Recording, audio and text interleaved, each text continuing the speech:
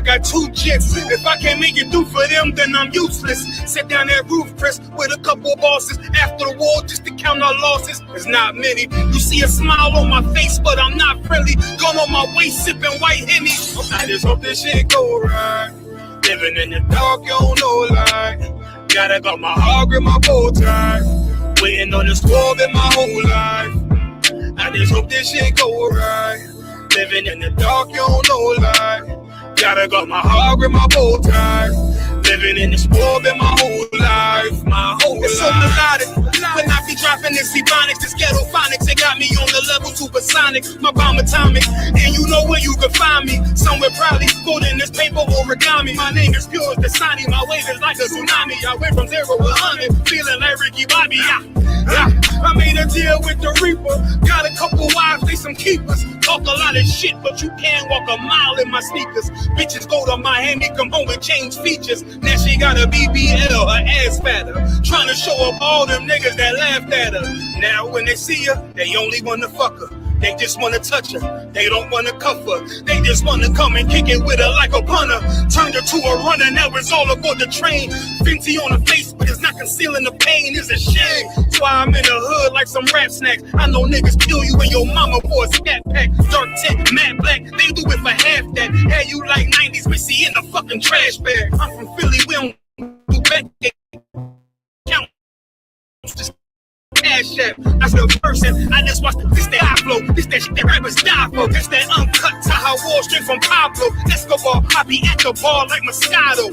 They think it's effort, but no, this that block work. Make the countermeasures, take pleasures, making an op hurt. Lighters in the sky, cause every verse is a concert. My mind work at speed, y'all can't fathom. Listen to the words of a champion. You can't, the streets need another anthem. I just hope this shit go right. Living in the dark, you don't know light. Gotta got my heart grip, my bow tie. Waiting on the squad in my whole life. I just hope this shit go right. Living in the dark, you don't know light. Gotta got my heart grip, my bow tie. Living in the squad in my whole life, my whole life. My whole life. Okay.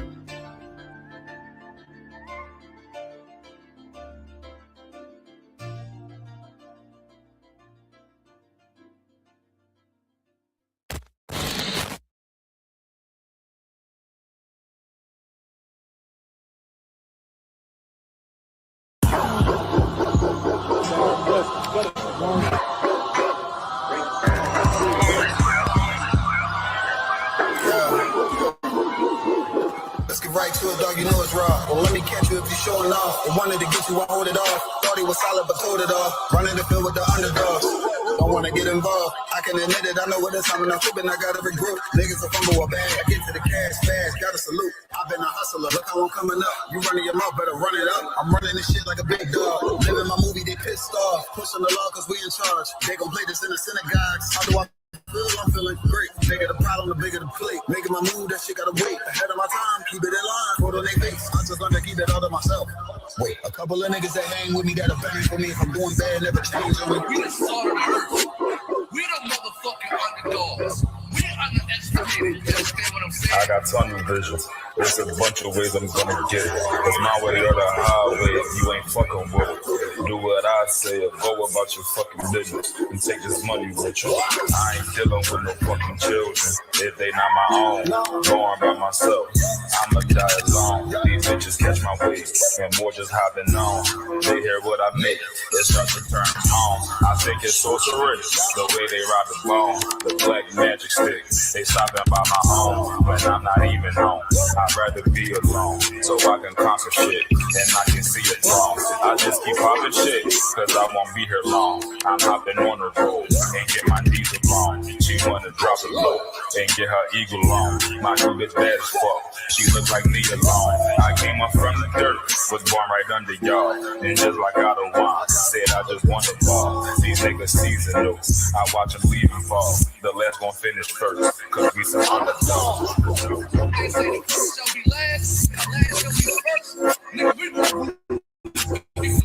Nigga, this won't. Ride to the first set. Slide to the moon for a boss all said ghetto, then I got him, that's my doggy dog. Don't bark, gotta mean bite, we them underdogs. Over off the wire, 5 yards, I'm pressing all of y'all. 9 niggas up like I'm director from a casting call. I don't give a fuck, you want beef, neck to all of y'all. UPK Prince, the lace up boost, and it's time to ball. The clip name Wendy, all these shells, I'ma let them fall. Niggas think they better than like who they think they better than. One West Soldier, best believe we got that metal in. Last name Cannon, cause I still got them drummers in. Kept myself that trapper, hell yeah, I'ma let them know. Underdog, you niggas tripping, we'll be popping, we'll be sniffing.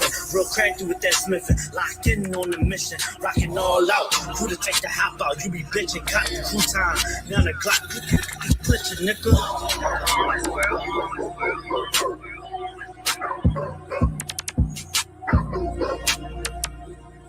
Every dog has his day.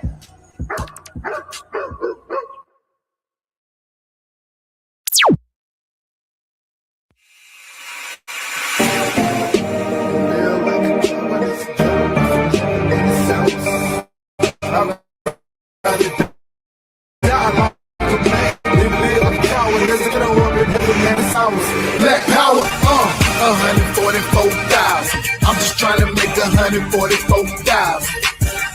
144,000. I'm just trying to make 144,000. One body, one faith, one Lord. Feel like I can take over the world with one sword.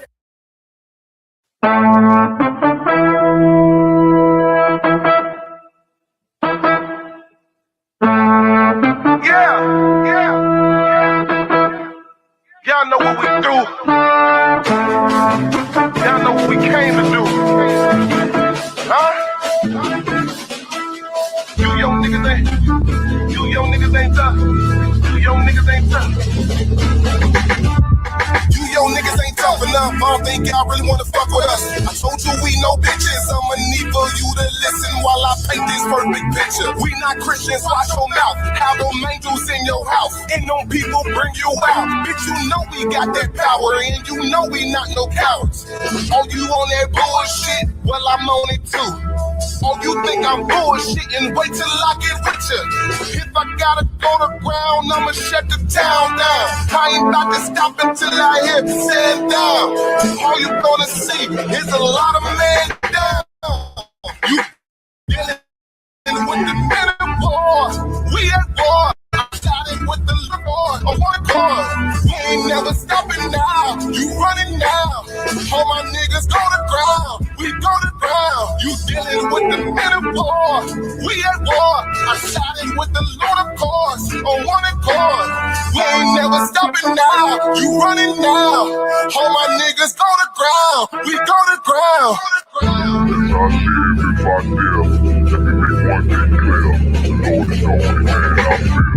We are not the same. No, we not related. I'm not stuck on living. Death is a vacation.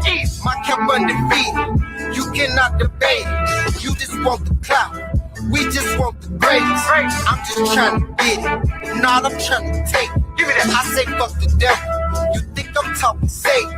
One West in my blood. I'm a UPK creation. We don't give a fuck. You can see it in our faces. Got it out the mud. Straight up out the base.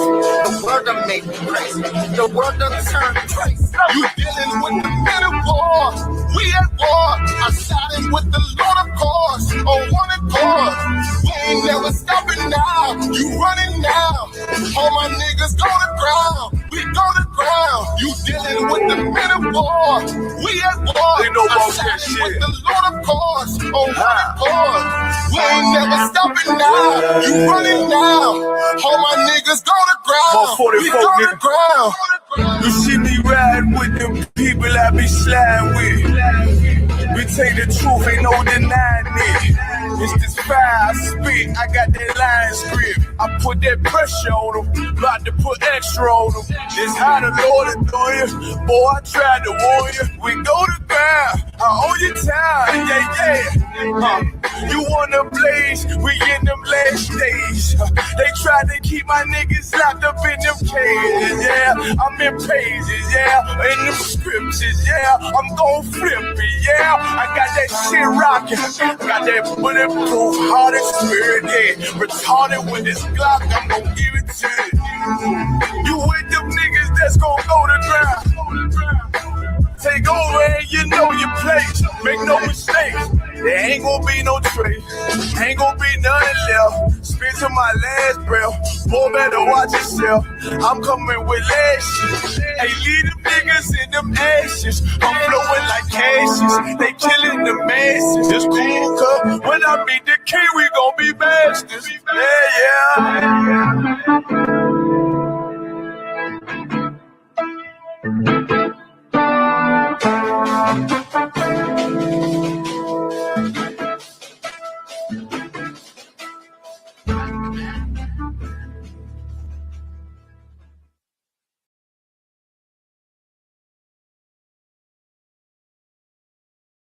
Until the general gets here.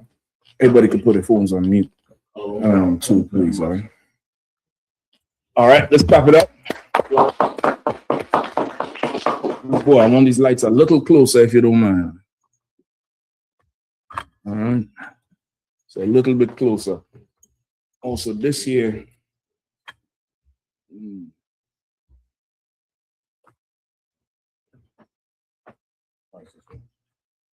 Yeah, this is the wall.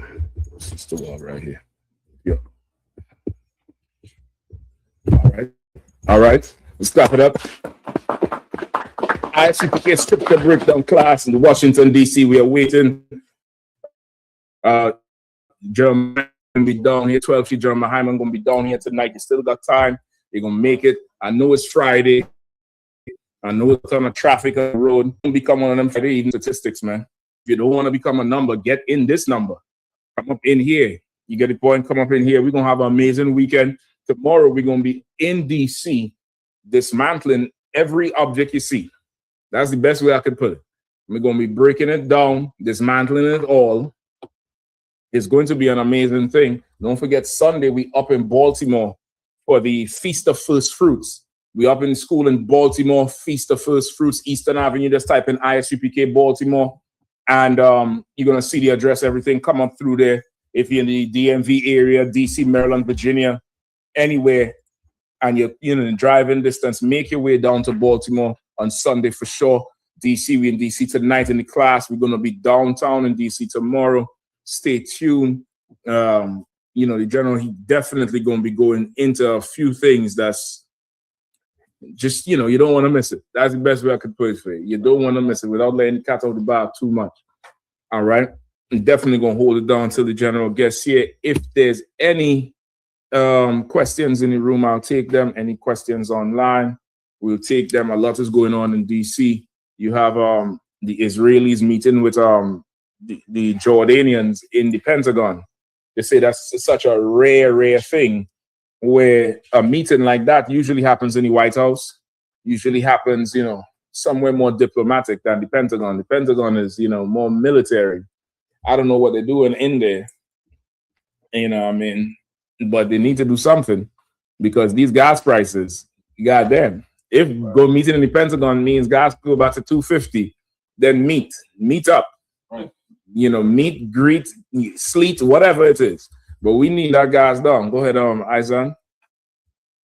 Sir, when Benjamin Netanyahu went to Congress, they gave him standing ovations. Now they're welcoming him into the Pentagon. So that's wild. It seems like they're making some power moves. I didn't even see that. I didn't even know that part. They give him standing ovations. Well, like he runs America at this point, right? The state of Israel is not a functioning country like you and I would think it is. It's way more political, way more sinister than something plain.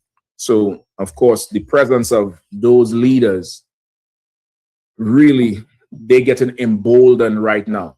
The leaders of the earth, the kings of the earth, are being emboldened right now to make moves that assures their white supremacy.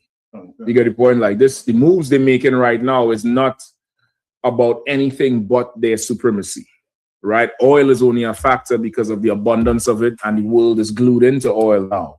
But if something else comes up, that's what's going to be the factor. But it has to all fall back to, will these moves make their supremacy stay?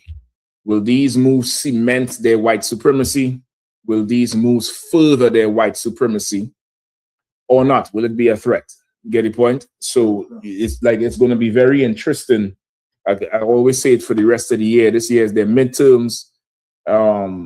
It's going to be very interesting watching to see the different things that's going to be happening in America and throughout the world, up until that election. And then you'll be able to really gauge the water going forward. They'll know if they have to turn the volume up, if they want to turn it down, if it's going to be, just as planned, we'll know. But rest assured, whatever is going on is lining up for the Third World War.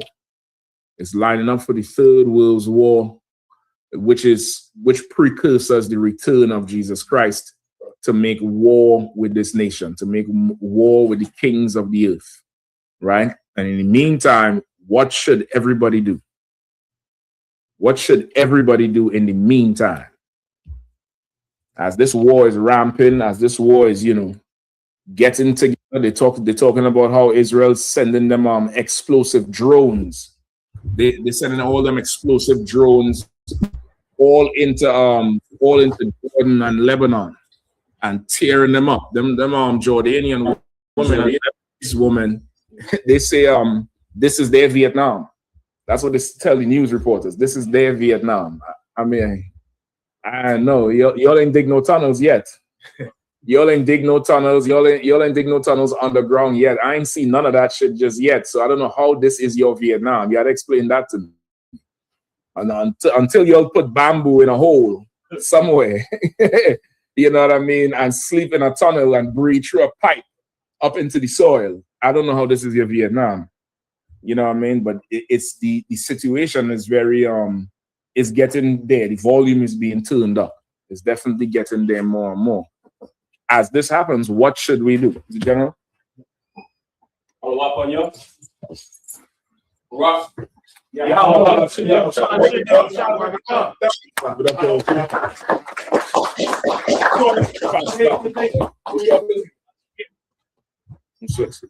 Show them.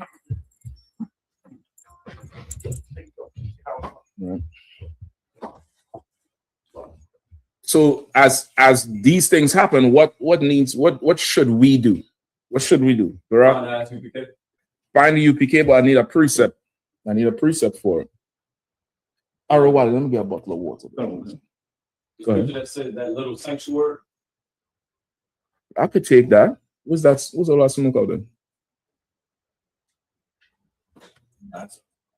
That's our smoke going up? The fuck out of here. Yeah, shit.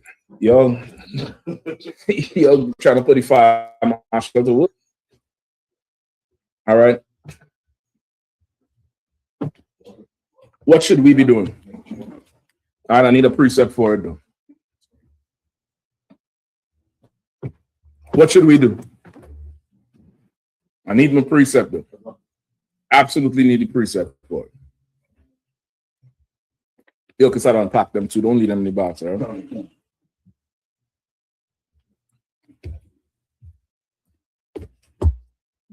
Come on. They gearing up. They meeting in the Pentagon. They're meeting all over United Nations. They're talking about who's this country? UAE, United Arab Emirates, just paid for Colombian private militia and mercenaries to go over there in Sudan and join the RSF. They're locking the things down, brother. What should we do? Bukwaj? Ezekiel 11 and 16, sir. Let me hear that. That's not what I have in mind, but let me hear that. Khan. Therefore thus saith the Lord God, although I have cast them far off among the heathen, and although I have scattered them among the countries, yet I will be to them as a little sanctuary in the countries where they shall come. I got you. I think that's the one that Barack pulled. Okay, that's good. You find the little sanctuary. The Lord said he'll be to them a little sanctuary. They'll find that little sanctuary. Perfect. But what should we do? We should just find a little sanctuary? Something else. Go ahead. I want to turn to 2-1. Say again? Zephaniah 2-1. You on to it, you close. That's good too, but there's still some more. Like, sir, if I may. Yeah, go ahead, priest. You sound, you're coming in kind of low. Any way you could get closer to a mic or anything? Yeah, kind of a concert. I might have to say, stand a little closer. Is this better? Yeah. Go ahead, please. In Revelation, meaning come out of Babylon and not partake of her sins. That's what I want, brother Tawada. I'll give him a hand. That's exactly what I want. That's exactly what I want. Pull it for me, brother. Or somebody pull it and read. Somebody pull it and read. Like, that's what needs to happen. That, to find the sanctuary, you're going to have to leave Babylon first. You're not finding the sanctuary and staying in Babylon. And what do I mean by staying in Babylon and leaving Babylon? Pull the precept first too.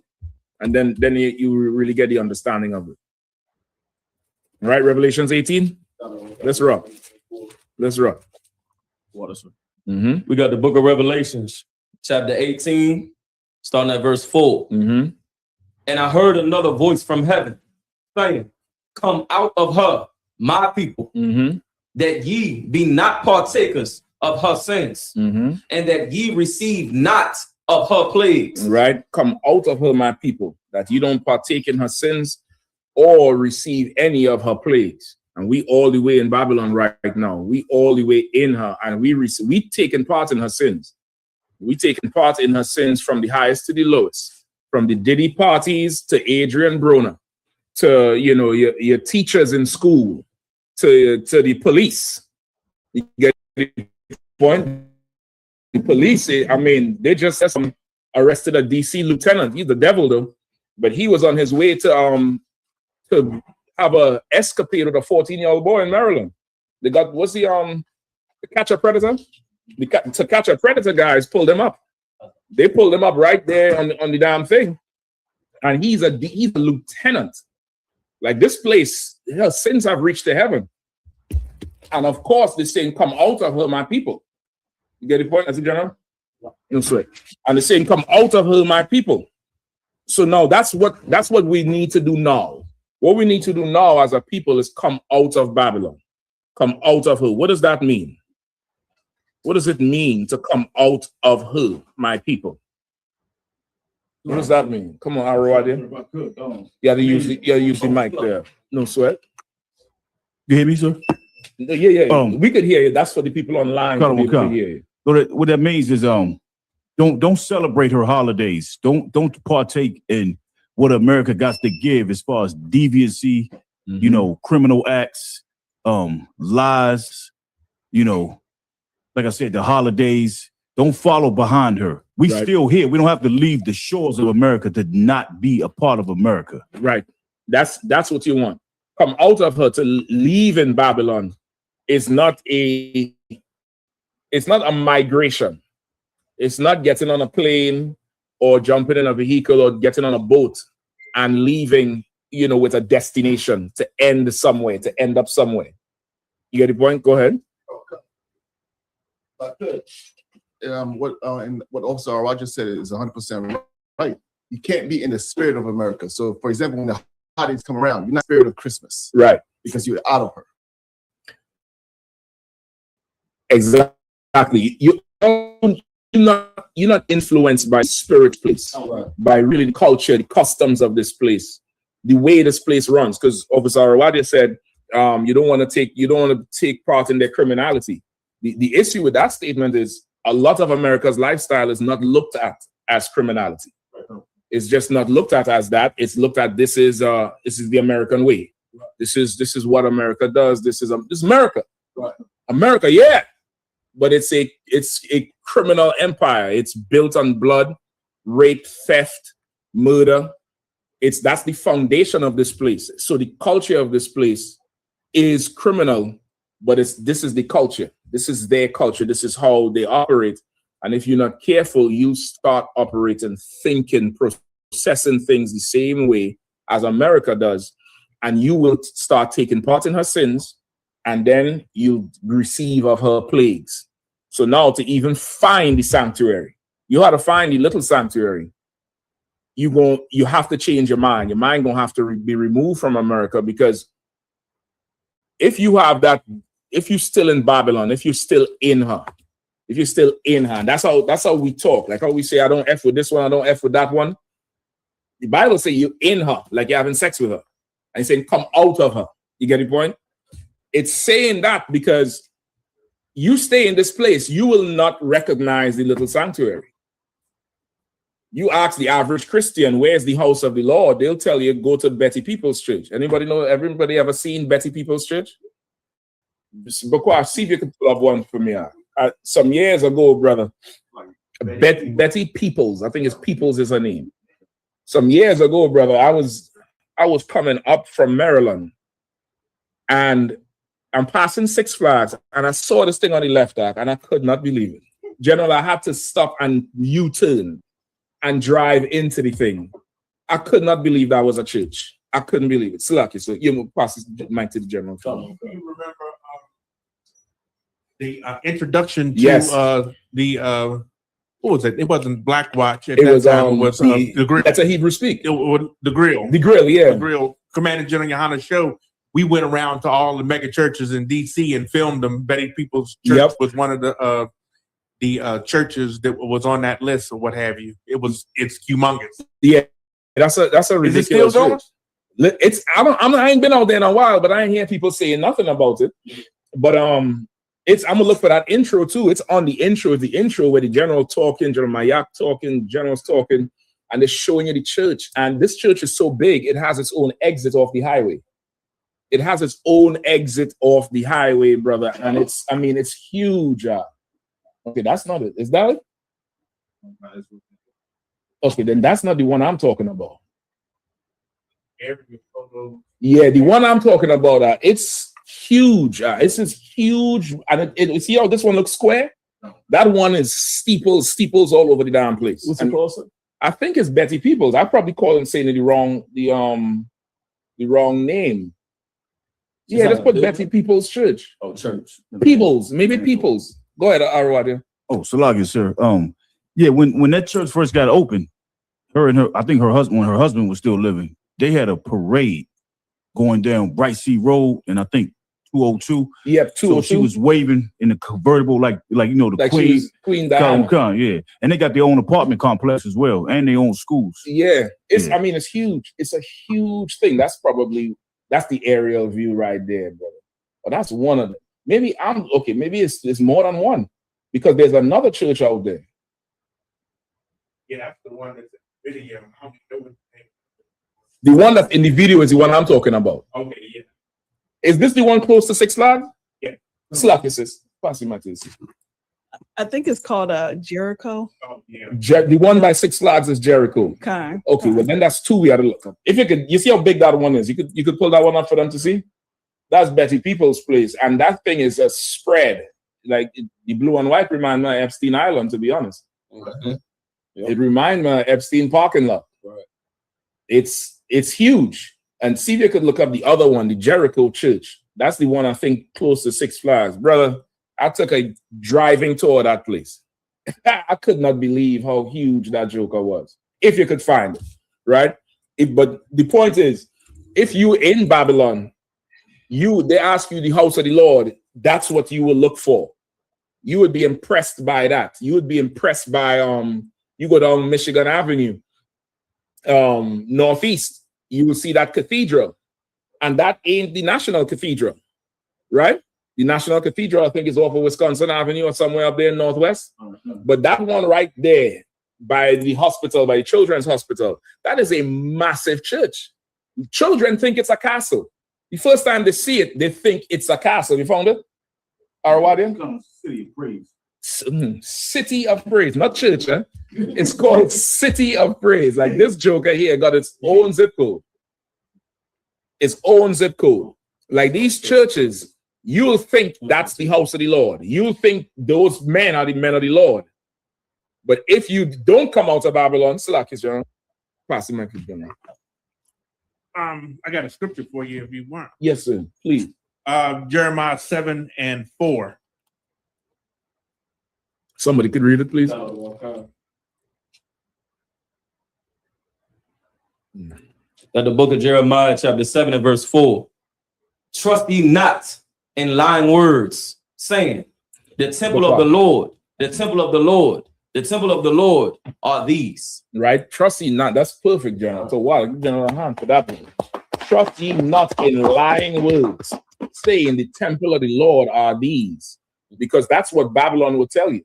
Babylon will tell you the temple of the Lord is those, and the men of the Lord are those men who in there, who full of adultery, who creep into silly women's houses, who molesting children, stealing the money. But if you stay in Babylon, you'll swear that this is the house of the Lord. You could drop it if you can't find it. I'm gonna find it because I definitely recorded the video. I'm gonna find it on my phone and post it. I think I had called 9 o'clock, leaving the damn park and not believing what I saw. It was so huge. But you're gonna have to come out of Babylon to find the sanctuary. You're gonna have to remove your spirit from this place, right? Keep reading. Give me Revelations 18 and 4 again, and keep reading forward. Book of Jeremiah, chapter 7, verse 4. No, let's get back to Revelation 18 and 4, and then read on past there if you don't mind. If there's any other questions, just let me know. Just let me know in the room. You raise your hand, or Bakwash, if you found any online, let me know too. All right, please. Okay, no sweat. The book of Revelations, chapter 18, verse 4. And I heard another voice from heaven saying, "Come out of her, my people." How does it feel in here to you? Is it cool? You all want the air on, or is it okay? No sweat. Just Bakwash, just slide it to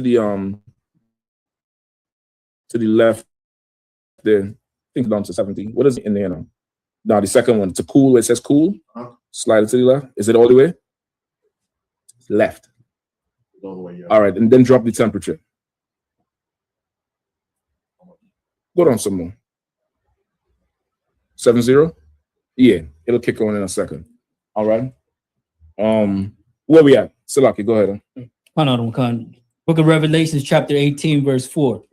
And I heard another voice from heaven saying, Come out of her, my people, that ye be not partakers of her. Of her sins. Of her sins. And that ye receive not of her plagues. Right. So the Lord is a father, man. He ain't trying to hurt you. He's trying to spare you what's coming. So he's telling you, distance yourself from this place that I'm going to visit, and I'm going to visit violently. So he's saying, come out of her so you don't receive of her plagues. Keep going. Verse 6. Reward her even as she rewarded. 5. Oh, Salaki, sir. No sweat. Verse 5. For her sins have reached unto heaven. For her what? For her sins have reached unto heaven. Say it again. For her sins have reached unto heaven. Go ahead. And God hath remembered her iniquities. Brother, like the sins of this place right now have reached unto heaven. I don't think that one is it either. You could drop it for now. I'll find. I had the video on my phone for sure. Right? The sins of this place have reached unto heaven. Anybody knows what that means?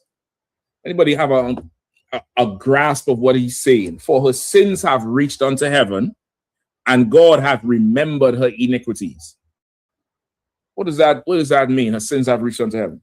Sir, if I could, her sins have reached unto, like, this devil have done so much, with being in America today, and with the other nations, because he allowed them to come over here. They've done so much to the children of Israel that the cries of us and their crimes have reached unto the Most High.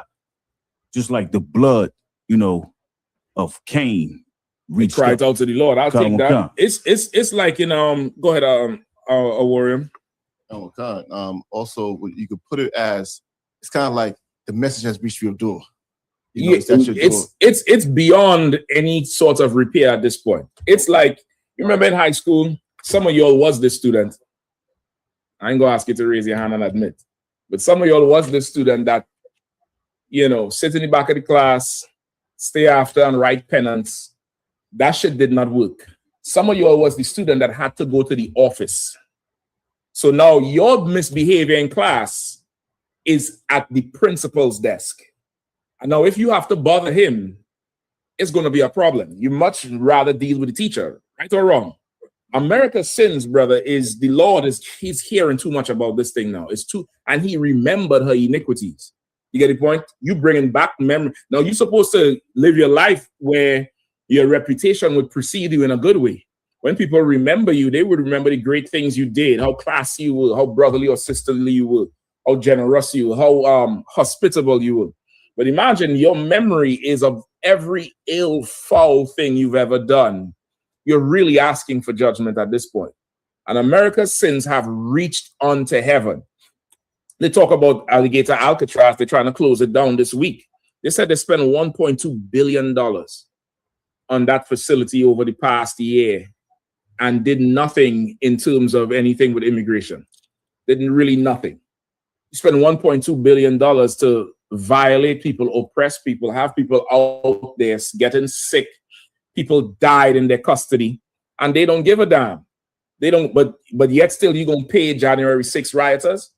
You're gonna set them free for trying to burn your kingdom down. But people who are trying to live and survive and work for you at half a rate and do a better job than your own lazy citizens, you decide to lock them up in some alligator cage for your pleasure and for, to make you feel better about yourself. The Lord has remembered your iniquities. The Lord has remembered your sins. Your sins have reached up to him. All the oppression black people are going through all over the world, everywhere. Black people didn't bring down your towers on September 11th. Black people didn't do that to you. But you would not treat the Arabs the same way you treat them. You would not do that. But now your iniquities, you're going to have to pay for it. That happens as we come out of this place. We're going to have to leave this place behind. This is something we can't cleave to anymore. At one time, cleaving to America, it was like, there was safety in it. We trusted in the shadow of Egypt, like it says in Isaiah. But now, Egypt is swatting us away. Now we're fighting to cleave to Egypt, even though Egypt doesn't want us anymore. Now we got to gather together, O nation not desired, before it's too late. Now, if you want to go ahead and die with this place, you can die with this place. But death is coming to these shores for sure. Death is coming to their culture, to their way of life, to their religions. And when I say death, I'm not talking about a crazy Arab with C4 on his chest. That's not death. That's nonsense. Death I'm talking about is like how we face death every day. We are going to switch roles in such a way that these oppressors, they are going to howl and cry because they're going to wake up and feel like it's like what it is to be a nigger, to be a spick and a wetback. They're going to be the illegal alien everywhere. They're going to be wanted everywhere, and they're going to be the ones you're going to ask, where's your papers? Who do you belong to? What are you doing here? State your business. They are going to face what we face now. And that time is coming. I know it seems gloomy. I know it seems, grim. The pressure is on, but the pressure is on means that it's getting closer and closer and closer to the end. You're going to have to pull away from Babylon. You got to come out of her to see it. And once you see it, you're going to find the sanctuary. Go ahead, Arwade, please. So I got that scripture for you. Go ahead. It's Isaiah chapter 30, verse 3. Mm-hmm. Therefore shall the strength of Pharaoh be your shame, and the trust in the shadow of Egypt your confusion. The strength of Pharaoh shall be a shame. That's what's going on now. They're talking about the repealing of the Voting Act. There's some nigga down there in a afro and a 3-piece suit. He go up to a state trooper and yell, boy, like that's supposed to do something. Listen, we call the white man the devil and he kisses our boots. I ain't got time to go in no state building and call no white man boy. I'll call him the devil. And I ain't even so sure this fool ain't no plant. Because I ain't never seen no Negro up in politics with a big ass afro like that. Just like that. I ain't never seen that shit. I know that clean face means something. I know Westmore is governor because how he look. I get that part. I know he's signaling to them, I'm a safe Negro. I'm one of the safe ones. I'm one of the good ones. But that Negro down there, I ain't too sure he's just part of the, the circus until the midterms. All right. Any more questions, Ms. General? No sweat. Go ahead, Ambukwat. What we have online?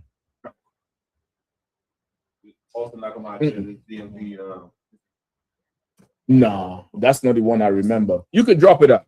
Let me get the questions. It's all to work. It was a general breakdown. 2 questions. Like,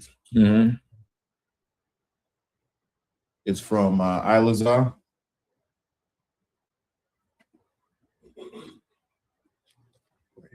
Says, Shalom, Adawan. Can I get a general breakdown on Ecclesiastes chapter 10, 1 through 7? Ecclesiastes. Say where he wanted again. Ecclesiastes chapter 10, verse 1 through 7. Okay. Let's see if we could try it. And it's a general breakdown, sir. Ecclesiastes 10, 1 through 7. Okay. What's the other ones? There's another one. If those are short, I might do those first. The place to be is Shalom, sir. Can I get a general breakdown on Ecclesiasticus chapter 30, 14 through 17? Okay, that's a little shorter. Might have to get that one first. Go ahead. What's the other one? Those are the 2 right. Those are the 2. No sweat. Let me Ecclesiasticus. Let me get that one first. Hold on. Let me see you 10. What does he want? 7 through 1 through 7? Okay. All right, we can start with that one, and then we go through Ecclesiasticus. What's the other one? Ecclesiasticus 30, 40 through 17. All right, let me see a look at that too. All right, whoever has Ecclesiastes. The book of Ecclesiastes, chapter 10, verse 1. Dead flies cause the ointment of the apothecary to send forth a stinking savor.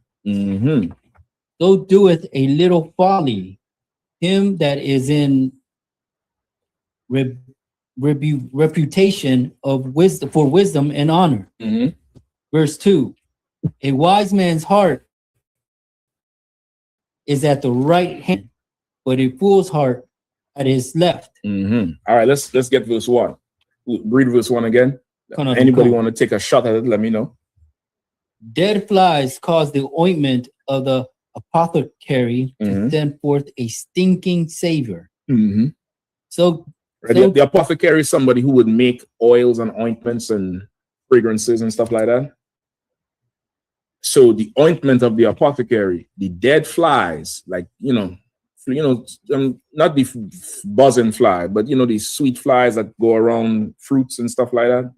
Just imagine them flies getting attracted to this thing because it smells so good. Even till today, I think sisters know it. They put what is it, cinnamon and something in a pot, and it attracts the flies. It just kills them, right? Because they're attracted to the smell.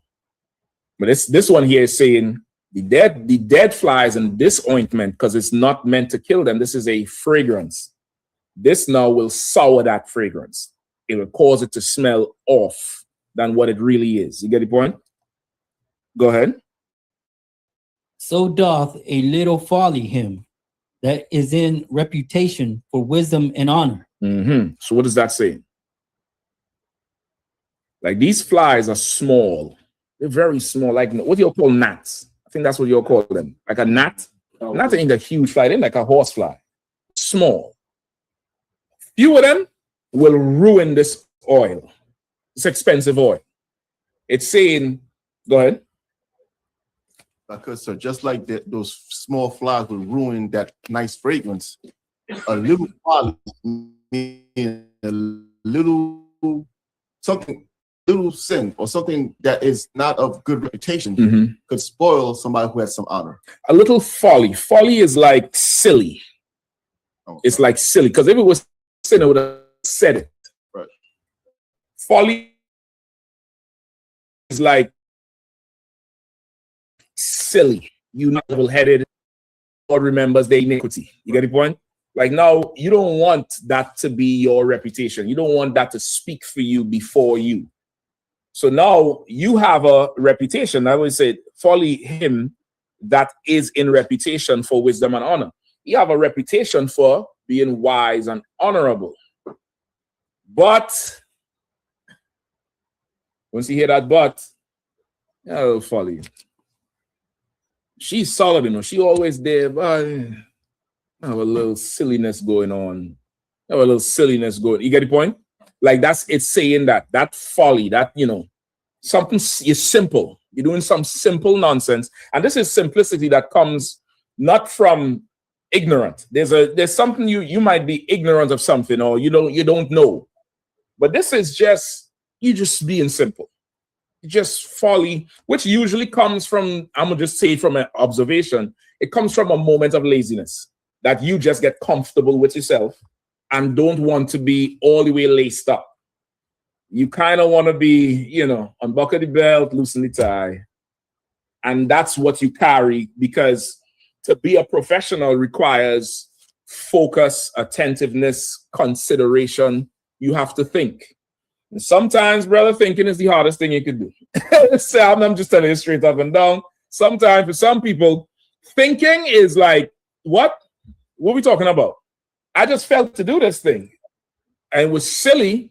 You know how it is. That shit, brother, it's nobody remembers you speaking. Nobody remembers your class. Nobody remember your great counsel. That's what's going to start to stack up as your memory. You get the point? Go ahead. Do me a favor, because you could probably shut these windows here too. All right? Under folly, sir, can you also say, like, somebody who had a good reputation, being seen one time drunk would spoil that reputation? That could be folly. It depends. Also? It depends. What's his name? What's the brother's name? No. Definitely not him. That's beyond folly. Yeah. Nobody don't care about his boxing right now. There's nobody don't care about, you know, Mexican. Remember he was saying, I can, American, Mexican, any man can get. Nobody don't give a rat's ass about that. Not Adrian Broner. What's sort of more? Lot? No, not Lot. Noah. Noah got drunk. Was that folly attributed to him? Sir, it presented an opportunity for somebody else to do folly. Exactly. You get the point? Okay. You understand? Okay, being drunk so much in a technical way. Technically, being drunk is a sin because you're losing control. But it's a sin because of what you do when you're drunk. You get the point? Like, if now you being not laced up causes you to sin, then that's the issue. You get the point? Noah was separate. You get the point? He didn't see, got drunk. He's in his tent. One son came in and mocked him because that son has folly in him. You get the point? That particular son got folly. The other sons did not have folly in them. The other sons covered his nakedness. You all remember that part? They walked in the tent backwards and covered their father.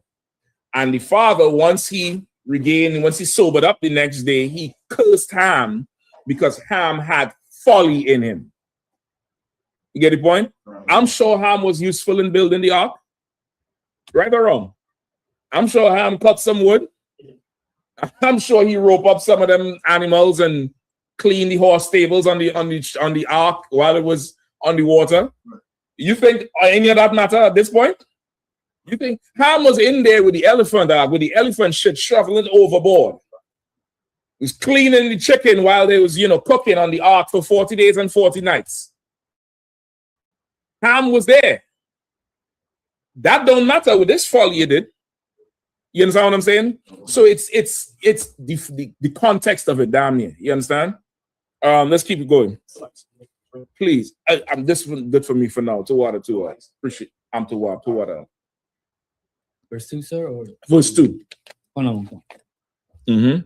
The book of Ecclesiastes, chapter 10, verse 2. Go ahead. A wise man's heart is at his right hand, but a fool's heart at his left. All right, what is that saying? Well, I got some notes in here. I don't even remember writing this shit out. That's the last time I looked at this particular. God damn. Go ahead. What is it? What does it say? Anybody want to take a shot? A wise man's heart is at his right hand, but a fool's heart at his left. So Your right hand being your strong hand means you have your mind and your thoughts well put.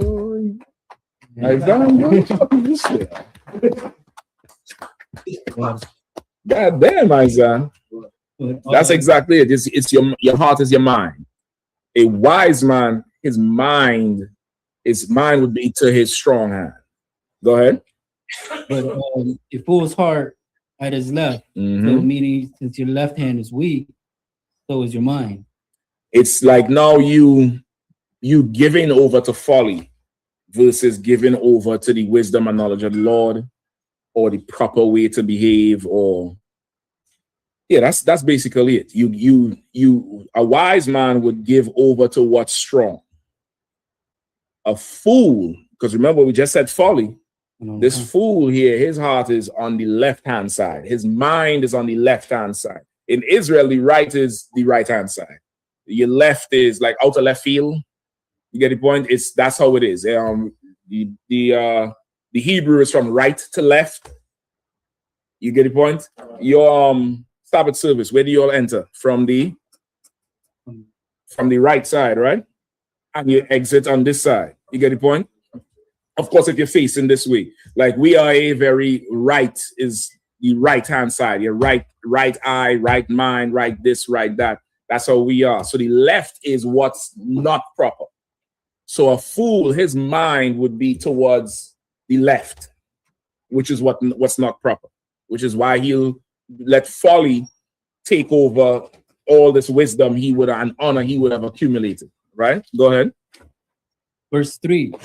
Yea, also, when he that is a fool walketh by the way, his wisdom faileth him. And he saith to everyone that he is a fool. Come on. Verse 4. Read it one more time. Come on. Verse 3. Yea, also, when he that is a fool walketh by the way, his wisdom faileth him. He saith to everyone that he is a fool. All right. Come on. Explain to me. I want to take a shot. I want to try it. Come on, a warrior. So a fool, when he's on the way, meaning when he's out in public and he's walking, his wisdom fails him, meaning that he shows he's a fool by the decision he's making out there. And by the decision he makes out there, he tells everybody he's a fool. Exactly. He ain't verbally saying I'm an idiot, even though some people say it. I read an article. I had to Google it 3 times just to make sure I wasn't getting spoofed or gaffed or whatever they say. They said Angel Reese, a basketball player who, was supposed to be the vanguard for the WNBA for black players. They say she got on live recently because she had a breakup with her boyfriend. Boo-hoo. Right? Everybody breaking up now because of Meg Thee Stallion and that fool. She broke up with her boyfriend. Boyfriend said publicly how she have 80 bodies on her. She got on the live and said, so what? I got 80 bodies. I went to LSU. Some of my teammates have 300 and more. I mean, I don't know if she's a capital H and a common O. In her mind, if she's a smaller hoe. And this one, the other ones is capital H, capital O, with the exclamation mark. I don't know what she's thinking. I would like to see 80 points from the broad, not 80 niggas. And she said, I went to LSU. So, I mean, you people who graduating soon, just don't go to LSU. Just don't go. So, like, I think you're a Q out of China. I was just getting ready to say, I think them 40-year-olds are starting to look way better. They got less power.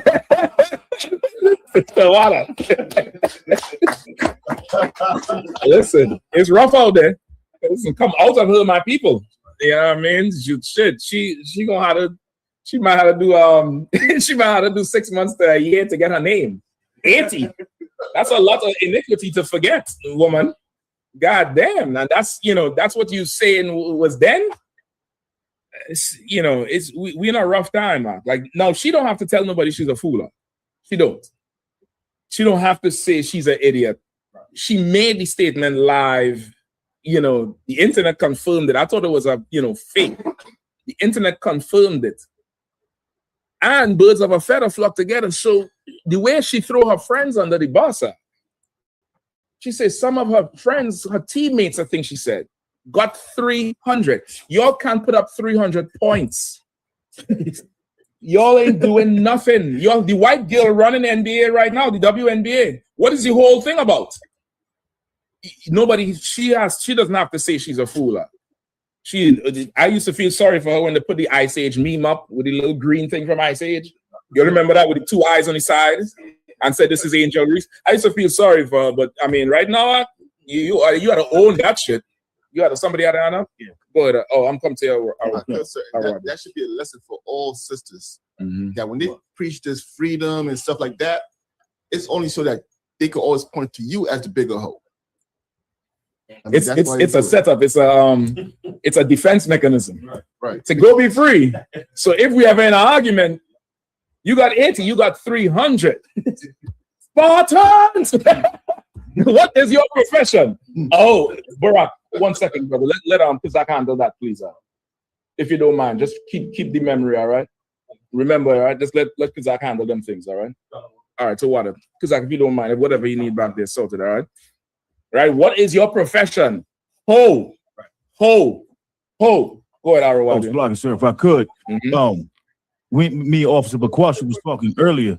So I guess if you knock down the football team and the basketball team, you can rise up, in them numbers, them bodies that she got. What do you mean? Like if she not, like 50-something brothers up on the football team, it's like 12 brothers on the basketball team, she can get them numbers up quick, 4 years in college or going to the club, I don't really the dorms care and about everything. the how she get there and all that. The The fact that she's there is the problem. I don't care if she took a Uber, if she took a jet. I don't care if she walked to that number. The fact that she got there is ridiculous to me. You get the point? And again, it's the sins of Babylon. It's the plagues of Babylon. It's the plague. The plagues of Babylon is that thing. And it comes from, again, the church, because I'm sure she has some amazing molestation story. I'm sure she have a ridiculous one. Not say amazing in a bad way, something that would just make you be like, what in the hell is going on? Like you a top prospect. And your brother went to one of them schools.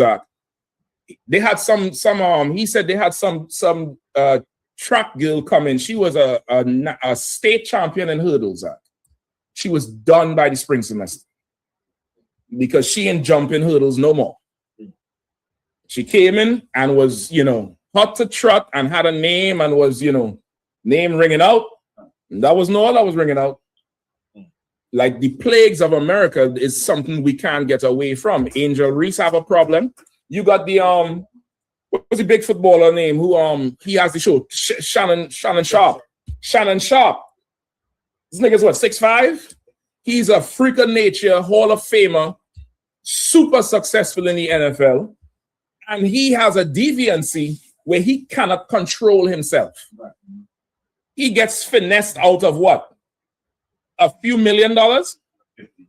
50 million. I thought it was like 2 or 3. He gets finessed out of millions of dollars. Adrian Broner, he can't, anything wrong and so off, you got to touch it.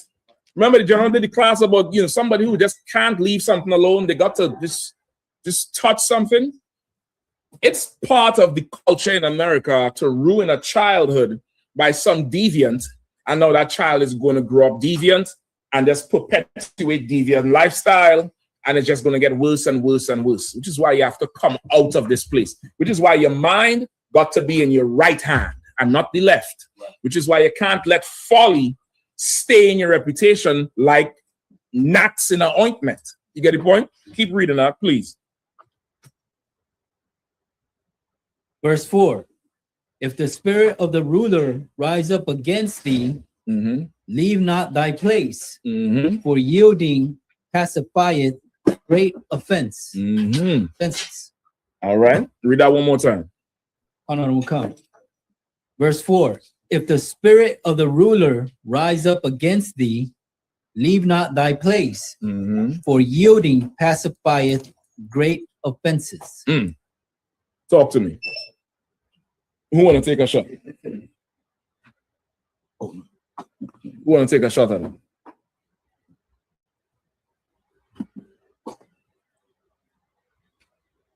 Go ahead, Ron. If I could, sir. The spirit of the ruler, meaning under the government you're currently under, or under the authorities. Well, I wouldn't specify it. A ruler is a ruler. Or any ruler, any ruler, any authority over you. If it, of course, a ruler who's over you, not a bully. Right. You get the point. A ruler, somebody. There's you know, it's obvious this person has authority in this situation. Right. Go ahead. If a ruler, legit authority, that's what I want to say. If a ruler with legit authority comes up against you, do not stay in your place. Basically, that's what. When I say do not leave thy place, what does that mean? What does that mean? You might have to rearrange some of these chairs and just to keep the space. Let me give it up. No, I'm thinking maybe you'll come on this side, and that way the sisters can have an extra row right there. You know what I mean? You'll see y'all can sit right behind Warrior and Izan. All right, just take your chairs and just slide over there, and that way the sister could sit right where you all were sitting, more or less. That would probably be better. All right, because you can help it. You could leave Bukwatch, but he gonna need space. But help your sister out here to get to that spot right there. That's probably better. Right? What's he saying? If the spirit of the ruler rise up against thee, leave not thy place. For yielding, pacify great offenses. All right. What does it mean? What does it mean? Go ahead. If the person who has authority over you comes up against you, in other words, is upset with you, not leave your place. Meaning that you go ahead with it. Meaning that you know how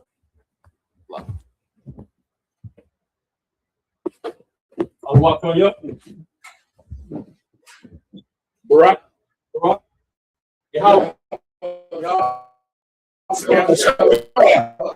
You're clapping up. Appreciate you. Everything. No problem. I'm rolling. Let's get it on tonight. I locked in. I'm going to get to your questions as fast as I can. Please permit me to do the announcements 1 second. Mi nombre es General Mahayaman. Estoy al servicio de el General Yohanan. Nosotros somos la Escuela Israelita de Conocimiento Práctico Universal.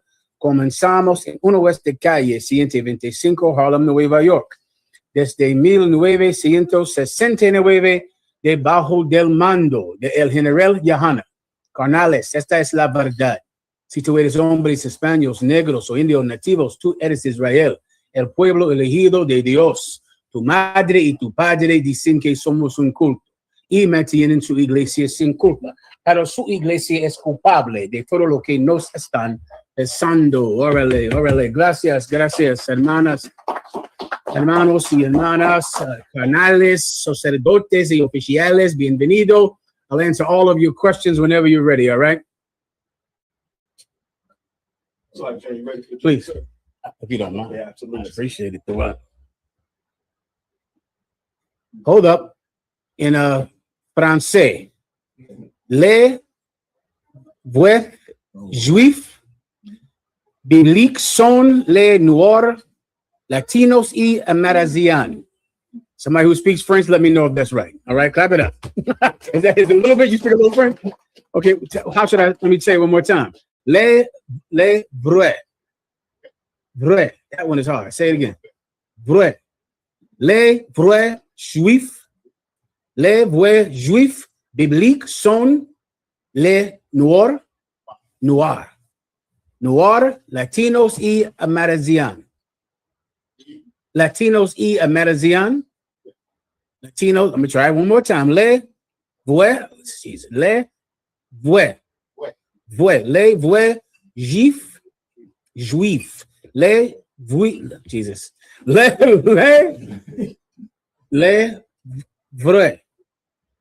juifs bibliques sont les noirs, Latinos y Amerindiens. Close enough. Close enough. I'll practice it. All right. I'm ready to rock out there whenever you are. Questions, please, up front. Slug it, sir, if I could. So I was scheming through the YouTube, ran into Sarnetta and them again, you know. So I kept hearing something. They were saying that Paul, Luke, and John, they wasn't recorded. Like their names wasn't on, you know what I'm saying, our records. Well, I mean, where does that come from? If you ever heard of what they're talking about. You got to ask them about that. The record is right there in front of them, right? It's the Bible. And of course, the Bible is written in the Qumran caves on scrolls that monks gave their lives to protect. Like many people look at the Bible, and especially the King James version of the Bible, it was written at a time when King James was in a battle with the Catholic Church, a terrible battle with the Catholic Church, because he wanted supremacy over the Catholics in England, right? He wanted it for selfish reasons, but that spurred him to really fight to have a Bible that the common people could have directly understood, because simply he wanted to take away power from the Pope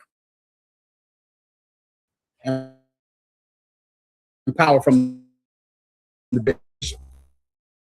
He didn't want them to have own translations, painstaking lives to protect. I mean, they died. They died during the time of the Third Crusade and the Fourth Crusade, when the western part of the Catholic Church came to kill them, to destroy those scrolls, and to murder them for having black pictures of saints on their walls of their churches. And they went to slaughter them. And brothers gave their lives and hid these, because if they would have been found, they would have been destroyed. You understand? So, and of course, those brothers, Matthew, Mark, Luke, and John, they're all over those scrolls, and they're all over the Bible because of that. You understand? The water, sir. No problem. Now, here's a lesson, since we're in a scripture breakdown class. So, what's the reason that Sarnetta wants to devalue or degrade Matthew, Mark, Luke, and John? What's the point? And why do they do it? What's the reason that anyone wants to say that Bible is tampered with? The white man used that Bible to destroy us. That Bible is so old. You shouldn't follow some books so old. You're going to hear that all the time. But like in every battle, what you want to do is get the motivation of the person that is saying the lie, mentiroso, the lie. Get what's motivating him. What could it possibly be when you're talking about the conscious community? Take a guess. Go ahead. So, they trying to prove us to be liars. Why? Because first of all, they don't even believe in the truth. Okay, are the conscious community now? They're Black Panthers and terrorists. Are we too radical for them? They sell drugs. Right. Captain Jazayak, man, used to battle him all the time. He got arrested for selling cocaine. You remember him? What was his name? Tootie. Oh, that's Natural Tahuti. Natural Tahuti. Now remember, we had a whole biblical battle with this cat who sells keys of cocaine. Right. But every week we're like, well, in Jeremiah 15. And Ezekiel 37, he leaves there and sells keys of coke in Harlem. We had another battle forever with some cat that's saying you can make a baby without having sex, and in a battle over the Metanetta, whatever the hell that is. The Metanetta, all of this nonsense that I ignore and don't care about. Come to find out, he's molesting everyone's child. Right. So then, I mean, why do they want to just devalue the Bible? Why do they want to say that what we're saying is not true? Why? They believe in selling coke. They believe in child molestation. Why not just believe that Jews are black? Like, I don't get what's the controversy. Look at the things they do believe in. They believe you can have a baby without sex. They believe in all types of lizard men. You know about that? The lizards? Are you telling me what we believe in is too strange for the conscious community? They believe in lizard men and the Yakanakis. So now, but I'm crazy because I believe that blacks and Latinos are the chosen people of God. Why are they so against it, brother? So, sir, if I could, please give it a shot. They just, first of all, they deviants and they sinful people. Why are Christians against what we say? Because they want to do whatever they want to do. They don't want to uphold the law. They want to do whatever they want to do. You want to stay right there. Like what? Molest kids. Like molest children. Give them a hand. Now you see where you're going with it, right? I'm giving you the answer. Whenever you're battling someone, they're giving you the answer. They're saying it. just have to listen. You can listen and speak. You can do this job.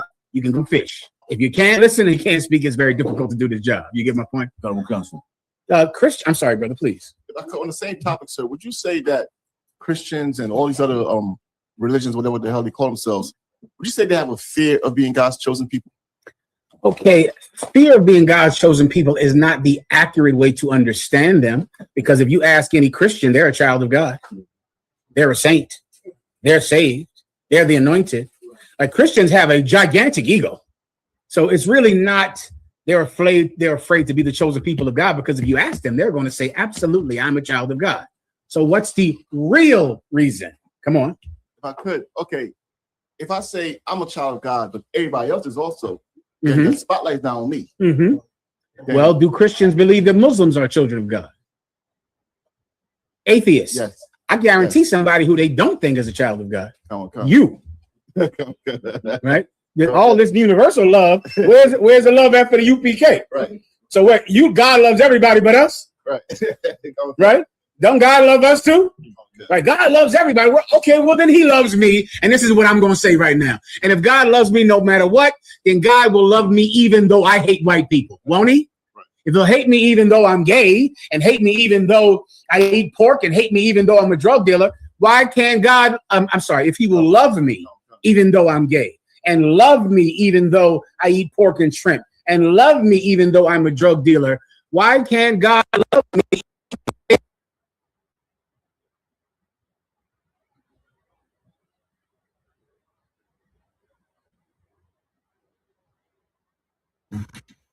Is like Officer Awaja said, they just want to be lusty. What, and what things do they want to do? All the things America has told them to do, like eat pork, drink lobster, birthdays, Christmas, sex in some very lascivious ways and deviant ways. You want to, okay, if you can't do, make it difficult. You want to really boil everyone down to the sin that they commit that they know that God says not to do in that Bible. That's it. It seems so much more complicated, because it seems like you are in a theologian's battle with Papa Natuti. Like, you in the real, you've seen him, bro. You watch him, so you know. You remember those battles? It was like, nah, but they met in Yetta. When you translate it back from the original Greek, he did the original Greek. He's selling cocaine. The original Greek. That polite, forget about it. I mean, he was a scholar of scholars, was he not? He understood all knowledge upon the earth. Well, when the original went back to, what's the name of Egypt? Kemet. When the original Kemet, when they went to the valley, is that he's touching your child and having sex with a 13-year-old girl. I'm starting to think they're not so scholarly like they might want me to believe. I'm thinking that maybe they're hustling me. Maybe they're just sexual deviants and drug addicts. Right. And so their whole problem with Matthew, Mark, Luke, and John are those words that tell you you cannot be a drug addict or a sexual deviant. Maybe that's all this is about. Maybe this is about nothing else but that. Now, once you can get that, then cutting and destroying enemies can become quite easy. You understand? Anything else? Please. The water, sir. No problem.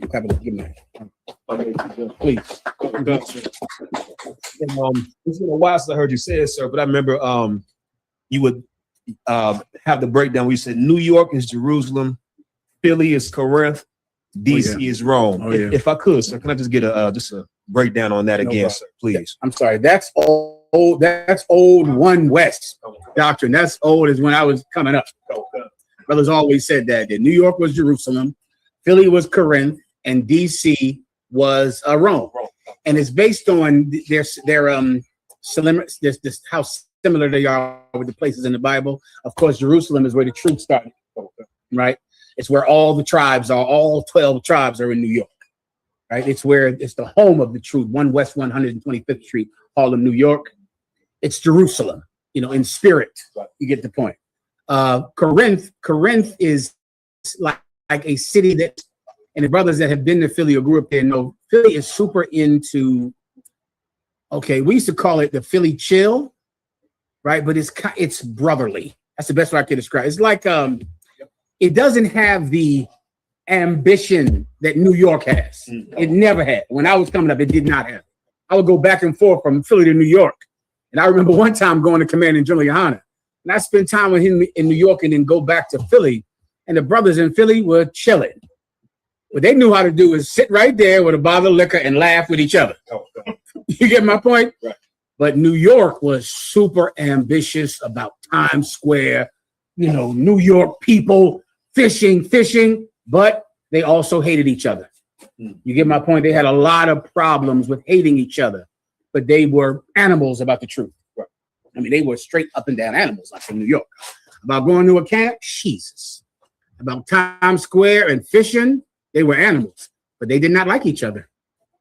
You understand? And I remember one time coming back from New York, and I sat down with Commander General Yohana, and I said, how can the brothers in Philly be more like y'all brothers in New York? He said, what you mean? I said, man, I go up there and, you know, brother, they is going to camp out and they is fishing and they losing their mind. Philly is very relaxed and very cool. They love each other, but they're not very ambitious about growing the school, about making the school go from 10 brothers to 30. They're not very ambitious. And he said, well, that's true. The brothers in New York are aggressive. He said, but the brothers in New York have a lot of problems that the brothers in Philly don't have. I remember that specifically. And because Philly, they loved each other. They cared about one another, but they didn't care about growing. You get my point. And that's Corinth. Like when you read in the Bible, Corinth, even that brother who slept with his father's woman, he came back around. They was happy to have him. You get my, he was proud, but they didn't hate him. Paul said, you better never let him come around again. But Corinth was letting him come back around. Why? Because that was their homeboy. You get my point? That was the brother they was with. He made a mistake. He did this. You know, it's okay.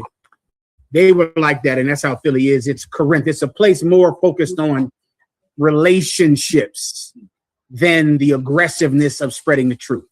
And they're very good at that. You get my point, right? Rome is the seat of government. Right. And usually the brothers that grow up here grow up under the shadow of Egypt. Like it's like almost like if you're from DC and live in the DC area, I remember coming down here for the first time, being in awe at this giant garbage that y'all live under. You living under that building with that old Washington Monument and that you know, all of those giant monuments to Lincoln and Abraham Lincoln.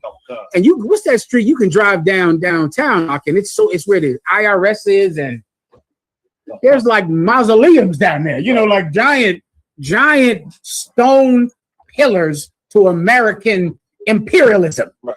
And you live under that every day. Every day you're seeing that, going to work every day and seeing the success of your oppressor and seeing the monuments that he built to crown his success. Right. And it definitely puts you in a certain vibe like fear.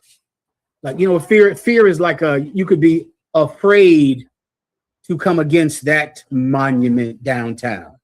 You know, that giant seat of power. And before you know it, brothers in DC kind of tap out, just give themselves over to their position under the oppressor.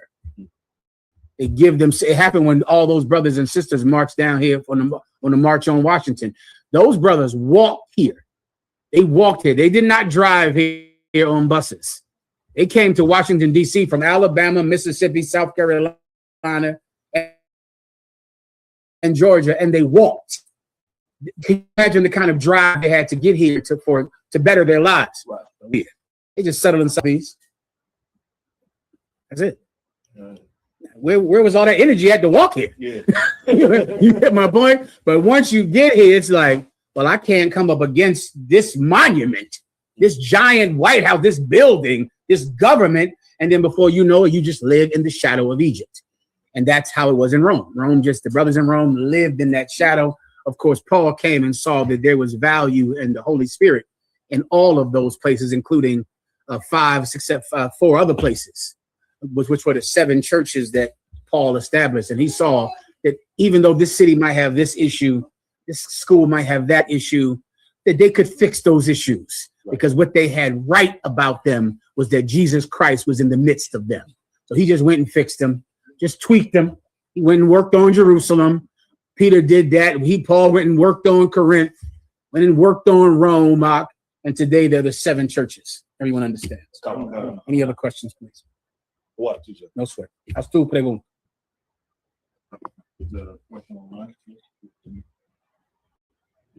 Is in the book of Ecclesiasticus. Like there. Yes. The place to be has says, Shalom, sir. Can I get a general breakdown on Ecclesiasticus chapter 30, 14 through 17? Sir? Absolutely. Glad OKC. Whenever you're ready. Who made the food, Akim? The sisters? What's the name? Allah. Ayan Lawana. Allah, say so you can go ahead and say it, brother. Sister Ayan Lawana. Give her a hand. Captain Pastor, this is Taqwa. The water out there. Appreciate it. Right, I'm ready to rock.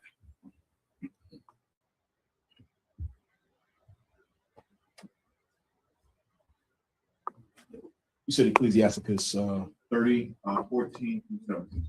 The water, please. The book of Ecclesiasticus. Sorry, please. Levi up front. It's like I hope I ain't miss no sisters. Did I miss anybody? Okay. Good job. No problem. Go ahead. Whenever you're ready. Oh, damn, I forgot something in my car. The book of Ecclesiasticus, chapter 30, verse 14. No, it's gone now. Sweat. Better is the poor being sound and strong of constitution than a rich man that is afflicted in his body. Yeah, that's an absolutely outstanding precept, especially to let you know your value even in hard times. Living in hard times can make you think you have no value. When you don't have money, when you can't afford to pay your bills or to give your children the things that your love would like to give them. Right. And you can believe that you're worthless. But remember this precept. Read it again. You need a second? Go ahead. Somebody read for him. You need somebody read for you? I got it, sir. Please. Read it again, sir. Please. Come. The book of Ecclesiasticus, chapter 30, verse 14. Better is the poor being sound and strong of constitution. Better is the poor being sound. The word sound is like solid. You know, if this boat is sound, meaning it's not going to sink. It's solid, right? Being sound and strong. You know what strong is? Fuerte, right? It's strong, meaning it's not going to break. It's not going to bend. You will survive on this boat. Better is the poor being sound and strong of constitution. What is your constitution? The rules that you live your life by, right? The rules that you conduct business with, that you build a family around, that you build a brotherhood with, a sisterhood with. That's your constitution, right? A poor man that has a strong belief system, a strong moral code of conduct.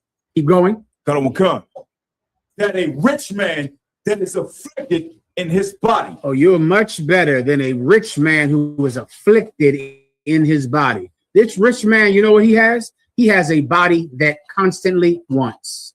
That's all. It wants so much cocaine that he'll be dead at 34. Now you're going to idolize, remember being young, idolizing some rapper, and he's dead next year. Like, think about the people you just thought, man, I wish I could get signed like him. I wish I could have, boy, that Biggie Smalls, he really hit it big, didn't he? Oh, that Tupac. Let's all get thug life on our stomachs. Remember that shower mall. Let's all get thug life on our stomachs. Let's all wear our pants like him, talk like him, because he's who we want to be. Then he's dead. Right? Why? Because Tupac's constitution was weak. He was somebody that had no self-control over himself. That's why he did those years in jail for raping that woman. Right. Because he was a weak man, Tupac. Right? He was weak. And you idolized him. You shouldn't. You shouldn't. He should idolize you because you're going to outlive Tupac. You understand? You're going to outlive the famous drug dealer, the famous basketball player, the famous football player, and he's going to be poor soon. Soon he'll be bankrupt and having nothing, and he'll be celebrity boxing. He'll be sitting up there and getting his ass beat up with some goddamn celebrity boxing match. You wanted to be Ray J. Now do you? You want to be him now? Okay, where's the line at? Sisters, y'all still love Ray J, y'all? You still want to go date Ray J, I'm sure. No more? You changed your mind on that, huh? I thought you might. He ain't the heartthrob he used to be back in the 90s. Is he a sis? You remember? Now, Foxbridge remember when he was the heartthrob.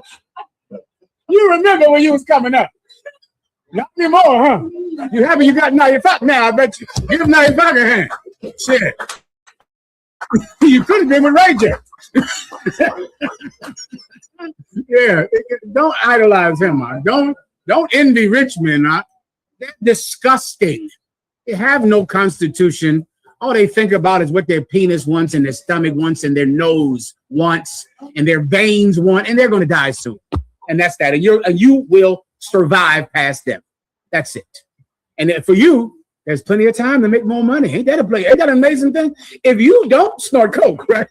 That's something I didn't realize. But if you give up coke, you could actually make more money.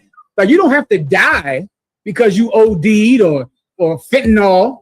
You could now, even though you're poor now, if you had a stronger constitution, you will survive long enough to make more money. While the rich man is going to snort everything he wants right now and never live long enough to get off of coke.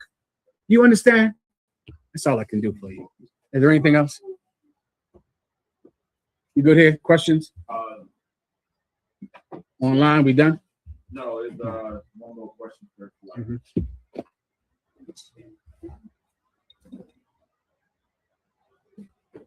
It's in Zechariah 2:5. The seven questions. No, you're ready. Zechariah.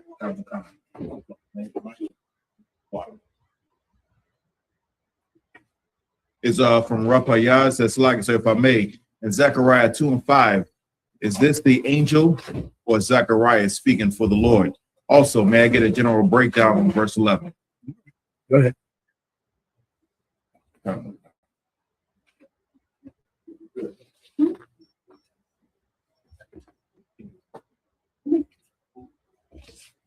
This is Zechariah chapter 2 and verse 5. For I, saith the Lord, will be unto her a wall of fire round about, and will be the glory in the midst of her. Missing. Where's the angel part? I'm missing what you're asking me.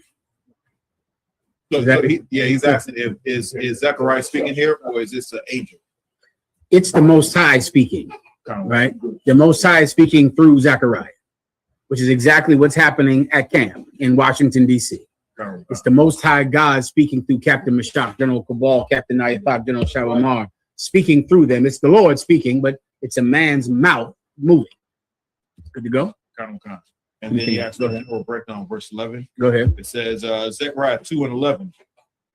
And many nations shall be joined to the Lord in that day, and shall be my people, and I will dwell in the midst of thee, and thou shalt know that the Lord of hosts has sent me unto thee.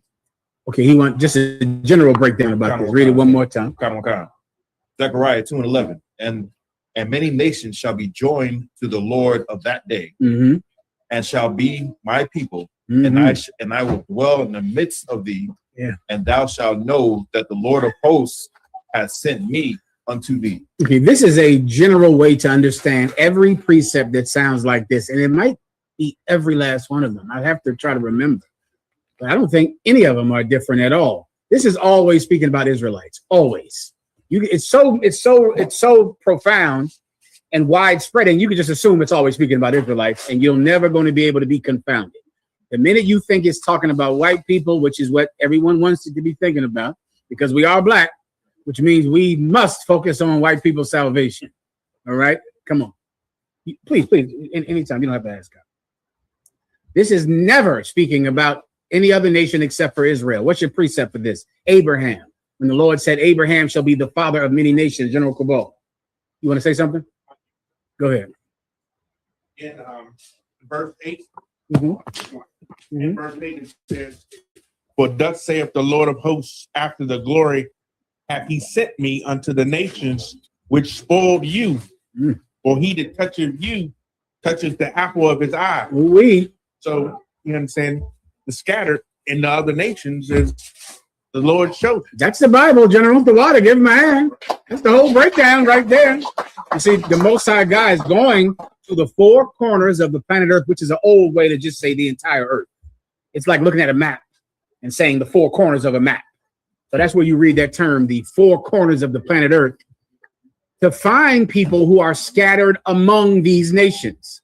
And he's going to deliver. And so he's going into many nations, taking African Americans, taking Mexicans, taking Guatemalans and Haitians and people in France, because those are the scattered sheep of the Lord among those nations.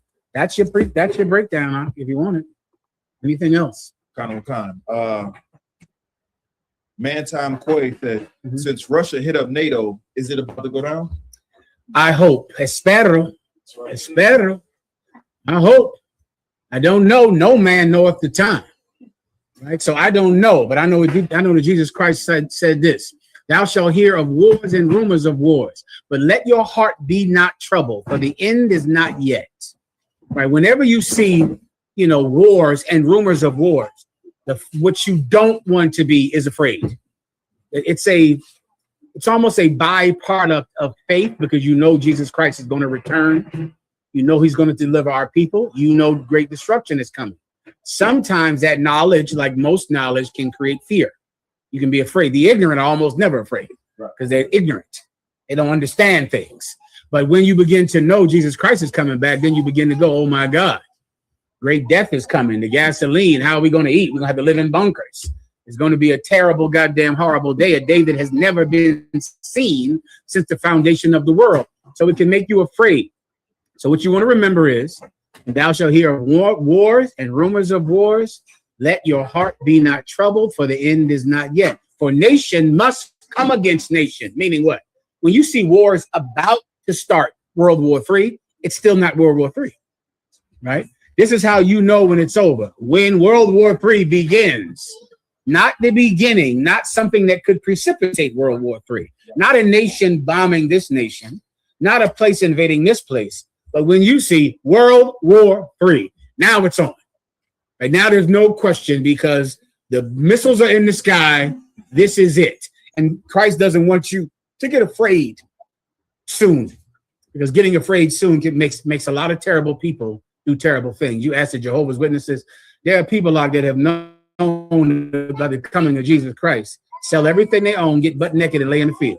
Am I making this up? I am not. The Jehovah's Witnesses did all kinds of nonsense. They said Christ was coming back, I think, in the 30s or something. Tons of those evangelicals, they pick some old date. Jesus Christ be back here May 15th, 2 p.m. And because of that, you know what they do? All commit suicide. That's what happens. Every last one of them says, let's commit suicide so that we can get on the chariots, because they're afraid to go through the trouble of that war. Go through it. It ain't happening yet. Pick up your kids from school, everybody. Just pick them up. Don't be late, okay? Don't say, well, Jesus Christ coming back. You're going to have to get home on your own. Pick up those kids from school. Go into that slavery of yours. If you still got one, make some money. Pay your tithes. Take care of some kids. Shalom, I was good to see you work about you. Why? Because there are wars and rumors of wars, but the end is not yet. Everyone understands. All right, good to go. Next. It says, Slacker General, this is Officer Rob from Baltimore. May I get a breakdown of Judges chapter 14, 3 and 4? My question is, why would the Most High give an occasion for Samson to be with a heathen woman to destroy the Philistines, when we are not supposed to marry a heathen woman or another nation? Go ahead and read it. It's the book of Judges, chapter 14, verse 3.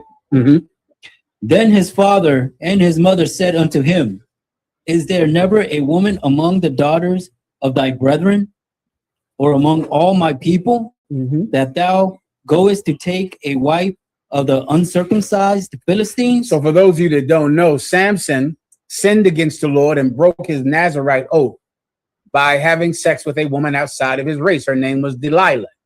Most people think it was about his hair, and it was not. His hair was part of the Nazirite oath, which he was not supposed to break. He had sex with a heathen woman who cut his hair. That's how he broke his Nazirite oath. And then his mother and father are saying, God damn it, isn't there any woman among thy people that you could have? You could have any woman. Think of Sam. You know what the best way to understand Samson is? An athlete. It is the exact same dynamic.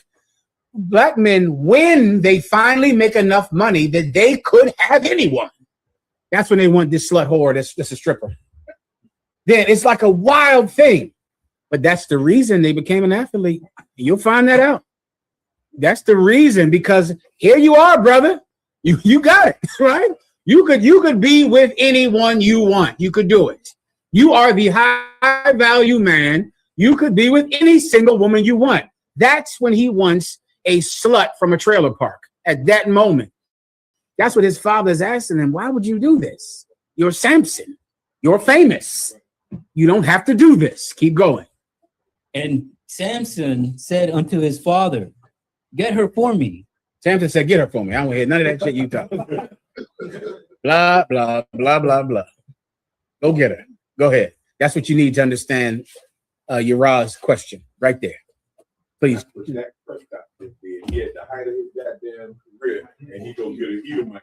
And at the end of the game, he run over to the sideline and kiss her in front of the whole goddamn stadium. That's sick. That's disgusting. And that Shannon Sharp, my God. I hate to even think about how much money he gave that piece of garbage. Right. Well, he was at the height of his career, so now it's time to give it to a piece of garbage, right? Now it's time to give everything he has to some slut, right? Remember that part you just read. His father is telling him, why would you do something like this? Go get her. That's what you need to understand Uriah's question. Go ahead. For she pleases me well. Go get her, because she pleases me well. And that is the weak constitution of rich men right there. That's all. They have a problem in their flesh. They have a problem. That pleasure is all they care about, and they're not going to live long. Their eyes are going to get burned out of their heads. It's going to happen. Keep going. Verse 4. But his father and his mother knew that it was of the Lord. Read that again. Salakia. But his father and his mother knew not that it was of the Lord. That's it. His mother and his father didn't realize that him having sex with this heathen was of the Lord. His mother and father didn't realize that because they were righteous. So righteous, they dedicated their son to the Nazirite oath when he was a baby. That wasn't his will, that was their will. For their son to take an oath to never drink wine, to never cut his hair, to never marry a woman, to never cut his beard. They loved the Most High. They didn't realize that this sin was of the Lord. Keep going. That he sought an occasion against the Philistines. What was the reason? That he sought an occasion against the Philistines. Now, this is all you need to understand this. The Lord cannot tempt anyone with evil. Neither is he tempted with evil. Never say when thou art tempted with evil that it is the Lord that have done it. That is a extremely easy to understand precept. So all you need is that. And now remember, nothing you read here can contradict that. This is difficult to understand. That one is not. So now explain. I just gave you some clues. Uriah can give it a shot if he wants. He gave you some clues. His parents didn't realize, you know what? The Most High wants this. Did the Most High want Samson to sin? No, he did not want Samson to sin. Was Samson going to sin anyway? Battle KC. He was going to do that shit regardless. The Lord didn't want him to sin. The Lord wanted Samson to never cut his hair, never cut his beard, never drink wine, never have sex with anyone. That's what the Lord wanted. But Samson was a filthy, disgusting sinner. That's what he was, regardless of what was right or wrong or what God wanted. So the Most High God used him. How do you know for a fact the Lord did not want Samson to sin? His eyes were burned out of his head, and then he was killed. He died. He pushed the pillars down on the Philistines and himself. Do you understand? He didn't live out some long life with a great beard next to his grandkids. He died as a sinner would die. That's what happened to Samson. Why? Because the Most High, just imagine if you want to, it's very, to picture the Lord like a father is a good way to try to understand his motivation for things. So imagine a father. Listen, you should not do this. I dedicated you to the Most High. Aren't there any women among your people that you can be with? Go get her. Go get her. Okay. Bueno, no problem. It's fine. Go get her. No sweat. because I will still utilize you. I'm still going to do it. Since you must sin and you have to sin, then I absolutely will use you nonetheless. So then for thousands of years, I am going to have a story that I can teach young men about a brother who had sex with women outside of his race and what happens to him that does it. That's what it means when it says the Lord was in it. The Lord wanted it, meaning not that he wanted to sin, but he wanted the judgment. He wanted this cat to get what he wanted. Now you got it. No problem. Now I'm burning your eyes out of your head. You're gonna push grind grain into powder, and then finally at the end you'll realize you were wrong. Samson, right at the end, brother, had that repentance. That's right, repentance right there. He got it. He had no eyes by then, but he got it. And he just asked the Lord for one more day of glory. I thank the Lord. The Lord heard his prayer. The Lord hears the prayers of sinners. He heard it. Samson he had done so much evil in his life. He wanted to do one last good thing. And he did it. I pray you understand. Rezo entendimientos. He did it. He did one last good thing as a repentant sinner. So that's what it means, a brother who asked. Not that he wanted him to sin, but he did want him to be judged for sinning. He absolutely wanted that. Is there anything else? Please. It's from Austin Nakamaya. It says, Slaga General, 2 questions. This year I've spoken to men from... I'm sorry, Rezo entiendes. That's correct, Ash? Rezo entiendes, not entendimientos. Rezo is prayer. I pray, right? Rezo que entiendes. Got it, go. Please. It's from Austin Nakamaya. It says, Slaga General, 2 questions. This year I've spoken to men from the early 20s and 30s. Mm-hmm. They share common experiences where sometimes they'll date a sister who's sometimes they what? They'll date a sister. They'll date a sister. Go ahead. Who seems to be okay on the first week of dating. Please. I'm listening. Kind of. But by week 2, the sister has some random breakdown into tears about how terrible her life is. Yeah. The brother is shocked by the sudden mood change. Most brothers rush to improve the sister's life, then end up hurt by sisters later down the line. Yeah. The first question is, how can you young man identify and protect yourself from such a person with that spirit? And 2, how can a father or guardian train a daughter to defend herself against that broken spirit? All right. There are a few precepts you're going to need, right? You're going to need first, a woman will have any man. You're going to need that first. I'll take that. And then give me he that can control his spirit. You also want to give me keep under her body. You need that, right? And I'll take anyone you have in whatever order you have it in, all right? That's an excellent question, right? And it's absolutely necessary to learn. Here's what you have to face. Most of you are never going to learn it, right? People are not born if people aren't stupid. That's just a fact. That's just a fact. You see that scotch over there? That's where babies come from, brother. Babies come from scotch. Or to a sister, vodka, I'm sure. Vodka, the rum, Bacardi, the wine. I'm sorry. The wine, right. That's how babies are born, young brothers. From not thinking about your decisions. You understand? So now, you should teach this to your young brothers. It's important that they learn it because they can put themselves in a better scenario, right? Sometimes the best scenario is just not going to happen because of the call of nature. That's good. Sometimes it's not going to happen, but you absolutely want to put a young brother in the best possible position to make a good decision, all right?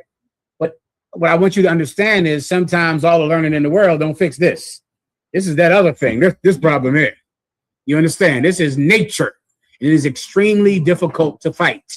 All right? But you can help someone to have a good chance at making a better decision. All right. So whenever you have that choice, that precept, please let me hear. This is Ecclesiastes 36 and verse 21. Mm-hmm. A woman will receive every man.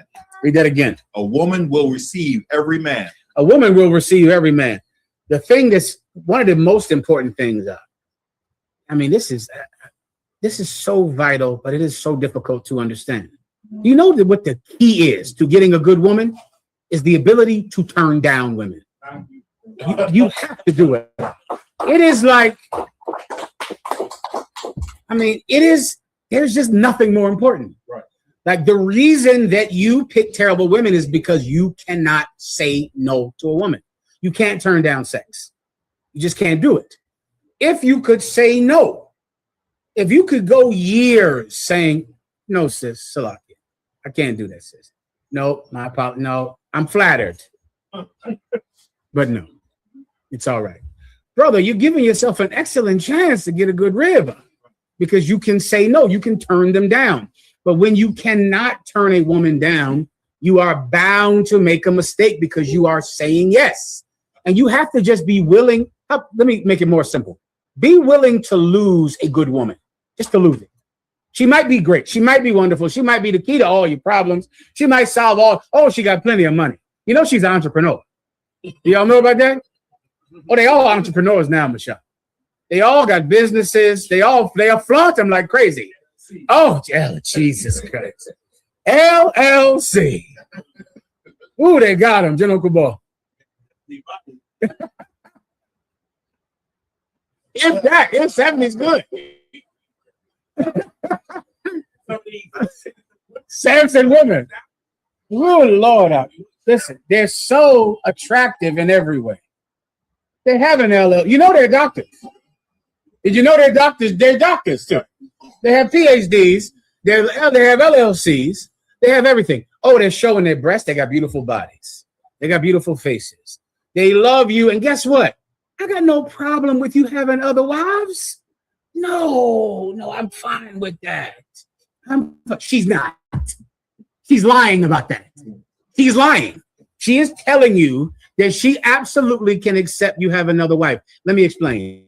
She can accept you cheating on your first wife with her, but she will not accept you getting another wife after her. Right? She likes the fact that you have a woman because then she can feel like she's better than your first wife. She can feel like your first wife is too heavy, too old, too slow, and now I'm having sex with her man. That ups her self-esteem if you have a wife, because then she can look at your first wife and go, he's over here with me now. You don't please him. You say, that's right, baby. I thank you. Listen, I'm getting the third one. Hand me my gun, and it's time for me to shoot you now. And then you want to go, but baby, you said that was no. She's lying. So what do you need to do? You need to say, she's wonderful. I still don't want her. I'm still not going to do it. I'm good to go. I have enough. I'm like butter spread out over too much bread. I'm spread too thin. All right? You're wonderful. Be wonderful for some other brother. Go ahead. Y'all got it. Go ahead. Go ahead. Kazak Imam shot. Y'all on deck. Get it. Go get it. I'm done. Levi, you coming up young and strong. Give something to Levi. That's right. Don't give me none. Fine.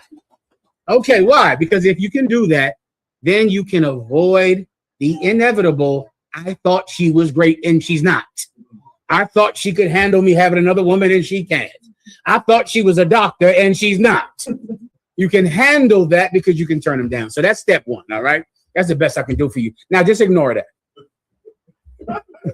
And just have sex with the first one you see on Instagram. All right, go ahead, brother from Baltimore. Go ahead. You from Baltimore? It's like your DC. My apologies. Go ahead. A woman will receive every man, yet one daughter is better than another. I'm telling you, brother. Listen, she'll be with anybody else. She just wants attention. The man is irrelevant. She just needs who will be calling her. Somebody. You get the point? Who will come over? Who will tell her she's pretty? Who will she talk to about the problems on her job? Anybody. How do I know? Because if she can't find a man, she'll get a bulldagger to do it. The person is irrelevant. Excuse me, children. Salaki, I forgot. Give you a little money for that one. I'm sorry. Just ignore it. Don't listen to none of this. Listen. But now, she doesn't need, it don't even have to be a man, right? If she finds a woman, heavy enough with a football jersey, that'll do. You know, and you see, you ever see one of those women who they got like 4 kids, but they're a lesbian? I'm just telling you, it don't matter. You understand? Whoever, man. No problem. You see have a woman that complain about penis size and then get with a woman. What does that say? Does not matter. Anybody, anything. So what does that tell you? You're the one that's choosing now. Choose wisely. Say no. She's great. She's wonderful. I know. She's everything you ever want. Still say no. Just be able to say no. Say no, just saying I'm saying no just because. I'm saying no just because I'm saying no. There's good brothers out here. Listen, they're going to have you and love you. I'm saying no. And if you could start off with that, you were starting at a good spot. Keep in next precept. Please. Give me the other. Oh, shit. Keep under her body. Keep that foot on her neck while she is young. Bow her head. I'm sorry. Bow her head. And that might be the same one about under her body or something like that.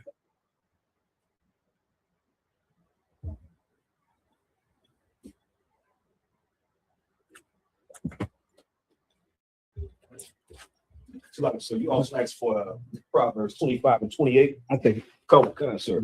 Proverbs chapter 25, verse 28. He that hath no rule over his own spirit is like a city that is broken down. Yeah, brother, if you can't control yourself, you're a broken down city. You have no protection. And women are the thing that's going to destroy you. It destroyed Samson. Right. That's what's going to destroy you, women. Right? No matter how strong you are, tall you are, rich you are, you're going to be destroyed by women because you cannot control yourself. So what, a young brother has to be able to control himself. What do I mean by that? You have to turn down women.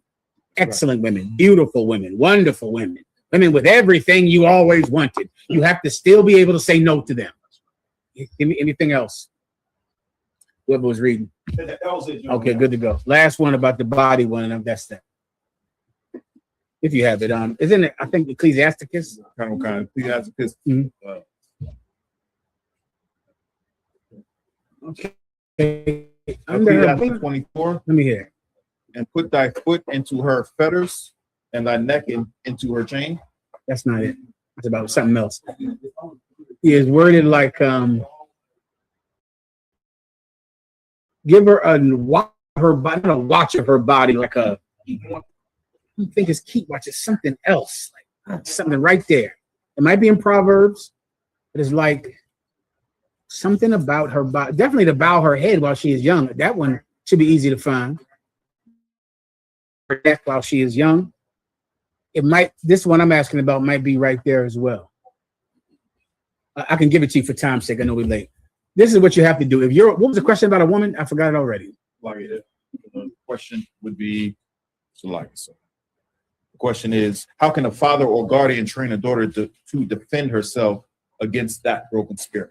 Okay, so meaning you see a woman, she has 1,000 emotional problems. That you're going to encounter, brother. You're going to encounter a woman that is a bug nut lunatic. You understand? I mean, straight up and down crazy. And women are kind of allowed to be crazy because they're women. Women kind of enjoy living in the gray area of equality, and each and every one of them are born crazy babies. They kind of live right there where we're all equals until we don't want to be, and we want to be big babies who cry all the time and who go crazy and who stab you because they're hurt. So they kind of are able to stay in that zone.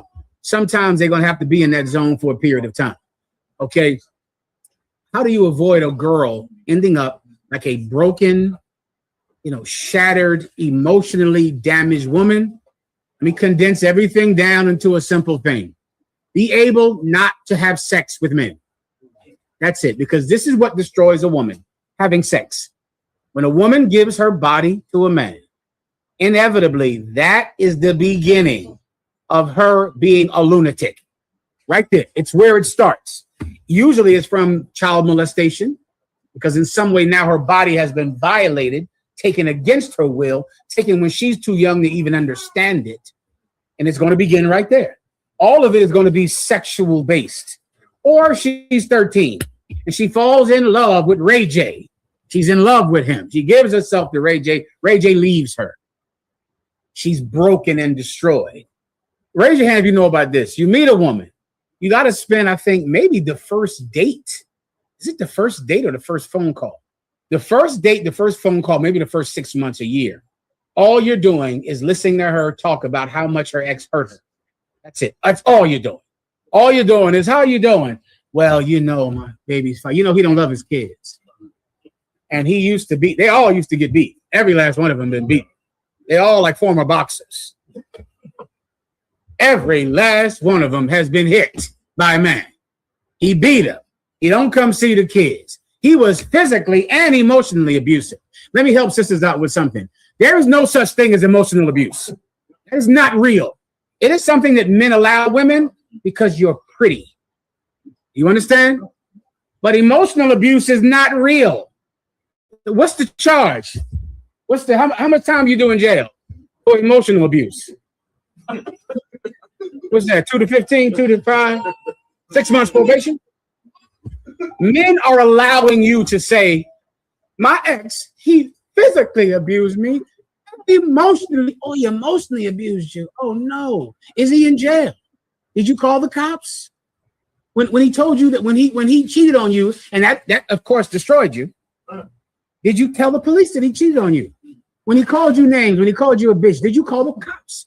Is he in prison now? No, because there is no such thing as emotional abuse. Every man is just letting you say it and acting like it's true because you look good. Now, enjoy that privilege. Have you been emotionally abused? Absolutely. You have. That was terrible. You come over tonight, I'm going to help you with that emotional abuse. I'm going to give you such sweet healing. All your problems go away. All right, it's not real, but you know that she's like this and she's hurt. What does it center around? She had sex with somebody she shouldn't have. That's it. She should not have done it. She should have been able to say no. She should have been able to say no to Ray J, no to Mike Tyson, no to this guy, no to the neighborhood drug dealer, which had sex with everybody, and he beat you, right? You know, the brother that sells drugs beat you too. Also, your head like Ray J's lumps. You a celebrity boxer, and you got lumps like Ray J. Well, you see, you was with this cat. He sold drugs. You know, you didn't care. You know, he was a big neighborhood bully. You didn't care about that. He was a big man at school. You didn't care about that. You know, he was some athlete that was a gorilla on some football field. He was a gorilla at home. Came home and went upside that head too. He was in a white man's military killing people, right? Guess what? Get ready. Get ready. Right. You got to be able to say no to people, women. That's the whole key. You like him. You like him. Listen, where did this happen at? Was this today? Where was I at today? I was in a coffee house today. And I'm pulling up to the coffee house, right? And it's a brother and a woman, right? A sister, and they're on a date. You can tell they're on a date, and I'll explain. Right? Because I'm looking at her, and he's doing this. And she's doing, brother, what I remember from back in the day. You know how you're dating a woman, and it's like you're trying to sell her a car, and she's waiting to see if you can talk her into buying this car. And she's doing it. She's like, all right. And I'm looking at her like, oh my God, I remember that. It's like, okay, you know how you're buying a car, you know that the car dealer is hustling you. Yeah. You know it. You know before you walk in the door, you're getting ready like, this motherfucker gonna hustle me into buying this car. But what's the problem? I want to buy a car today. Right. So damn near, I want to get hustled. I'm just listening for, is he gonna give me is he gonna say the right thing that make me walk out of here with a car today? I'm wanting to say the right thing. And women on a date, you're gonna see that look like, And why is that? And why would you? Well, because see, I know he used to beat you. I would never treat your kids like that. Your kids need a father figure, right? Oh, I'll take them to prom. I'll take them to the basketball games. And I know. He did what? He did that to you. These brothers. I don't know why they gotta act like this. Me, I would never do that to you. And she listened like, Why? She knows she's been lied to since she was 11. She knows you're lying. She wants to get a man. So she's hoping you can give her the right sales pitch so she can surrender her common sense and have sex with you. That's what she wants. And you're on a date trying, making sure you're nothing like that ex, right? You ain't nothing like him. You'll never do the shit he did. Never. Guess what you're going to do? You're going to go upside that bitch head. Excuse my language. You're going to hit her in the head. Why? Who knows why? Why? Because she's going to drive you out of your goddamn mind, and you're going to hit her, and then you're going to say, God damn, now I see why that nigga lumped your head up. What do you think he thought?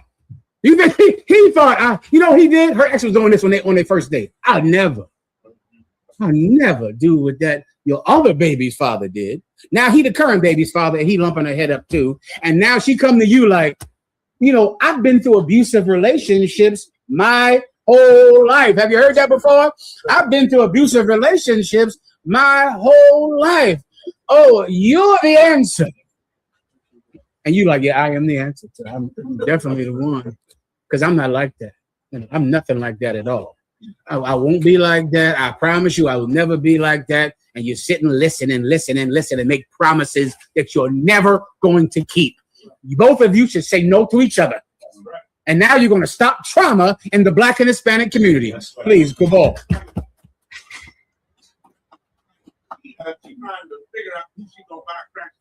Yes. It's like, yeah, you can buy it from her. It's a sales pitch, and she listening, and she waiting, and you serving it up. Please, you don't have to ask her anytime y'all want. All right, everybody, that's all I can do for y'all. Now just ignore all of that and just do whatever you want. Okay? Anything else? Sir, is from Kwashad says Slack Galawap. Your brother or sister keeps using the term you're worshiping a woman or a man. Can you tell me what that means? When they use the term, they're usually speaking about our rank system in the UPK. You should ask them. That's better, but that's what I got to assume, General Cabal. Yeah, that's what they usually mean. They usually mean they don't want to take any orders. They hate our rank system. Now, why would they not want to take any orders? What would be the possible reason? Come on. Oh no, they don't. They have no problem with going to a job every day and cleaning a dirty toilet at their job, but getting paid damn near nothing, slave wages to do it. Right? People follow orders all day, all the time, constantly. When you get on the goddamn bus, they're telling you where to sit and to put money into the damn machine and where you can sit. People are following orders all the time, every day, in every way they're doing it. So then why do they have a problem with, I ain't see you over there, General. When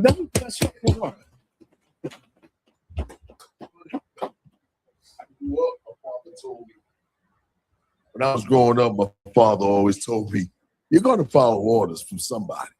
One day and I couldn't stand it until I came into the UPK. And following orders is beneficial. That's right. Yeah, it's really to save my life. Yeah. I mean, I don't know how you big tough independent men drive a car without following orders. What you say? F that seatbelt? Huh? Yeah. You don't. You put the seatbelt on. The thing beeps until you obey it. Go ahead. I'm sorry. Oh, here you go. Go on. I'll swear. Yeah, you're going to follow orders if you drive a car, if you get on an airplane. If you walk down the street, because you damn sure better cross at that stoplight if you're black or Latino, or else you're getting a jaywalking ticket, right? You can't talk too loud because that's disturbing the peace, right? Can't cause an uproar. You can't drink when you go outside like a grown man should be able to, right? Not you. That's public intoxication.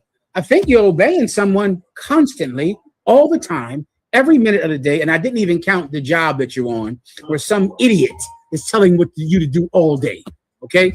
So what would be the reason that they would have a problem with following orders from Commanding General Yohana and the generals and captains and officers that he puts over them, otherwise known as your betters?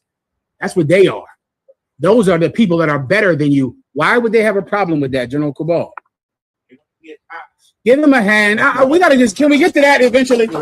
Right? Because The problem with following orders in the UPK is because we order you not to have sex with that woman until she's been in this school a year.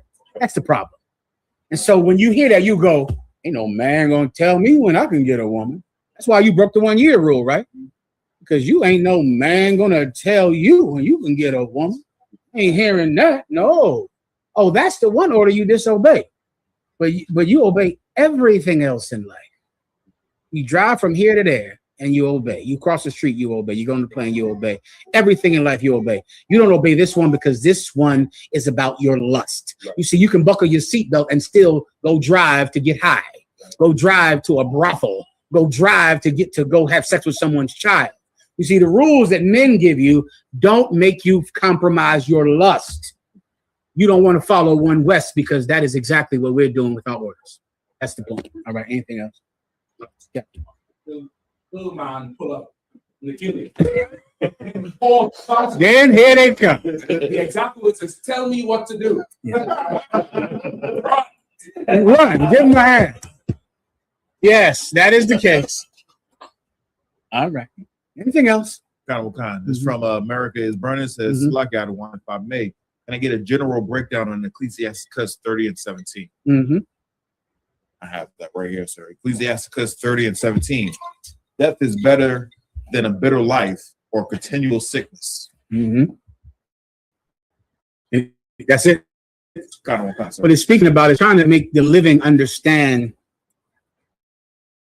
the merciful judgment dying when you have extreme illness. Like if you have someone in your life that dies and they're living with terrible disorders, terrible diseases like leukemia and cancer and terrible things, you're going to be very sad because you love this person and you don't want to lose them. But if this person has done everything that they can do to stay with you, and if they still die, then the Most High has decided to give them misericordia, to give them mercy, because it is better to die than to live like that. And you've seen people like in your life, you've had people like this, when you're looking at them just withering away and dying and they're trying to hold on. Sooner or later, the loved ones go, you know what? It's okay. It's okay, Mom. It's okay, Dad. It's all right. It's okay.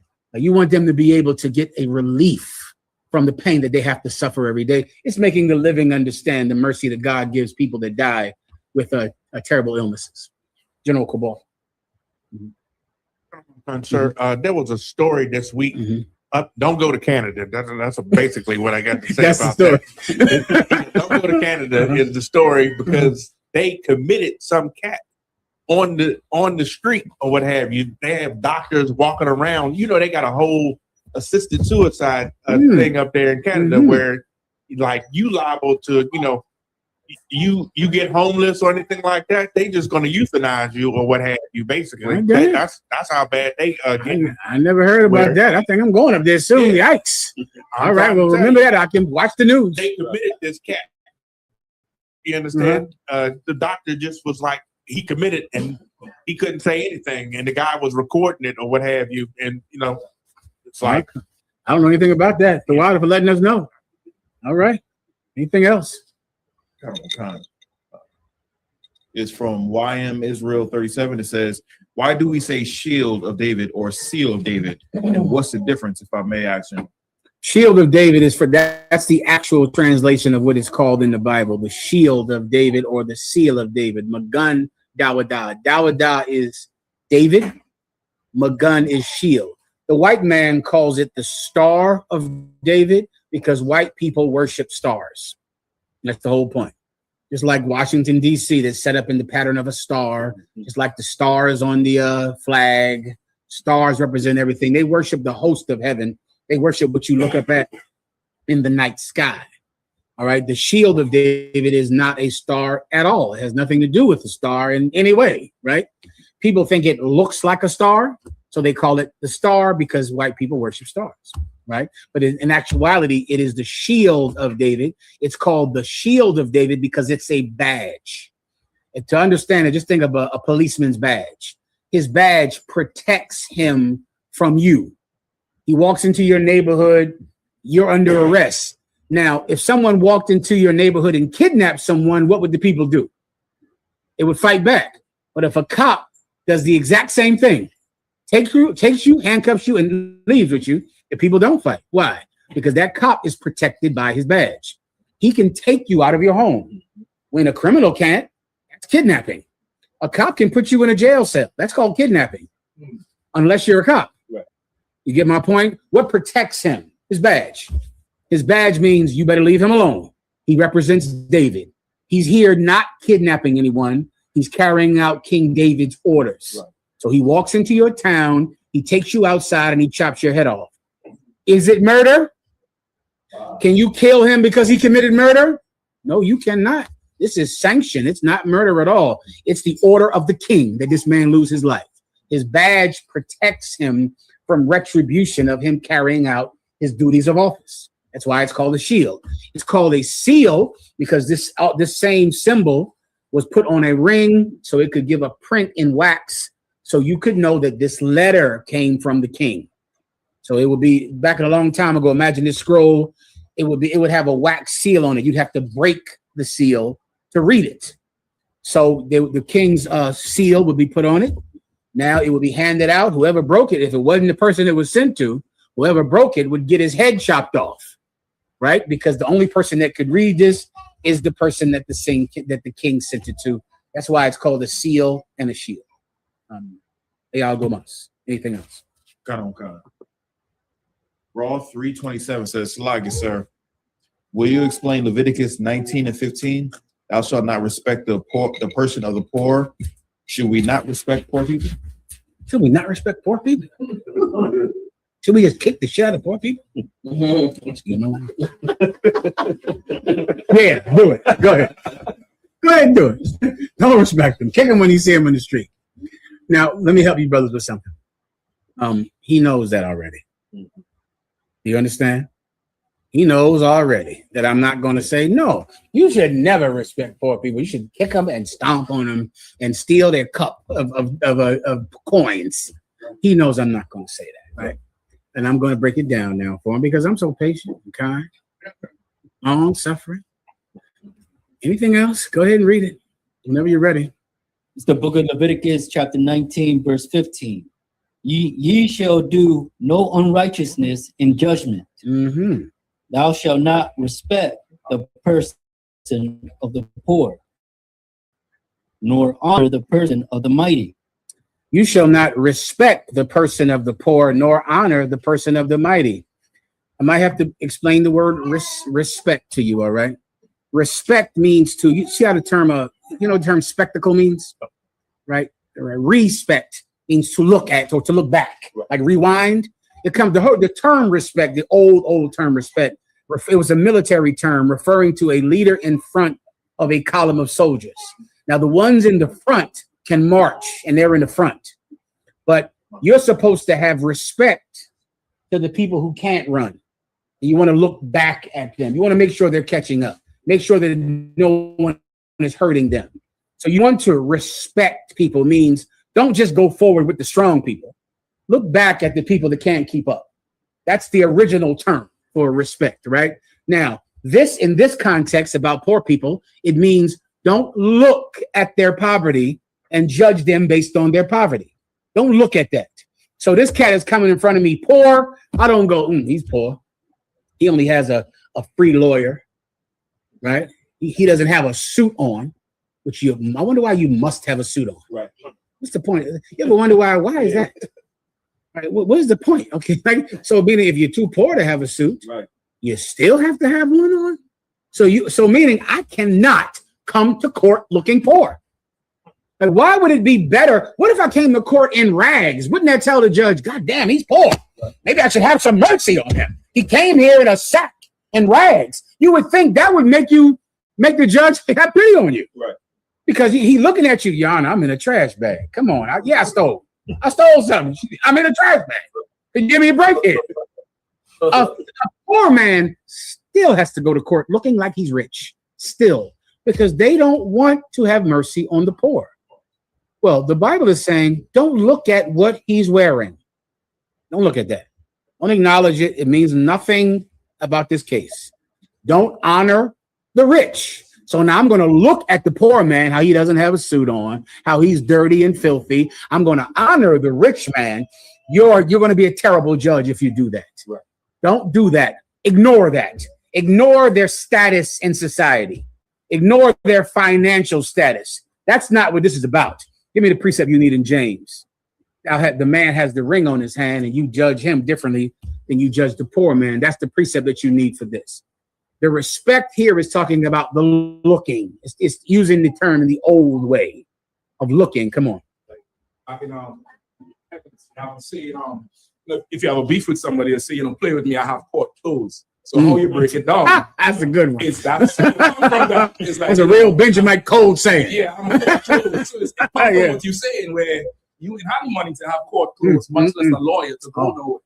Forget about it. If you can pay for a lawyer, you could do anything you want. You could raid the Congress. You can do whatever you want to do. That's correct. The water. Whenever you have the precept, let me know. I think it's in James, right? The poor man, he has a ring. The rich man has a ring on. James 2 sounds right.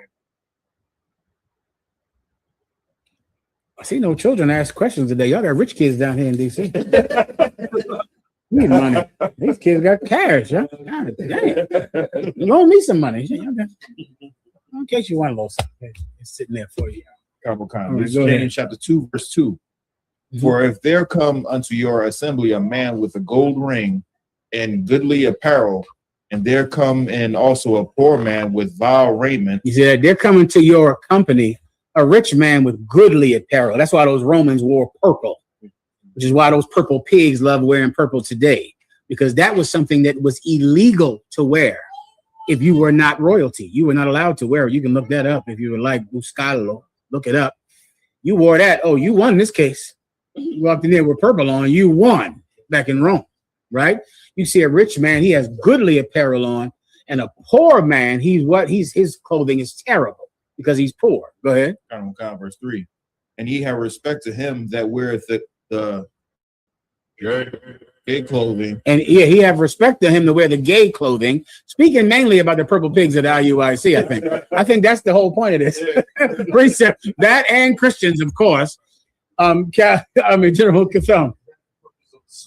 That's the point. That's why I pulled it. Right? That's the point. Like the judge is like, everybody got to wear a suit. And if you don't wear a suit, your lawyer is going to tell you you're losing.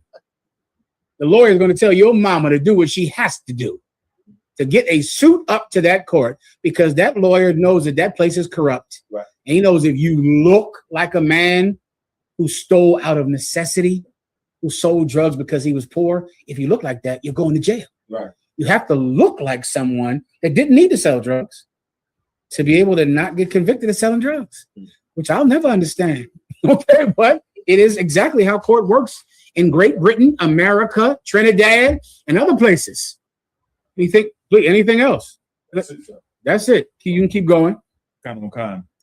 And say unto him, sit thou here in a good place. Sit here. You see, the reason I pull this is because it has respect here, saying you had respect to the rich. Over there, it said you had respect to the poor. This one, you have respect to the rich, meaning you're looking at this rich man's clothing.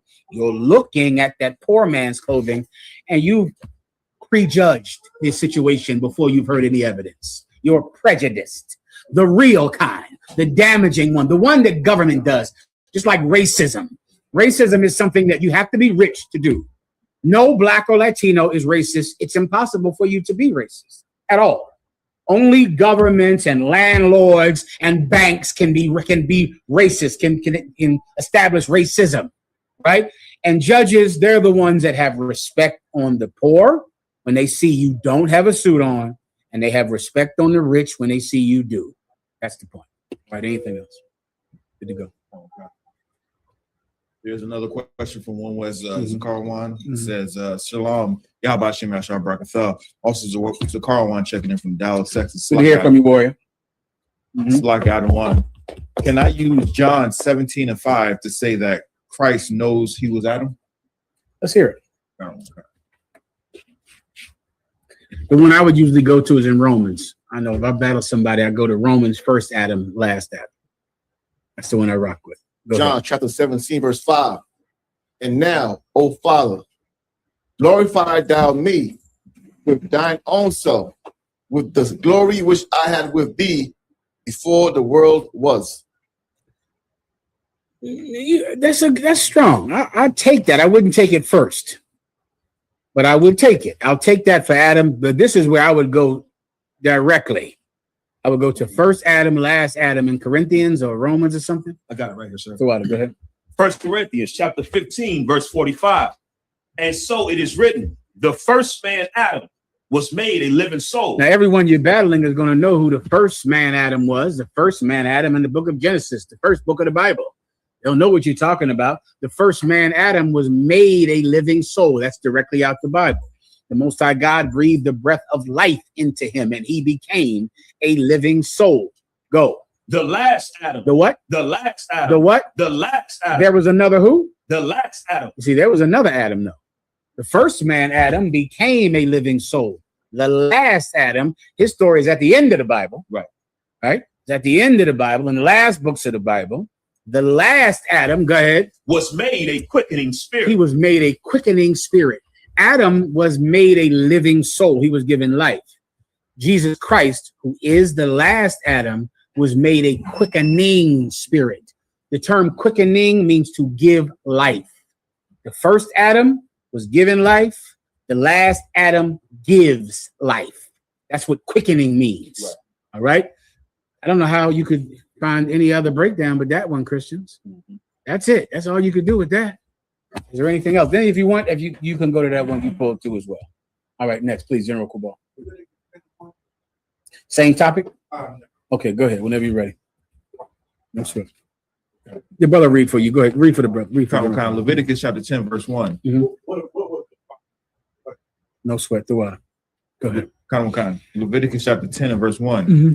And Nadab and Abihu, the sons of Aaron, took either of them his censer and put fire therein, and put incense thereon, and offered strange fire before the Lord. Just that, right? Just that the fire was the same as all other fire, but what was different? Let me read it one more time, just to make sure this is the same precept I'm thinking about. Go ahead. And the Nadab and Abihu, the sons of Aaron, took either of them his censer and put fire therein, and put incense thereon, and offered strange fire before the Lord. Keep going. Which he commanded them not. Okay, this was absolutely strange fire, but fire is fire. But what's different? What you burn? Okay. What were they burning? Marijuana. That's the best way to understand it. Crack cocaine. Right. That also used some fire. Fire it up. All right. Now you know, right? You burn all of them. You burn frankincense and myrrh, and you burn that crack cocaine. And one of them is the one the Lord likes to smell. Right. The other one is one he said not to burn. Right. You burn both of them, but there's one he doesn't want you to burn. Shalom. Anything else? Go ahead, please. It's called incense because all of it is incense, because all of it goes in your nose.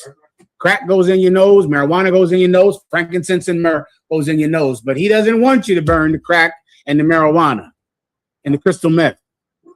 Shalom. If you read the second verse, it breaks it all the way down. Shalom. You know what that's about. Go, General Cathar. Ecclesiastes 21, verse 27, on how people always, talk about Satan and, Satan. Okay, go ahead. On the This is Ecclesiasticus 21 and verse 27. When the ungodly curses Satan, he curses his own soul. In particular, break it down for me. Oh, I'm sorry. Okay, I'll break it down, but go one verse above it. Verse 26. The heart of fools is in their mouth. So that's what we need right there. That's all you need. The heart of fools is in their mouth. That lie hole. That's good. That's where it's at. And that lie hole centered in your face. right? The heart of fools is in their mouth, meaning this, with their words, this is everything. What you hear is everything they want. Your heart, the thing that's in you, everything you want is just sex and drugs and alcoholism and money and everything. You can just hear it. They just want it, want it, want it. It's spilling out of that lie hole all day, all the time. Please. Forget about it. Yeah, it absolutely is. You just listen to them. That's why you're going to hear Christians always, the law is done away with. The law is done away with. It doesn't matter what you eat. It doesn't matter what you eat. I know what you care about, pork. That is all you care about. Pork, pork, pork, pork, pork, pork, pork, pork. God doesn't care who you have sex with. God doesn't care whether you, I know what you care about, being a deviant. Right. You listen to his words, you're going to hear what's in his heart. You're going to hear the lust that is consuming him. He'll talk about it all the time, General Cabal. You heard the latest Fred Price Jr., the baby, came up against the Hebrew Israelites, so to speak, or what have you. Of course, he's still holding to it. He believes that we're Israelites, but he believes the tenets of Christianity still. Meaning that, you can do whatever you want. You know what I'm saying? Same stuff or whatever. Well, cut him, destroy him. I've never heard of him. Yeah. Just wipe him out. Good to go. Where we at here? Did I break it down or not? Was it more, General Katham? No, that's it, sir. Okay, good to go. Well, I think, it seemed like it was more. But read from where you were. Verse 26. The heart of fools is in their mouth, but the mouth of the wise is in their hearts. You get that, correct? But the mouth of the wise is in their hearts. The mouth of the wise is in, as opposed to a fool, his heart is in his mouth because he's always talking, but your mouth is in your heart, meaning you're not speaking the thing that you want. You're not saying that at all. What you're saying is what God wants, because your mouth is in your heart, meaning imagine your mouth being up here lying, and imagine instead your mouth is in here, closed. So now you don't know what I want to eat. You don't know who I want to have sex with. You don't know what I want, because that's not what I'm talking about. I'm not, we're not fighting over my favorite blah, blah, blah, or who I think is good or what I think is good. That is not what we're talking about. What I'm saying is what God wants, because my heart is in here. I put it away in here, and I don't just speak about what I constantly lust for and what I constantly want, which is what preachers have grown famous with, just talking about money and talking about cars and talking about jets and talking about it constantly. Imagine if he could put that mouth away and put it somewhere where you could hold it and nurture it and now get it in here good. And now you'd have to shut this up. It's put away. So now what would you say? What God wants? Because what I want is in here. I might be a homosexual. I might be a drug addict. I might be someone that likes white women. That ain't what I'm going to teach. You get my point? I'm not going to get on the TV and say, God's law is done away with. Sex, you can have sex with whatever you want to have sex with. These homosexuals, brother, they could give that up. Why don't they? They can't. A homosexual can give up his sexual preference, but yet you would die for Jesus? I think you might be lying. Right.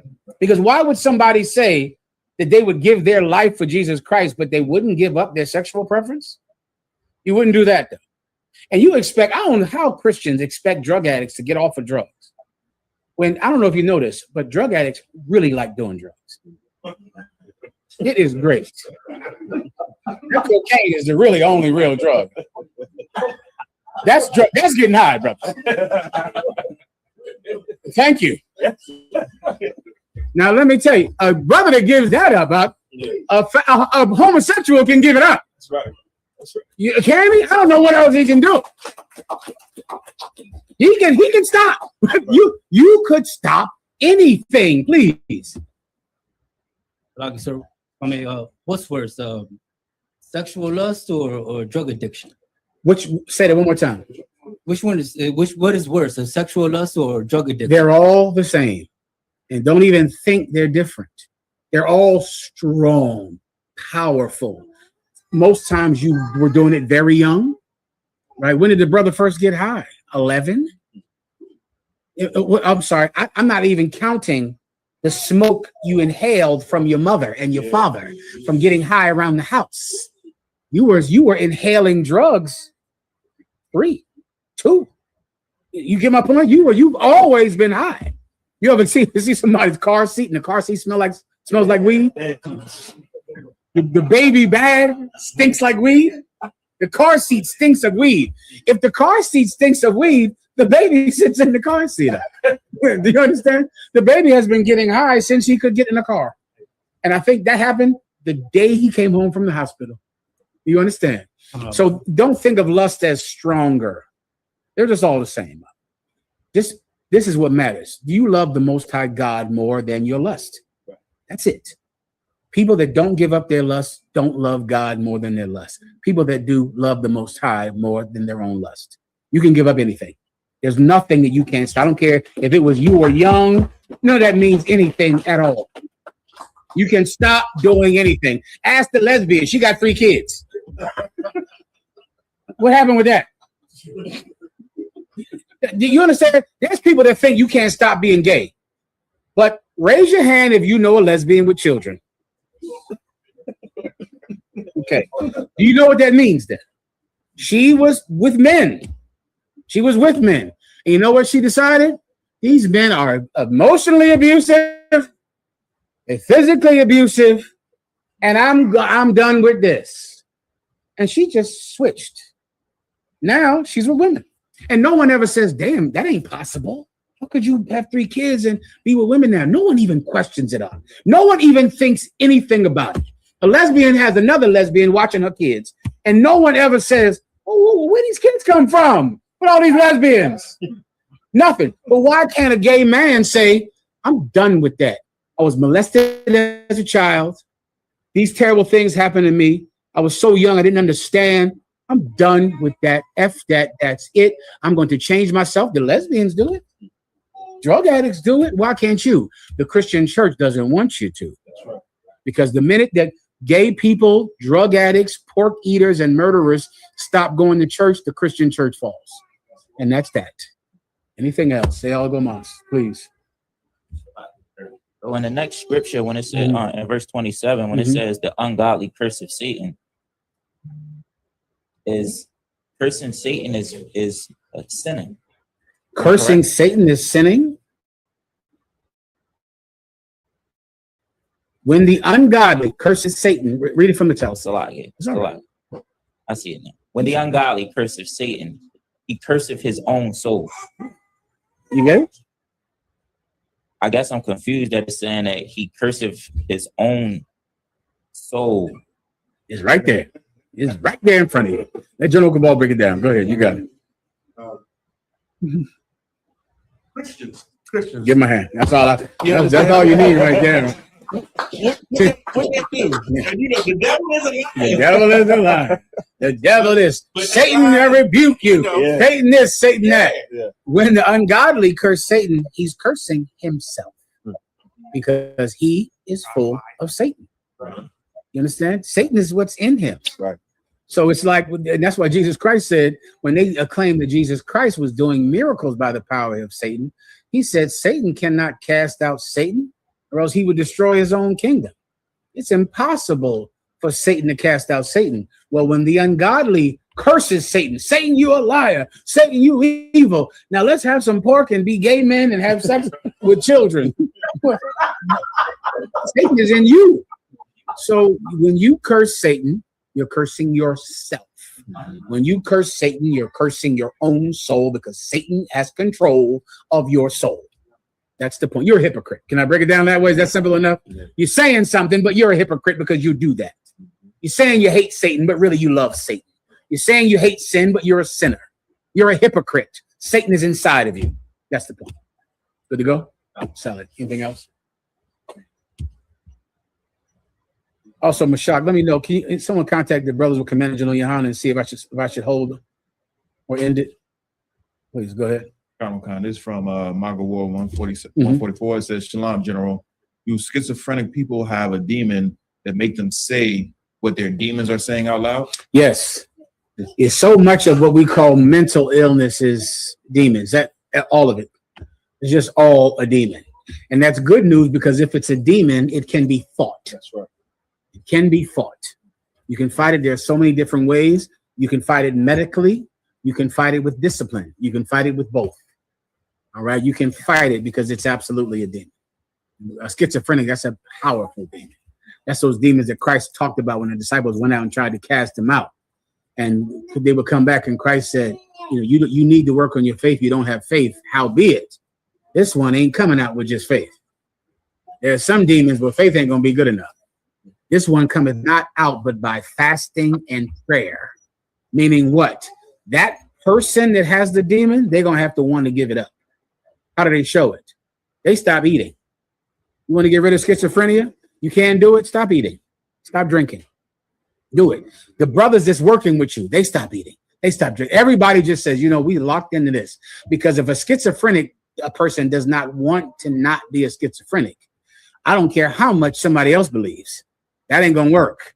Right? So Peter can believe all he wants, but that is irrelevant. That person with schizophrenia has to say, I'm tired of schizophrenia. I can't stop. I'm not eating food for a day. I'm not drinking water for 2 days. I'm going to focus. I'm going to deny myself something that is essential to life so that I can develop the strength to give up something that's destroying my life. Everyone understand? Anyone else? General Cabal.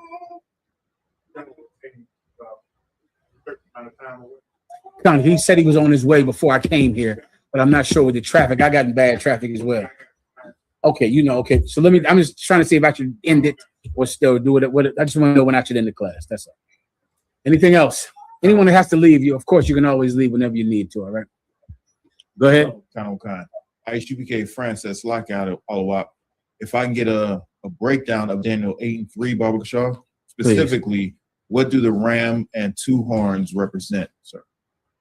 This is Daniel chapter 8 and verse 3. Then I lifted up mine eyes and saw, and behold, there stood before the river a ram which had two horns, and the two horns were high, but one was higher than the other, and the higher came up last. This is jogging my memory, but not all the way. Keep reading. Verse 4. I saw the ram pushing westward and northward and southward, so that no beast might stand before him. Neither was there any that could deliver out of his hand. Okay, one second. I'm about 85% sure this is America, right? Okay, let me hear about the little horn again. The shorter horn. You got anything in there? But the one was higher than the other, right? And the higher came up last. Okay. This I'm about 85% sure this is speaking about our oppressor, so-called white man, and the little horn speaking about America. The longer horn, I'm sorry, read it again.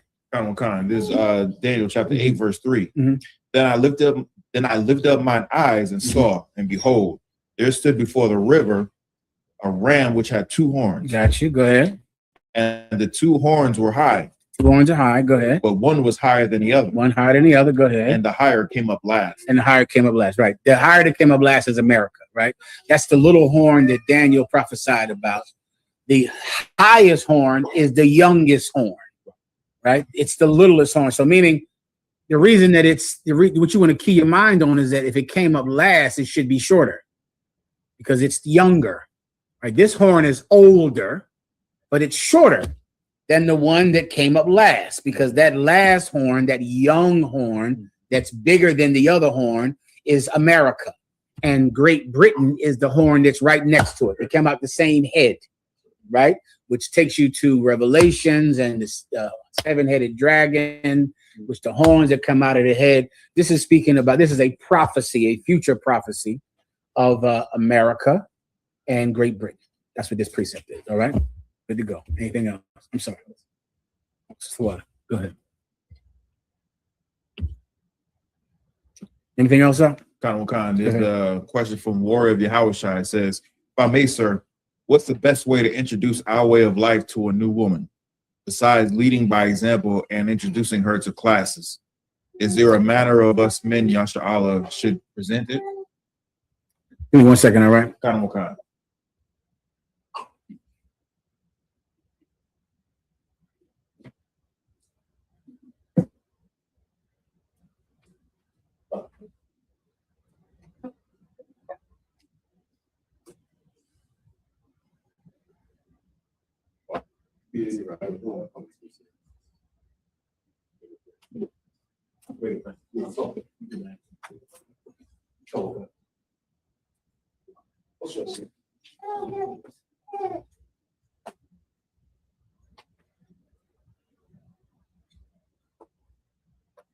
All right. I'm sorry. No, I think I'm good to go, Warrior. I appreciate it. I'm sorry. What was your question? The question is, if I may, sir, what's the best way to introduce our way of life to a new woman, besides leading by example and introducing her to classes? Is there a manner us men of Yasha Allah should present it? All right. The best way to present the UPK lifestyle to a woman is not to attempt to hide it and soften it so you can sucker her into having sex with you. Right? That's the mistake that you make. Right? Even if you're thinking about, well, how do I present it to her so I can lie enough to her to get her to have sex with me without scaring her off? That's the question. The question is, how do I get that tail without scaring her off? I don't. I'll tell her my slave name. That's what y'all like to do, right? That's your favorite thing. What's your name, Jerome? Jerome Jenkins. Jerome. Right. Let me give you the one you scare her to. I heard y'all can have more than one wife. Yeah, but see, that's not something I'm interested in right now. That ain't, that ain't what I'm thinking about. Yeah, brothers can do that. But see, me right now in my walk, that ain't what I'm thinking about. I got things I got to do. I'm trying to get my journey. I'm trying to get my flatbed truck license, my overhaul trucking. I'm trying to get my LLC really together now. Levi. So I remember as a slave, I try to scare some sisters, right? So I'd be like, yeah, I got more than one wife. Mm-hmm. And they'd be like, one Mexican sister said, you just got so much more interesting. That's a good sign. Yeah. Don't try to hustle women. Don't do that. Okay. Then when she falls for your game and she has sex with you, then you have a child with her. And then, of course, she leaves the truth, leaves you, puts you in child support court. And then you're wishing you would have just been honest about who you were in the first place. All right. Just don't try anything. Don't try to soften it. Just be honest. Now, not softening it doesn't mean I'm telling you to be rude. That's not the same thing. Right. I'm just saying, don't try to hustle her. You're just talking to her. She asks you a question, you're telling her the truth. Right? You're listening to her.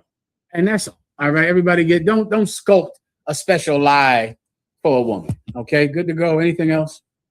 That was the last one. What? Warrior right here. Can I get a breakdown of Ecclesiasticus? Can I get a breakdown of Ecclesiasticus chapter 21, verse 24? Can I help sisters out real fast before I answer that question? When the brother tells you he does not want a woman right now, he is absolutely going to get another wife. Oh. And you got to know that. That is going to happen. Okay? He just really likes you because you're so pretty. And he really likes you. And he doesn't want to scare you off. And he knows that if he says this to you, he won't get to have you. So he has to say, he's like trying to say, yes, we teach that. Yes, I'm allowed to, but that ain't what I want. So that you can do what women do in your mind, which is lie to yourself. Women love to do that. Like, oh, yes, I'm sorry. Please. Like, no sweat word. Women like to find, you give them an out to lie to themselves, they'll take it. So then she'll go, okay, yes, he's in that crazy group, and they have other wives. But you see, I got one of them who doesn't want other wives. Because not all of them have more than one wife, right? That's true. They don't all have more than one wife. I hit the jackpot. I found the UPK brother that only wants one woman. Boom. Congratulations, Felicidades. I got it. So then she marries you. So she gets to have all the benefit of all that UPK sex appeal that brothers have that make women just want to be with us all the time, except she doesn't have to fight her own insecurities and low self-esteem to think you might be with another woman because you told her that ain't what you want. Okay, later on you're going to want that. It's going to happen. So why do that? Why do that? Let her leave you now. Let her just say no. Let her say, well, I don't want to be with you. Then you say, thank you very much for your time. And you move on, and that's that. Everybody understands. Anything else? Please. And can I get a breakdown of Ecclesiasticus chapter 21, verse 24? Mm-hmm. Ecclesiasticus chapter 21, verse 24. It is the rudeness of a man to hearken at the door, but a wise man will be grieved with the disgrace. Read it one more time, please. Sorry, just if, I'll still know what his will is in the matter. You know, you let me know. Okay, hold on.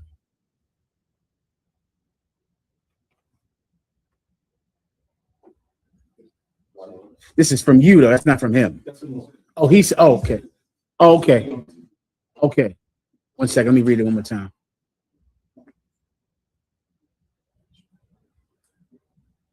Okay, the water. Okay, go ahead. Ecclesiasticus chapter 21, verse 24.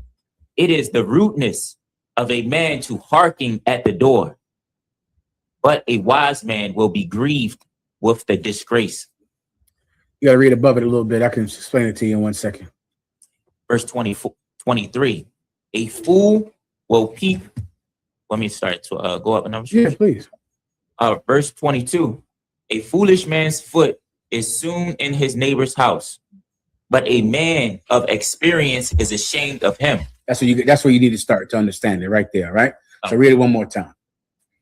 Ecclesiasticus chapter 21, verse 22. A foolish man's foot is soon in his neighbor's house. A foolish man's foot is soon in his neighbor's house, meaning what? If you're a fool, you're going to rob your neighbor. You're going to rob the brothers that you need to depend on for safety. You all live on the same neighborhood, on the same block. You need each other. You're dependent on one another. What do you do as a dummy? You go sleep with his wife. You go molest his children. You go steal his car, steal his goods, right? When this is someone that you need, you make an enemy of someone that lives next door. You need this person to survive. Now you're enemies because you're going in his home, stealing what belongs to him. You understand that part, right? Please. But a man of experience. But a man of what? Experience. But a man of experience, someone that has grown wisdom through living through situations. You know not to do this to him. No, anybody but him. I need these brothers. I need them to look out for my truck at night. God damn. I started giving kids money. I just paid kids money to be outside at night. They're around my truck. I started getting them all water ices. Hey, how y'all little bad niggas doing? You want some water ice? Anybody looking at my truck? No, all right. Go get some water ices and make peace with everything. Y'all know around here, what are we doing around here? We still giving out pizza and beer around here? Mashaka, you know it, because shit. What we do in this neighborhood? Tell them, you gotta tell these young brothers. We did this. We come around here, all the Hispanic brothers around here, and we go just pull up with cervezas. And everybody beer, everybody pizza. We love all here. You go, what y'all want? Y'all want to drink? They are drinking all night, making a ton of noise. You think we call the cops? No, we show up with beer, brother. That's us. We show up with cases of beer. Hand them to them. Food. Hand them to them. Why? Because they're our neighbors. We're gonna have peace around here. Or else how the hell are we gonna sleep? That's right. How the hell the truck gonna sit outside? I'm in shock.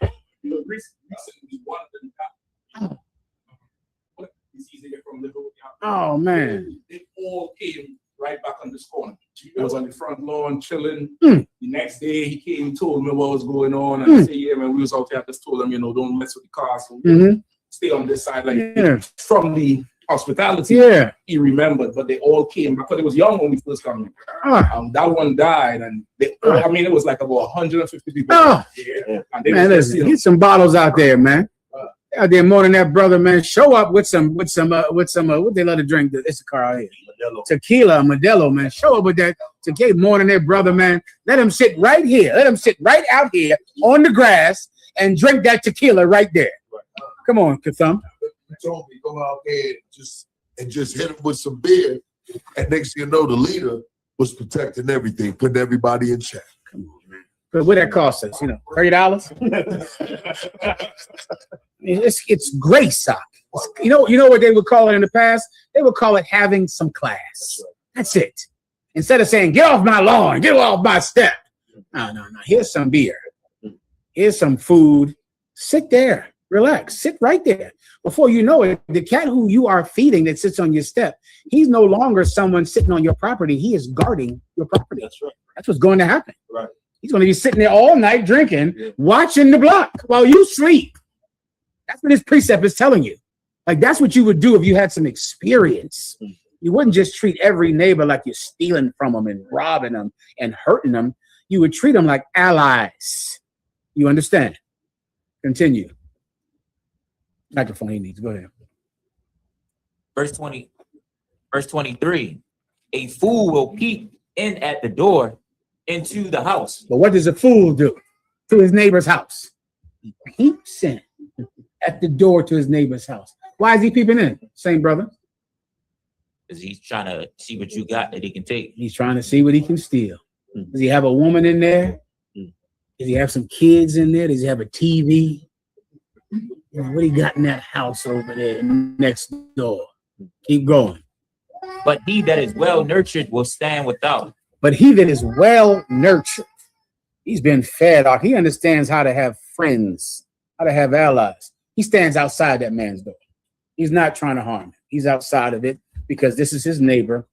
He wants peace with him. He wants to be allies with him. And you can make the most cruel man your ally in many cases. I mean, someone else that they would think are these kids, like Captain Mashak is telling me, that are out here, what are the kids doing, Mashak? Teen takeovers. And you could make those teen takeovers your block guardians. They'll be guarding the block, all of them. They'll be outside late at night, summertime. They'll be making sure nobody comes at your car. Nobody messes with your house. There's a way to do it. That's what this precept is about. Was that your question?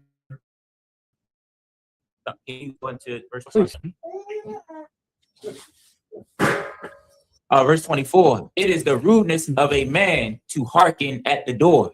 It is the rudeness of a man to listen at the door. They used to call that eavesdropping. You know, when you listen in, they still do the glass. They used to put the glass up against the wall.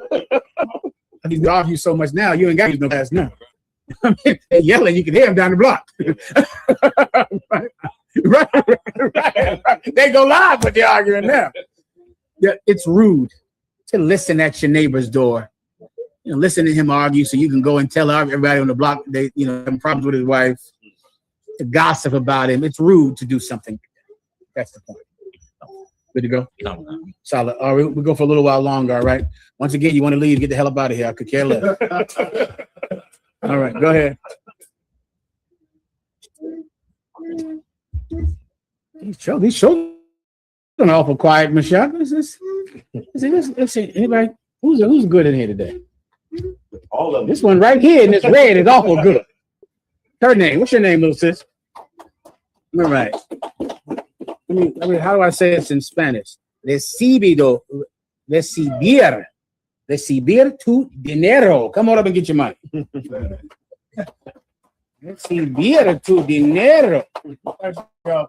Yeah. Good girl. Underbar. Good girl. Who else? Oh, look at the little one over there. How about that little one right there? Oh, boy. What's your name?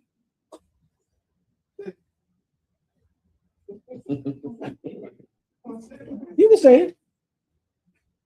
What's your name? Oh, what a pretty girl. Recibir tu dinero. Come on up and get some cake.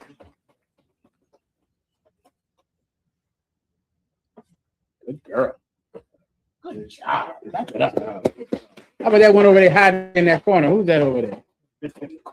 Oh, come on over and get some money. What's her name?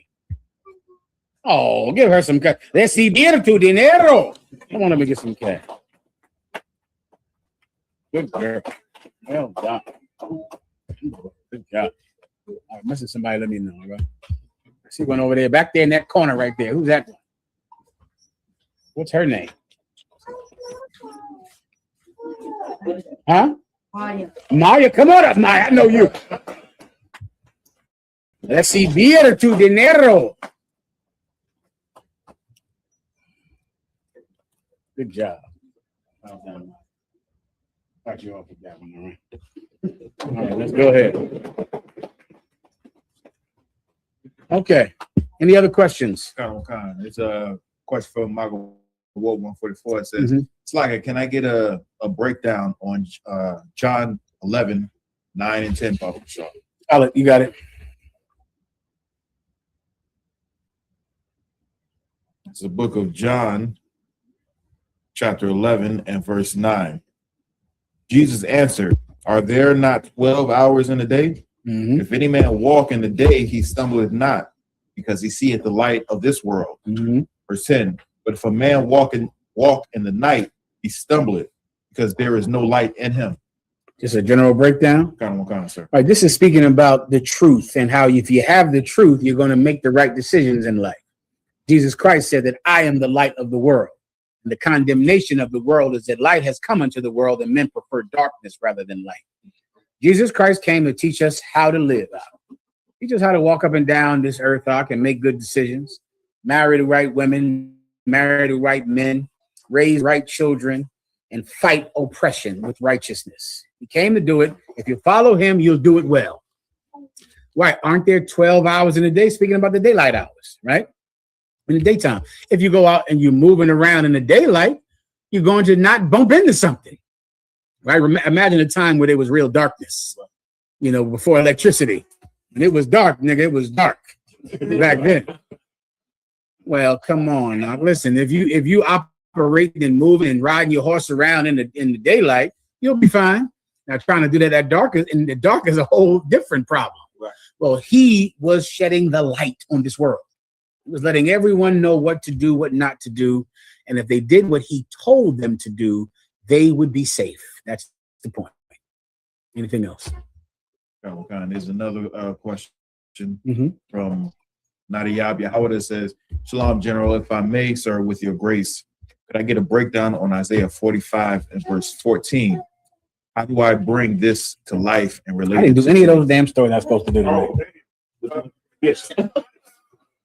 I forgot who filled this up like this. Is that you? Somebody, you know, somebody wants this class to go off the rails so I can get suspended.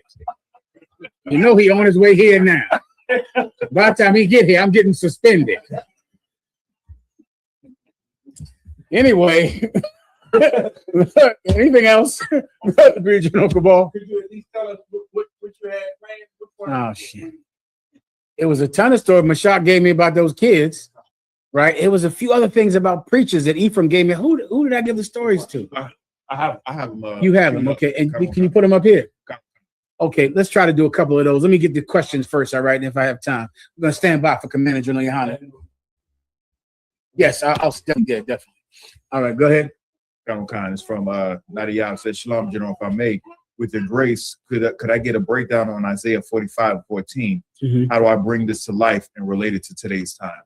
How do I bring this to life and relate it to today's time? Okay, go ahead. This is the book of Isaiah, chapter 45, verse 14. Thus saith the Lord, labor of Egypt and merchandise of Ethiopia and of Sabians, men of stature shall come over unto thee. And they shall be thine. They shall come after thee in chains. They shall come over, and they shall fall down unto thee. Yeah, this is a beautiful precept, Doc, about the reward for repentance. That's what you're reading about right there. Imagine reading this in slavery in Southeast DC, Southwest DC on Hope Road. That's the street out there. I remember. Is it still terrible out there? Oh, that's it. Oh, God. Oh, that's you. Change the name now to Murray Bird. Is that how much crack is being smoked out there? Just name it Crack Street. That's a rough one. That was a rough place, brother, back in the day when General Hunter brought me up here. Woo! Anacostia, Jesus Christ. Well, anyway, let's imagine reading a precept like that and hearing about kings from other nations, royalty bowing down before your feet, being brought to you in chains. Like these are the type of things that slaves read. Nat Turner read things like this. Right. Nat Turner read these precepts, and slaves have read these precepts for thousands of years, and it has inspired them to turn their heart from wickedness. And that's the point today, because it's really unbelievable. Right, you're here, right, in the shadow of Egypt with all of those monuments and cathedrals to imperialism over your head every day, all the time, and you're living in squalor. You're living in squalor, and it just doesn't seem like that you'll ever get to go into their world. Come to find out, their world is going to come down to you. Right. They're going to be brought to you in chains if you repent. If you can give up alcoholism, drug addiction, marijuana, homosexuality, eating pork, eating shrimp, birthdays. You can't give up a goddamn birthday. You want to rule the world. It's a joke. If you give up these things, this is your reward. Kings being brought to you in chains on their knees. Is there anything else? Whoever was reading. They shall make supplications unto thee. They'll beg you, please don't kill us. Please, please, please, we'll give you everything. We'll give you our entire gross net worth. We'll hand it to you. We make this much in rice every year. We make this much in manufacturing. We make this much in wheat every year, in cattle, and in farms every year. We'll hand it to you, please. We'll give you this much, please. Please let us live. Mm-hmm. A good precept be Revelation 21 and 25 when he said that they'll bring perfect precept. They'll bring their riches, the glory to other nations to you day and night. The kingdom of heaven, the lights will never go out. That's correct. No sweat. Anything? I'm sorry. Anything else? Are we done here or not? I think we're done. Are we done? Go ahead. Oh, one more question. You got it. Is Prince of Judah says, Shalom, Adawan, Slaki General. With your grace, what is the best way to deal with the rib who is unruly and disrespectful, even though you do all you can for them? Well, okay, you didn't marry her already. I'm assuming by that you call her your rib, right? So you married her already. Here's what you want to do. You want to first find out why she's like that. You married her already, so now you have to find out why is your rib so unruly and disrespectful. You want to ask a ton of questions. Give you just because this is a question better answered and specific to that particular wife. It's another funny thing about women. Women are so much alike that you can forget that really truly controlling women is learning how they're different from other women. Like every woman is different from another woman, but women seem so alike that you can just think, how do you do this with women? How do you handle this with women? Because they seem so alike. But if you want to truly control a woman, you have to learn what makes her absolutely unique and different to any other woman. And there is something. And you just find out what that thing is, because there is something. And so that's why I'm telling you, in general, you want to ask her, like, why is she so rude? Why is she so evil? Why is she so out of control? Why does she talk the way she does? Ask her about her mother and her father. Start there. Start asking her about that family, her mom, her pop. Start asking her about her first boyfriend, first time she fell in love. You want in essence really question her about her history. And in doing so, you'll see what makes her specifically different to every other woman on the planet. Now, once you have that, once you have the thing that is her and her alone, then you take that and you control her for the rest of her life. She won't be able to do without you. There'll be nothing that she can do, because she would have given you the most intimate part of herself. And then now she can't do without you. And so now, just the thought of losing you, when I say losing you, I mean, you're not calling today. That's what losing you is. Losing you will feel like, he didn't call me today. Oh, well, to get you to call every day, she'll watch her effing mouth. To get you to call every day. To get you to care about her, to look at her. Just to look at her. If you don't look at her, then she is destroyed. So she'll need you to look at her. Why? Because instead of putting on this tough act, which is what women do in general, this, I ain't taking no shit and blah, blah, blah, blah, blah, blah, blah. Oh, they tough. They tough. They so tough and so small and so tough. Right? And so that is a defense mechanism. So to the brother's question, all of that rude, mouth. And just so you know, white women do the same thing. That's right. Every Chinese women do the same thing. Chinese women is rude as hell. Chinese people are just rude, period. Yeah. It's just a rude race of people. And a Chinese woman is cursing up that Chinese man all night, all day. Because it's not about being a black woman or being a Latino woman. It's about being a person that has no self-control. So you're just out of control. So if you're Chinese, you're all goddamn night. Come on. Go ahead. If I could share this, Uncle Sean. Please. I had to drive a bus to New York today and come back on the way back. I had to use the bathroom. So I stopped and said, we're going to take a break, 15 minutes. If you're not back at this time, I'm leaving. Everybody was on the bus. I started to leave. The woman came up and said, hold on, my husband, he's coming. I said, is it the guy in the mirror that's coming running up now? She said, if she stuck her head out that window, out that door, and whatever language she was speaking, she got him all the way out. He came on the bus and apologized to everybody. Well, that's good. he had some class. It's because we know black women. We think it's like in a it's a theory in debates and battles. I forget the name. It's like knowledge is specific to you, so you think it's important. Not empirical knowledge. That's something that's factual. Confirmation bias. That's close to it, but not confirmation bias. Oh, it's on the tip of my tongue. I can't recall it, but it's like it's small. You think because you went through this. That's what the whole premise is. But it's really that is not what happened. You think that black women are rude. Every woman is out of God's control because they all have a monthly. Have you heard? They're all just hysterical. And they're all, and it's just that's how they are. So now, why? I want to figure it out. Why doesn't she have any control over herself? We're going to talk about that mom and that pop and that history and who's abused her in the past and the abuse she had as a child. You're going to figure out. You're going to say, "Oh, that's why you talk like that." Oh, I get it now. I get exactly why you cannot control your emotions. I get it. So then you find that out. You start digging away at that. Some of you women need to get on what's called medication. Have you heard of that before? That's right. They got to get to the doctor because they don't have enough self-control to fight that demon without stabbing someone. Right. So they need to get on medication, get down to that doctor and take some medication.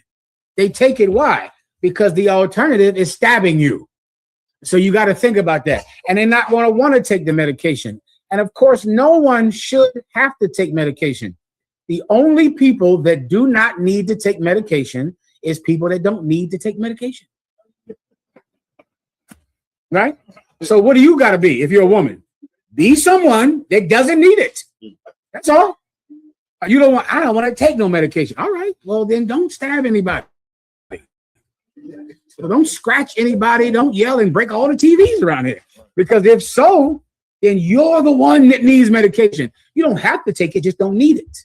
Because if you need it, then you're going to have to take it. Is that simple enough to understand?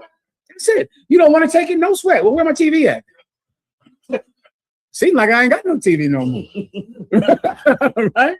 My clothes, my shoes, all that's gone. Oh, that's outside. So it seemed like my clothes outside. Seems like I need new clothes and you need medication, right? That's what it seems like. So if you don't want to take medication, don't need it. Right. So that you want to start looking at all those things, and you'll be all right. Or anything else? That's it. Mm-hmm. Go ahead, Katham. Just for the internet, brother. All right. Something popped up with what is her name? Taraji Pinson Henson. I don't know if you saw that. All right. I heard of that name before. Right. She played education, please. One of y'all. What did she play? Baby Boy. Baby Boy. Okay. Right. A lot of celebrities. A lot of brothers in the UPK, we know they S-S-I-T. I hear that. But I just want them to battle this, exploit it. She says, gay men have always protected black women. And we know that they done beat black women. But just for usage, how should we go at it? How should we go at someone that's saying that gay men protect? Well, I would first ask her, where is the evidence of that? What are you even talking about? Right? So you want to start there and hear this story. Now, this is what she's going to say. She has a gay friend that she gets high with. Right? I almost had the word I'm trying to think of. Not metalogical, theological. It's almost tip of my tongue, but that's similar, meaning that's that type of knowledge I'm trying to describe. Say again? Anecdotal. How'd you know that word? It's smart down here. Huh? Give him a hand. Anecdotal. Meaning you think this is how gay men are because you have a gay friend that you smoke weed with and you get drunk with and you go to the nightclub and party with. So you're like, gay men protect black women. Right. You mean who? You know, Reggie that you get high with? Does that mean that's how it is everywhere? It's anecdotal information. It's not real. Right. It's just you. Right. It's just so small to you. It is not a generalized empirical amount of information that you can apply to every goddamn thing. It is simply you have a gay man and you have a gay male friend, and there are women that have a gay male friend. They have a gay male friend. Go ahead, General Cabal. Mm-hmm. I think she might have been responding to that cat that said a couple weeks ago that the straight black man was the problem in the black community or what have you. Some homosexual. Oh, that sounds familiar too. That was like. Yeah, that's a hell of a. Because what I'm saying is, right? I know women. Yeah. I know women in the hood. Of course. You go get that cousin that gonna get busy. Oh yeah. You ain't gonna get no homosexual. Ain't that right? To fight somebody. Yeah. You know what I mean? Like, yeah. That's my mentality of. Well, it's true as hell. So then what do you think when she says gay black men defend black women, she's not talking about fight anybody for her because she don't call that gay Reggie when somebody is offending her. Okay. So what does she mean? Remember I said it earlier? You want to just think about what are they trying to say? What's their point? What does she mean when she says gay men defend black women? Let me see, General. Go ahead. Lock you. Y'all don't know who Chud is, really. You understand? Break it down. Chud, you understand? He was getting pimped. You understand? Meaning that the homosexual is the woman to the white man right now, and so he ain't going to help you. You understand? When you got a ball in your mouth in the basement or what have you. Are you joking? Gay men are absolutely not physically putting their lives on the line to defend anybody. They won't do that to defend other gay people. So then what is she talking about then when she says defense? Defending what she want to do. What do you mean by that? Sleep. Get another So job. how does he defend? What does his defense look like? Girl, you should not listen to your husband. Give her a hand. That's it. Here's a gay man's defense. Talking. People are saying that you have sex with too many men. Girl, don't listen to him. Thank you, Reggie. Thank you for defending me. That ain't defense. Like, here's what defense is: agreeing with whatever she says on the internet. Right. You get my point? Going on the internet and going, y'all talking about her because she had sex with so many men. Y'all stop talking to her. Thank you, Reggie. That's what you call defense? I thought I had to die when someone tries to take my wife or hurt her. Right. I thought I got to get out the goddamn car and now go die now. Right. I thought I'm obligated to do it. Because I know this much about all women. If you do not step up and defend them when they being physically threatened, you're a bitch. That's right. And they are going to make sure to tell you. That's right. Women have a keen sense of, you gonna let him just do that? They're gonna do that to you. You ain't see what he just did? You gonna let him? Listen, you better be out the car before that come out of her mouth. You got to be up out the car doing something about it, or else there will be no sleeping tonight. The minute happy, that's it. I ain't going home with this bitch if I'm going out here. Nigga, who are you talking to? You're gonna have to do something because she knows what is masculine. She knows when you're scared, you ain't step up to do nothing. You got all diplomatic when that nigga came up. Right. You became a peacemaker then, nigga. You the Prince of Peace when them niggas came up. She's gonna realize that, and she will never respect you again. Reggie gonna say, "Girl, you tell him." Thank you, Reggie. Right. Please. It's like if I play too certain, and the irony in what you're saying is, if a straight man doesn't defend her, she's gonna call him gay. You My gay. point. Women are keen to masculinity. They get it. Right. They get what being scared is. Right. They get if you start acting all scared, what you brother, you done. Yeah. You are, and in doing so, they can help a lot of weak brothers. Right. Because if you can just do things to make sure your wife ain't never saying you're a punk ever. Right. Oh, that can help because she's keen to it. She understands it. She understands that you can't be afraid to die if it means defending her or your kids. And you can't. That's just a fact. That's not something. Don't have kids then. That's right. Don't have a wife then, because once you get them, you can't be like, oh, you hurt my wife. You smacked my wife in the face. Well, baby, listen, what did you do wrong? She got a lot of mouth. Brother, you better do something. Right. I don't give a, you better get up there and do something about it, because she ain't gonna be happy with you because you all diplomatic. Right. Everybody gets it. I gotta go. Go ahead. I'm thinking the same thing. Like, something physical, and then, like you said, right. He's just supporting her decisions. That whole nonsense about, well, then let everybody be gay. Since gay men are so wonderful, let everybody be gay. Oh, I forgot. Then you can't have people anymore then. And I guess there ain't no more goddamn people. If everybody is gay, then guess what? Ain't no more gay men either. You see how ridiculous this talk is? Right. Oh, so gay men are the best. Okay, no sweat then. Well, then let everybody be gay. Guess what, Reggie? You wouldn't even be here unless for people who love vagina and penis. That's how gay people get hit. That's how all bad people, good people, all kinds of people. So the concept is something for arguing, something for online, but it's not true. Nobody believes it. It's just good to argue about nonsensical things, and it means nothing else. Come on, Warren. Microphone, come on. We can get to the stories if you please go ahead.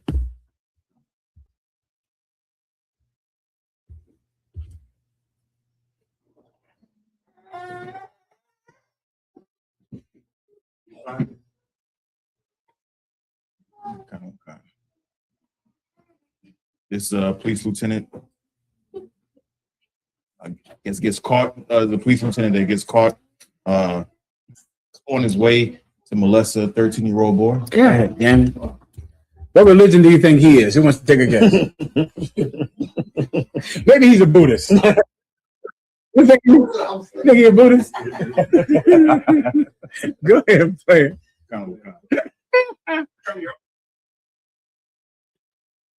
Oh, it's right here in DC.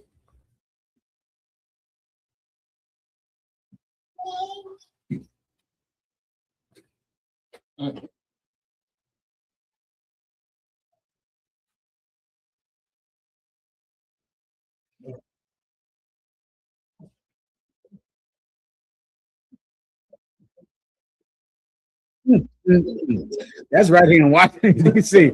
A Metropolitan Police lieutenant got caught in a child molestation sting. You know what religion he is, right? Let me ask you a question. Who did he vote for? You know he voted for Donald Trump, right? Like in America, child molestation was virtually legal before, but now it's absolutely legal to be a child molester. It's absolutely, Donald Trump legalized child molestation. And child molestation, brother, I've struggled sometimes trying to think of, I like to try to think of how could I condense things down into what is as simple and what is the basic enemy to destroying families. And it's hard for me to think of something worse than child molestation. Right. Child molestation is, it is at the root of every crazy, terrible person that you wonder what's wrong with them. Right. Somehow they're being interfered with as a child. As a child, somehow they're sexualized. Somehow something sexual has happened to them. All of these brothers that you think are gangbangers and they want to kill everybody, you'd be stunned how much you want to kill other men when a man has touched you when you were a boy. Right. Then you grow up and you are just killing anyone and everyone because you don't ever want anybody to think that you're weak again. Somebody thought you were weak when you were 6 years old, right? Somebody thought you were a punk. Never again. Right. Never again. You understand? Right. That's the root of it. That's why, of course, in prison, they're getting stabbed. Because in prison, they're making sure to hurt the people that ruin their life. They're doing it. And then you go to women, and every woman that you're looking at, you're wondering, why is she so promiscuous? Why is she so destroyed? What's wrong with her? Inevitably, it's going to go back to some type of sexual abuse. It is so damaging. Like, it's hard for me to quantify it or to think of something that competes with it. Poverty does not compete with it. There are people, brother, you can be absolutely poor, living in poverty, get straight A's in school, go off to college if you have good parents. Right. Everybody knows this. But if you have good parents, sometimes you don't even know you're poor. You don't even understand you're poor because you're in a loving home. Right. Everyone is caring for you and everything is good. And you're poor, you don't have everything you need, but everybody's working hard and working together, and no one is abusing the children. And now in the ghetto, in the projects, in Southwest, on Hope Road, still you can have good people. But then when you introduce child molestation into poverty, into the ghetto, into already a stressful situation, now you're wondering why everything is burnt to the ground. And that's the reason. That's the reason. And now Donald Trump has sanctioned it and pardoned everyone that was party to it and made it legal for white men to molest children, and doesn't care about it. It's not a priority, and you absolutely can get a pardon. And this devil here could absolutely get pardoned for this. He absolutely could do it. Donald Trump has done it before. What does this show you? Also, give me another. I'll break it down with the rest of the stories, but all of them will have a common theme. All right. Give me the next story. Can I get some ice, please? What's up? Yeah. Oh, no problem. Let me go. It's the water. Go ahead. Person you've ever killed. Wait, rewind that and play it again. Come. You're claiming that your abusive stepfather forced you to kill a man when you were 1 year old. Is the only person you've ever killed? I have to pause it right there, I think, right? Oh, God damn, white man. What is wrong with white people? This cat is running for governor or something. He's running for governor. Mm-hmm. And he's already written books and said when he was 7, his abusive stepfather forced him to kill somebody. I don't know what the specifics are of the whole thing or how that works, but somehow his stepfather forced him to kill someone. And so the reporter is saying, is that the last person you killed? He said, I'm not telling you none of that. That's none of your business. Let's just say that's when the balls start rolling. At 7. It's about to roll on you right now in this interview. White men, let me tell you, this is, okay, the fact that people are so devoid of love and caring that they don't care about children destroys generation after generation. The Bible says, do not even the sea monsters give suck, but the heart of the daughter of my people, her heart has grown cruel towards her children. Brother, if you can't have pity on a child, how do you have pity on your brothers and sisters, on the poor, on people you see every day? Babies are designed to encourage pity. Right. They're little. Right there alone, they're tiny little people. Right. They're young. They have big eyes. Their voices are all squeaky and little. They need you to survive. And you don't have pity on children. And this country, this society, this oppressor has no pity on children. They don't care about them at all. And because they don't care about them, they cut off school lunches. They cut off after school programs. They cut off a woman from being able to take off from work so she can raise her child. They cut the salary of black men so that they can't afford to feed these babies. They kick black men out the home so that they cannot protect these babies. And then you send your child to this football coach, this basketball coach, this police lieutenant who's now going to molest that child. And then it just keeps going on and on and on and on. So now here's a white man. He's at home and he's murdered somebody at 7 years old. For time's sake, he won't. He play a little bit more. They might need it. Go ahead. Well, I would say as a child, yes, I mean, without question. But I've been in other situations where, possibly people or persons died. All right. That's enough for time's sake. Now, myself and let's see if he wins the governor's race. Right. Let's just say, let's see if this cat is the governor next. Right. Because I think recently some cat won in Texas, that is a child molester, and he won. So let's just remember his name, and then we'll look back in a few weeks and see if this is the next governor right here who murdered his first man at 7 years old and kept the ball rolling ever since then. Keep going out. Next scripture. I mean, next, so you know what I mean. Go ahead. Coming up on Takedown with Chris Hansen. Holy cow. In Harford County, Maryland, this man arrived. Stop. Turn around. He is. Same one. We did that one. That's the police lieutenant from Washington, D.C. That's the same one. You got it. Oh, yeah. Come. Easy. Next one. Stinner. And you were quoted as saying, and I don't want to take this out of context. Yeah, I'll let no, you you tell go. the story. You said it was awesome. Yeah. Now, that could have been, it was pretty horrible. What did you mean by it was awesome? So can I pause you? We context. For those of you that don't know, this is what's this cat's name? He's from the UFC. Dana White. He was present at the latest Donald Trump assassination attempt. He was there. He was in the ballroom right in front of Donald Trump. Mm-hmm. And afterwards, they asked him, "Well, how did you feel?" Because there was a cat right outside the door trying to kill everybody in the room. He said he loved it. It was great. He was so excited about it. He loved it.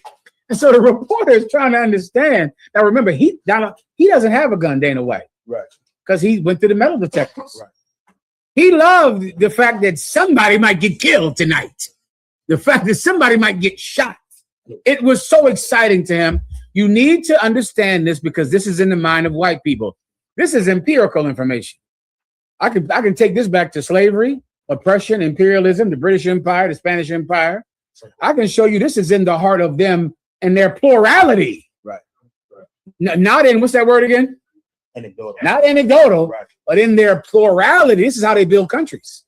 From having this mindset of loving murder, even if they might get murdered. Jesus, go ahead and play it. I was sitting there talking to Pete Hegseth, The Secretary of Defense. Yes. Or War, depending on your. Yes. Yeah. All of a sudden, you start hearing just crashing, like plates and dishes and glasses. Turn around, and what looked like 50 Secret Service guys kicking tables over, running on the top of tables, and they're screaming, "Everybody get on the ground." And I was like, oh my God. Then I watched them pull Vance and Trump off the stage. They clear the stage, and then literally the entire stage are guys with guns with lights on them pointed at us. Right. Now, the Secret Service guys are coming toward our table. I was the first table in front of the stage, and we don't know what's going on. Is there a shooter? Is there a bomb? And just the adrenaline in your body, they love it. and mine anyway, shall perish in his was pleasure. off the charts. I mean, it was, they're saying, get down, get down. First of all, I'm never a get down kind of guy. Okay? That's never going to happen. If there's something going on here, I got a bad news for my family. It's going to be a closed casket. Okay. Because I'm not getting shot in the back laying on the ground. Now, being another man, tell me the greatest movie you ever saw with those type, just on steroids. I mean, it was now Dana, it wasn't a movie. I know, which made it even greater. And when it was over and we knew that the threat was over, everybody just started getting together and talking. And there's just this level of camaraderie and just that Buzz. Holy shit, Yeah. what we just went through. Yeah. Kind of thing. You were just at the White House correspondence. All right, that's enough. Do you understand that this is who is ruling the world? Right. Like all of us are surrendering our protection, our tax dollars to him. He loves when people get assassinated. He loves to be right there. He ain't getting down. No, God forbid. He don't want to get shot in the back of the head. He want to get shot in the front of the head. Because he can't even get down. Do you know that right here in Washington, D.C., in a little while, you probably have driven by this. There's a giant ark up in front of the White House right now. I can only imagine what you brothers are seeing down here in D.C. with the garbage they're building here to worship Donald Trump. Right. Well, right now, there's a giant ark that they're building in front of the White House so they can have wrestling or something down there. Like some type of wrestling match.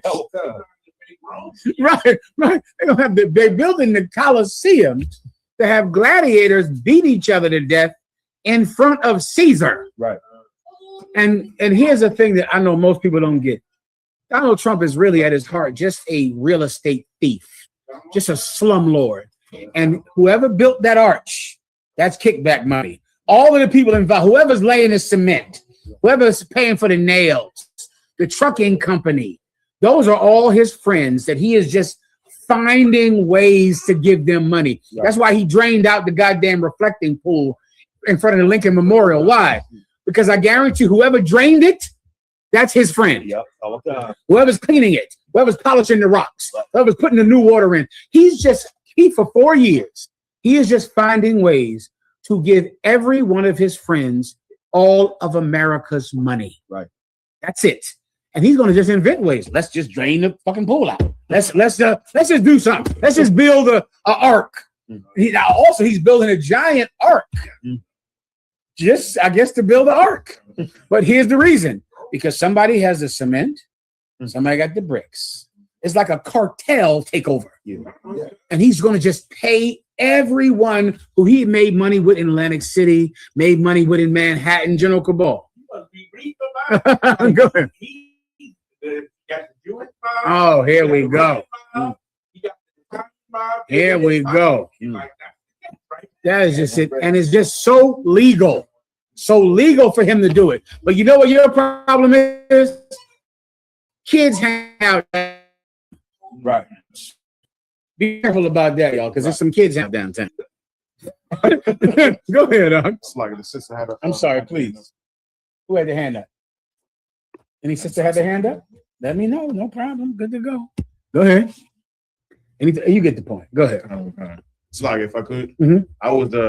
I was in Afghanistan and we got hit, bombed a few times. Mhm. It wasn't fun. You wouldn't listen. You didn't have a good time. Wow.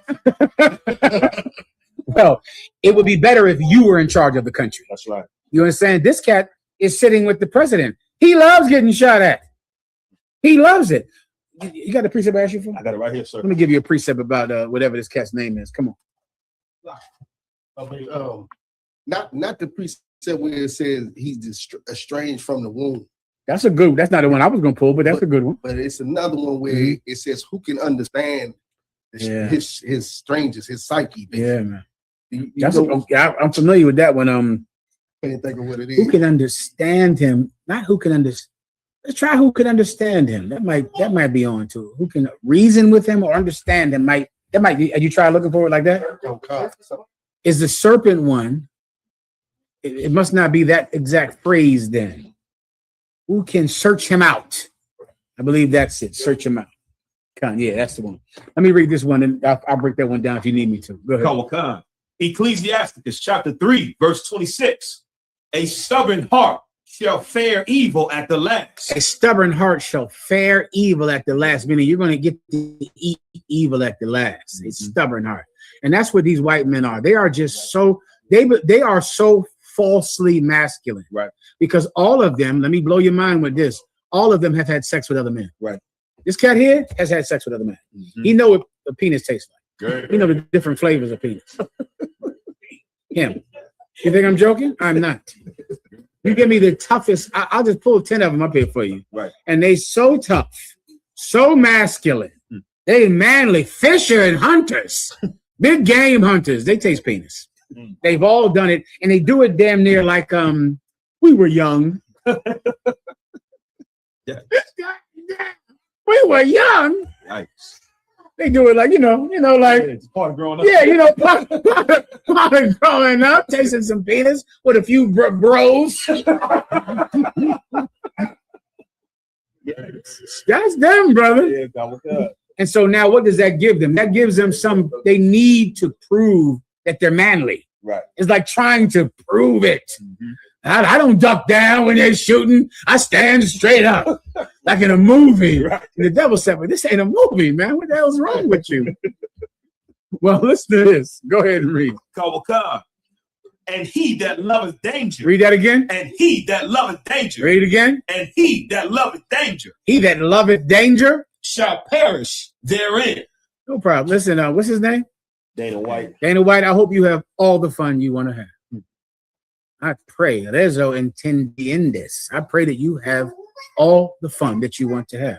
I pray all of you white men get to have just exciting, hunting lives. I pray that you get all the excitement that you want. Rezo entendientes. Anything else? Come on. This is after what you're saying, Mhm. right? You know the detention center they built in Florida, right? Mm-hmm. You're not about to close it down. I didn't know. Yeah. Yeah. Alligator Alcatraz. Yeah. They say Florida is shutting down the controversial alligator Alcatraz immigration detention center located in Everglades. Official plan to empty the facility of detainees with transfer and deportation occurring, and the site will be fully dismantled over the following weeks before it's returned to its previous use as an aircraft training site.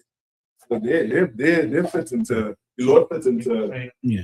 Now, what you should look up now, Ifak, is how much money did they spend on that place that doesn't exist anymore? Right. They don't even exist. And remember everybody's saying, we got to cut money for school lunch so we can afford this. We got to cut money. We can't give everyone universal health care because it'll be too expensive. It'll cost too much money. That alligator Alcatraz thing, they got it and gave everybody hundreds of millions of dollars and just say, hey, listen, we changed our mind. Go ahead. $626 million. No one is in it. No one at all. Because that entire thing was just a way to find some way to buy cement from his cronies who sell cement. That's all. And they're gonna do this everywhere they can. In the end, it doesn't even have to happen because they're not going to get a refund at $600 million. That's it. They're going to just give out money. And remember, you sit here all day thinking that you don't want to get welfare because you're a strain on the system, because you can't have health care because it's a strain on the system, when they could just hand people $600 million and never do anything with the building at all. Now you're fucked. Congress who paid for the expensive Oh, how did I forget? I think that was $300 million. That was, I'm not sure which bimbo it was, but one of those bimbos spent $300 million on a 3-minute commercial. I don't know if it was 3 minutes. And that was that. And that's all. Now, what is it? Keep going. Come on. Anything else? Go ahead. If I have a question, just tell me. If not, just keep going with the story.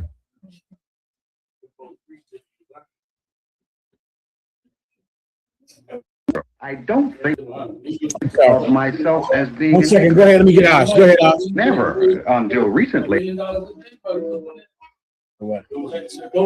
Yes, he was. That Doge. Whatever happened to that, Osh? Right. Doge.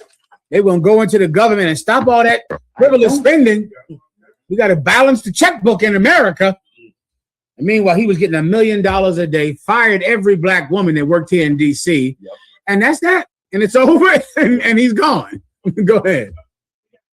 Military readiness service. When you go to the clinic and you get ready to go to war or what have you, they can't even keep the buildings open or what have you. So, you know what I'm saying? If you're in there, you understand, you better hurry up and get the hell out. You better. Because you understand, you ain't getting no service right. You understand? In the nation's capital, all the way down to your special military in Quantico, yeah, man. You can't even keep the goddamn doors of your clinic open. And It's terrible.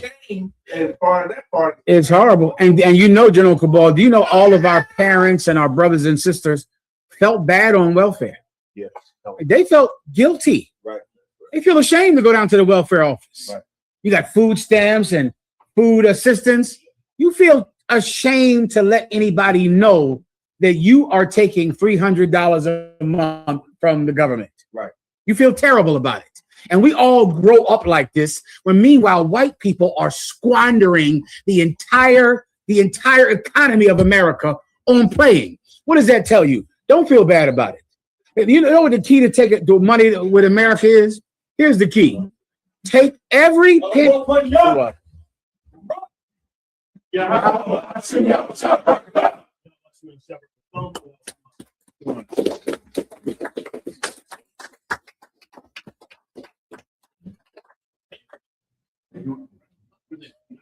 Oh, General, so sir. Please, CFT, please sit down. You grab a chair for the general, please. You can take this one. Hold on. I'll take that.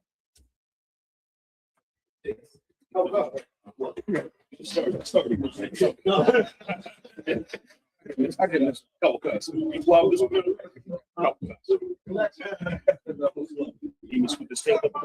It seems, I'm not sure. Okay.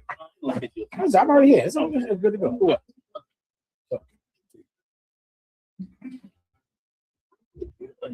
Kind of want to no, good to go. Yeah.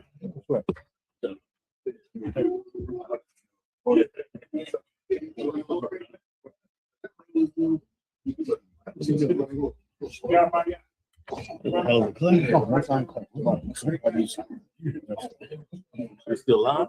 I believe so.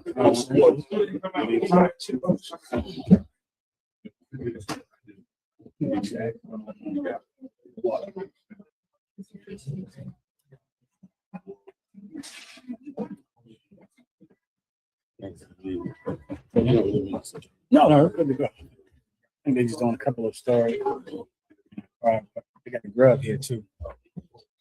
I think that was it. You got another chair down here if we need it. There's two right here.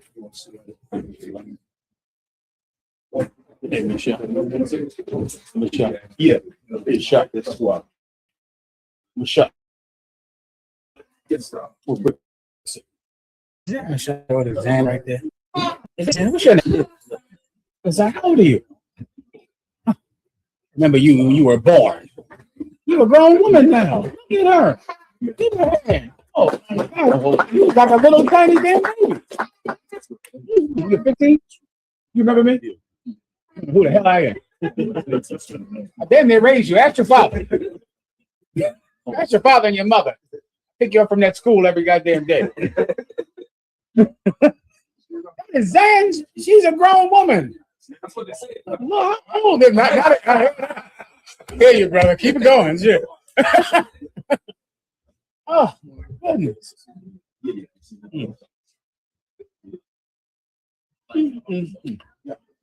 It's cute. That time go by. Yeah, he's sitting right back there. He's right there.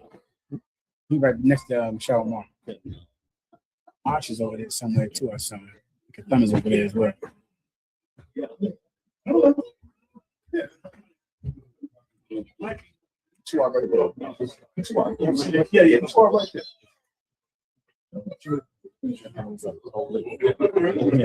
sure a long time. He wants to right now, so drink. I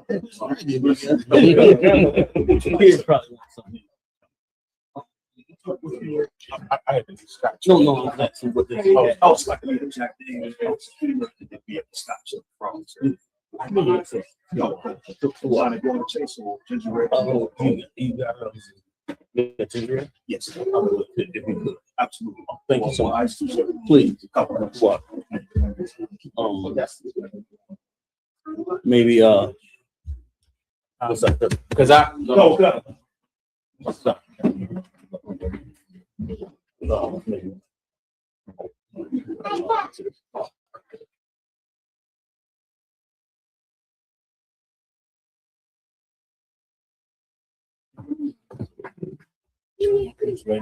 So he was a rare phone. Oh shit. You always did. I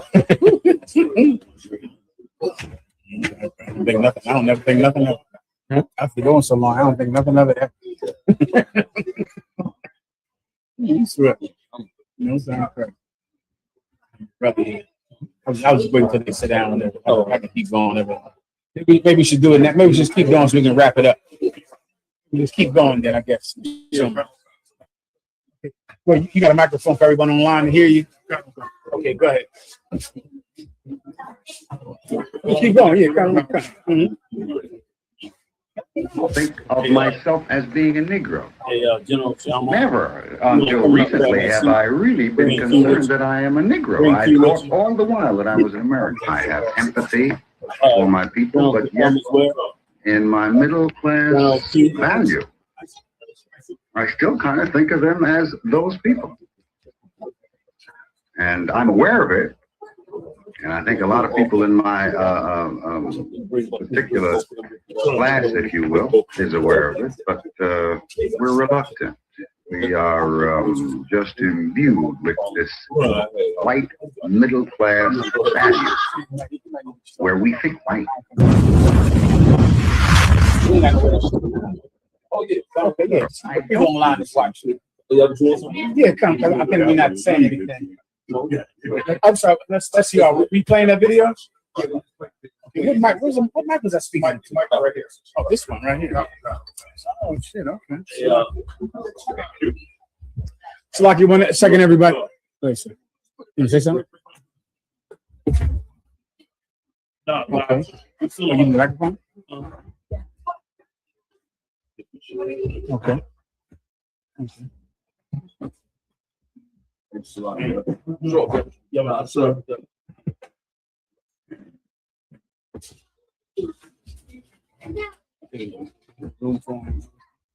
can move in. Yeah. Can you put a chair on this side? Oh, you want a chair up here? You want it on this? I'm moving on.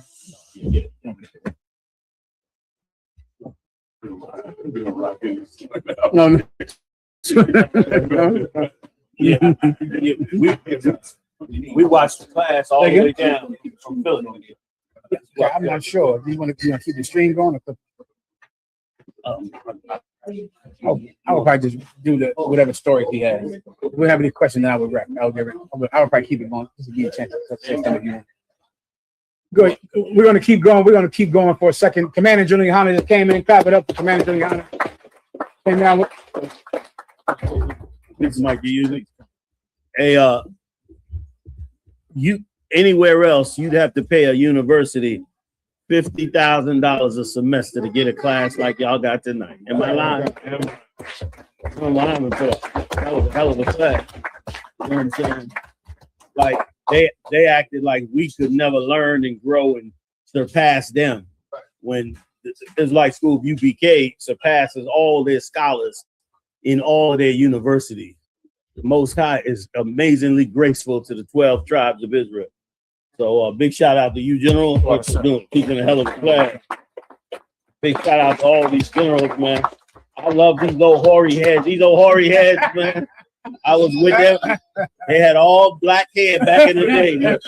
They was young, and you know what I'm saying? Like, see this young cat here? They was like you. Like, they was young, grizzly, ready to get on. I said, all right, come on. I hung with them to the hoary head. I said, well, goddamn, we here. Yo, man, and big shout out to all the amazing captains, man, up in here tonight and throughout the whole country. I got some ranks up in my pocket. Some of you, I heard some of you 5,000 boy about ready to get taken care of. You know what I'm saying? Get you on board. You know what I mean? So that was just a lot. I'll probably see if you want to bring out anything, sir, with the last stories and with any questions online. We're good to go. Yeah, how about the brothers that just came in the room? Any questions from the brothers that came in? Let me know. Okay, good to go. Solid. You got to wrap it up. If I could, I see North Carolina up in here tonight.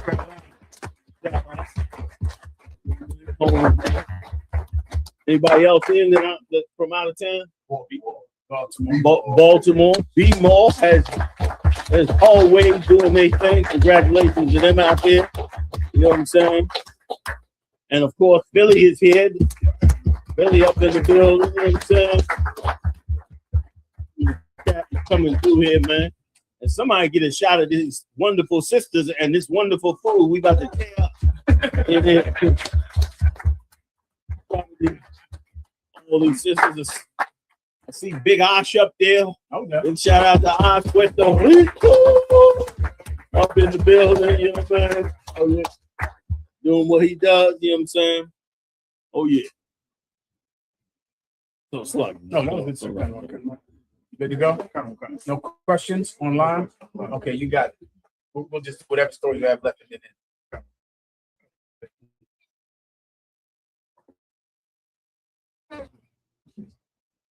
Think of myself as being a Negro.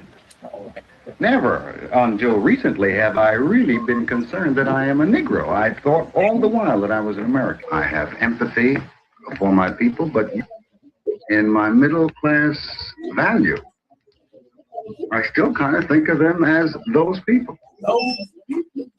And I'm aware of it.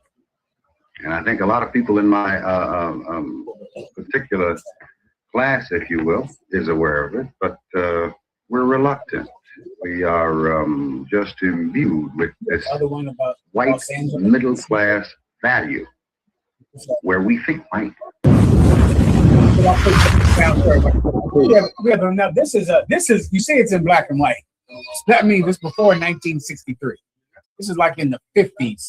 And this is black people in Cincinnati who lived in an affluent neighborhood. And of course, black people from the South were starting to come up to Cincinnati to work in those factories. And black people who considered themselves better than the poor black people from the South did not want them to come up there. Also, I have another video I believe the brother had about it. It was from Los Angeles.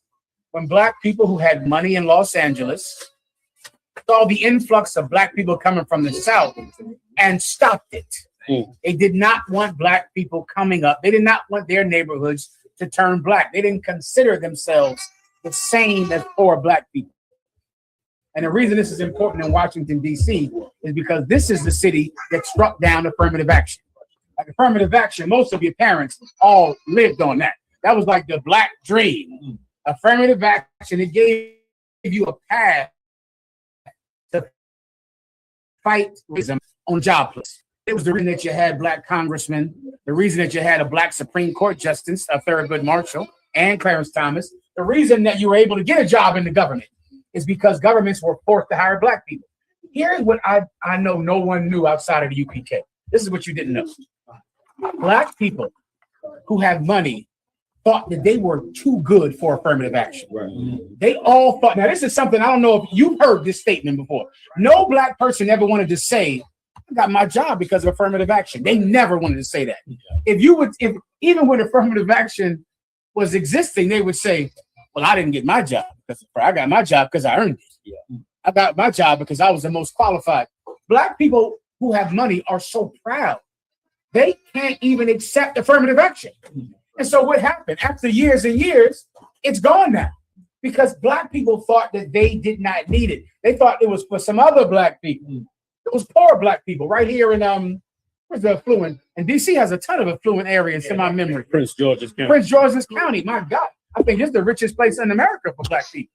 And there are so many cities like that where if you go there and say, "Do you need affirmative action?" Yeah. Did you get your job for affirmative action? Oh hell no. I earned my job. I don't need I don't need any handouts. I don't need any assistance. And that you don't have the other video, do you? Brother Prince? Check this one out if you could. They also got the Gold Coast in DC. The Gold Coast in DC, right? 16th Street. I think that they Ooh. very educated. That's what I remember. I remember DC being an area where it's people so poor than other people. It's like they got nothing to do with that. They don't need any help. That's you that need welfare and affirmative action and handouts. But we on the Gold Coast, we really just don't want too many of you to come around here and make us look bad. And that's Salaka. That's where Mayor Anthony Williams come from. That's where Fenty come from, which is a homosexual. And then what's the sister? Mayor Pratt Dixon. A lot of people don't know that Man Barry was just a hood dude. I hear that. A lot of people talk about him smoking, but he was gonna fight for you. Damn right. Marion Barry fought for black people. You know what I mean? Like they worked hard to get him. They couldn't get him for a long time until they finally got that sister who really was determined to get him on tape. And of course, they used that to bring him down and show you Donald Trump, he's raping babies. They You like, know what I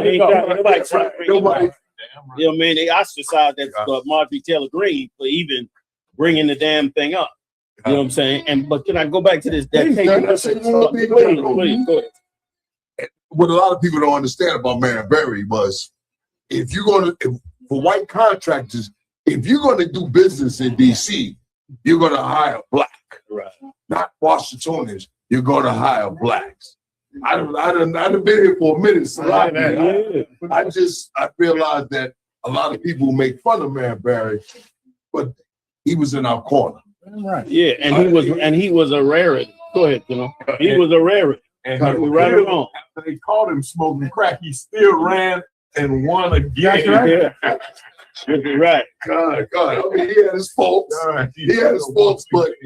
But you catch Man Barry in the hood. I don't know how you run the city of D.C., Washington, D.C. I don't know how you be the mayor and actually help black people and not smoke crack.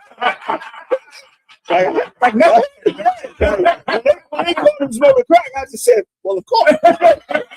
Who else gonna sit over there in that man's office and deal with all this Washington money, power, all these spies and spooks and all this madness going on, and not be a little off your rock? You know what I mean? Like they looked at him so crazy simply because he actually did help black people, which was ridiculous. But I wanted to go back to this slot. I wanted to go back real quick, if I could, Muhammad, to this tape. That guy that was in that tape gave us such an insight to the people we love and cherish and praise so much. Can we go back and play it one more time real quick? Before you play it, as he plays this tape, the thing to think about is all your wealthy rappers, all your black politicians, all your big time preachers. They think like he does. Matter of fact, because they thought like that, get me right.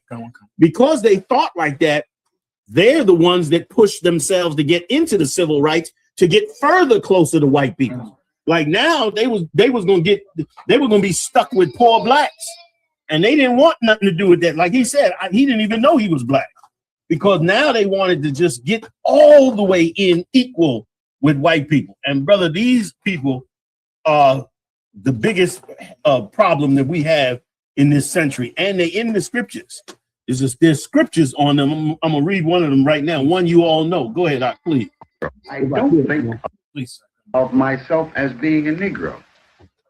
Never until recently have I really been considered that I am a Negro. He said he didn't think of himself as a nigger. And here's the thing: your rapper today, he don't think of himself that way.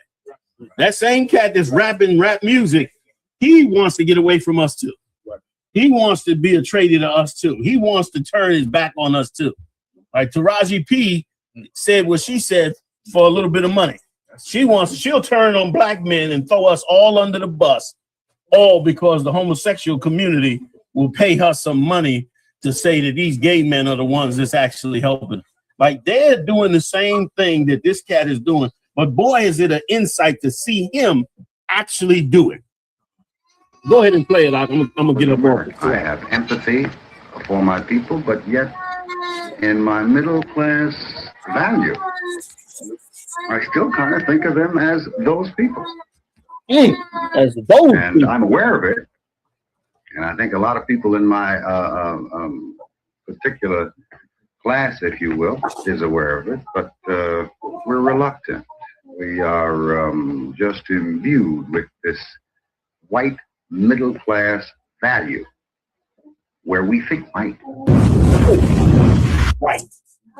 That's our people, all in charge. They think white, so they decide white. And it is why we would never get no help. That's why Kanye West sounded like a crazy man. What's the name of the brother that took the knee?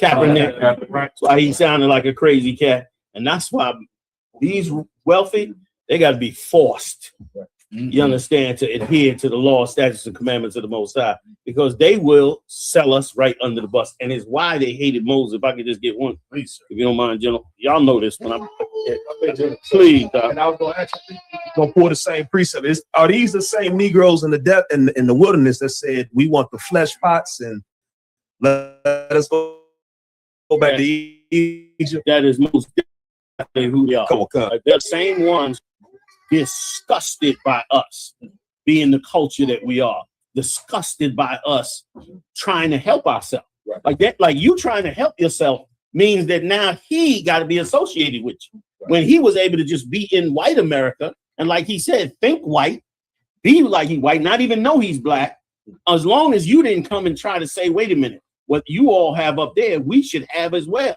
And the minute you start doing that, now you associated with him. And guess what? Now he wants to get rid of you.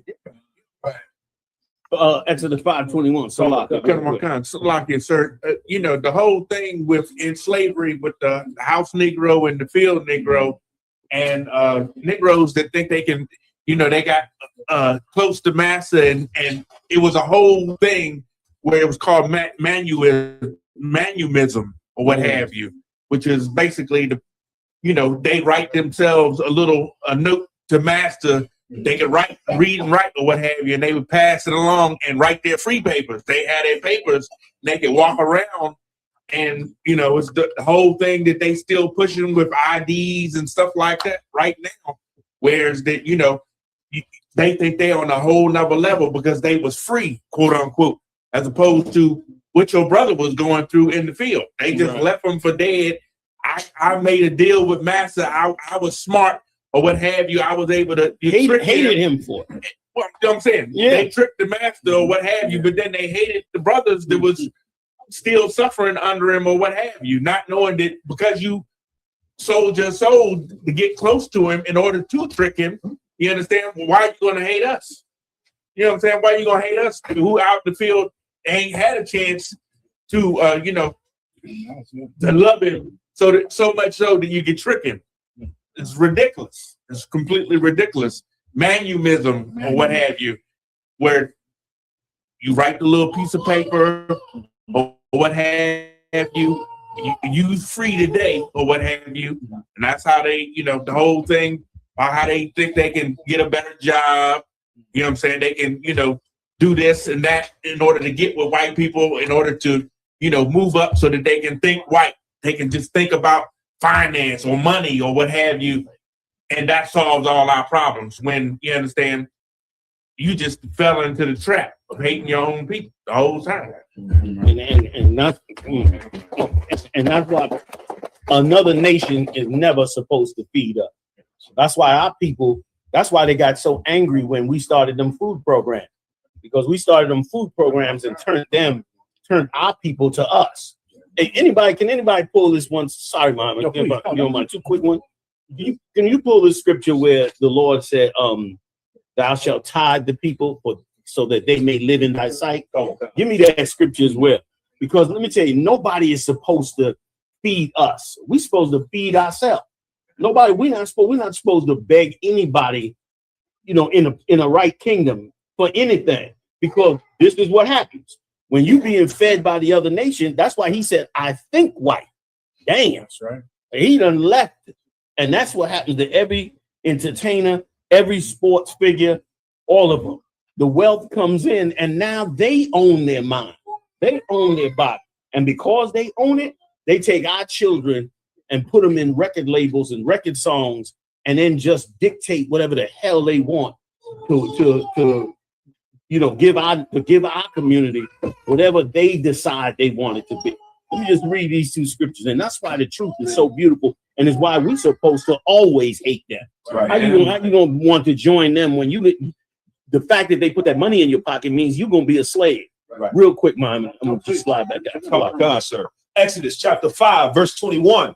And they said unto them, the Lord look upon you and judge because ye have made our savor to be abhorred in the eyes of Pharaoh. I love this scripture for that same reason. These are the taskmasters.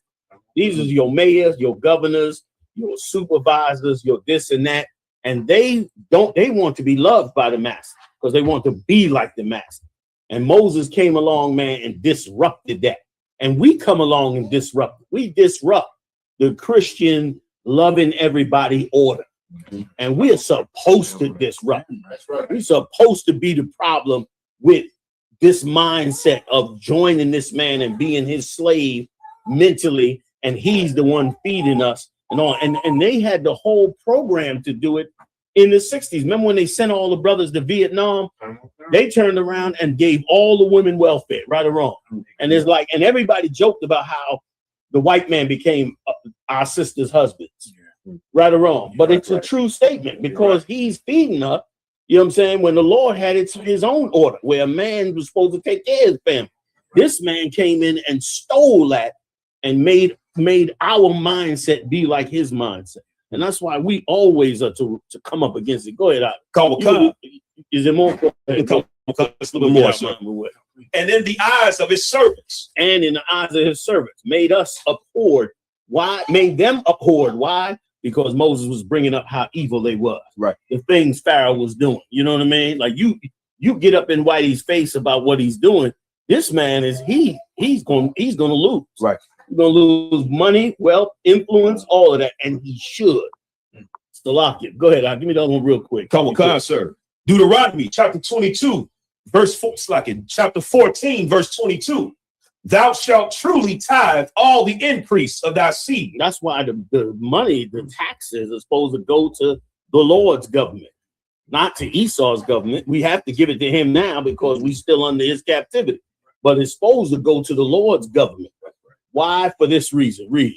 That the field bringeth forth year by year, and thou shalt eat before the Lord thy God in the place which he shall choose to place his name there.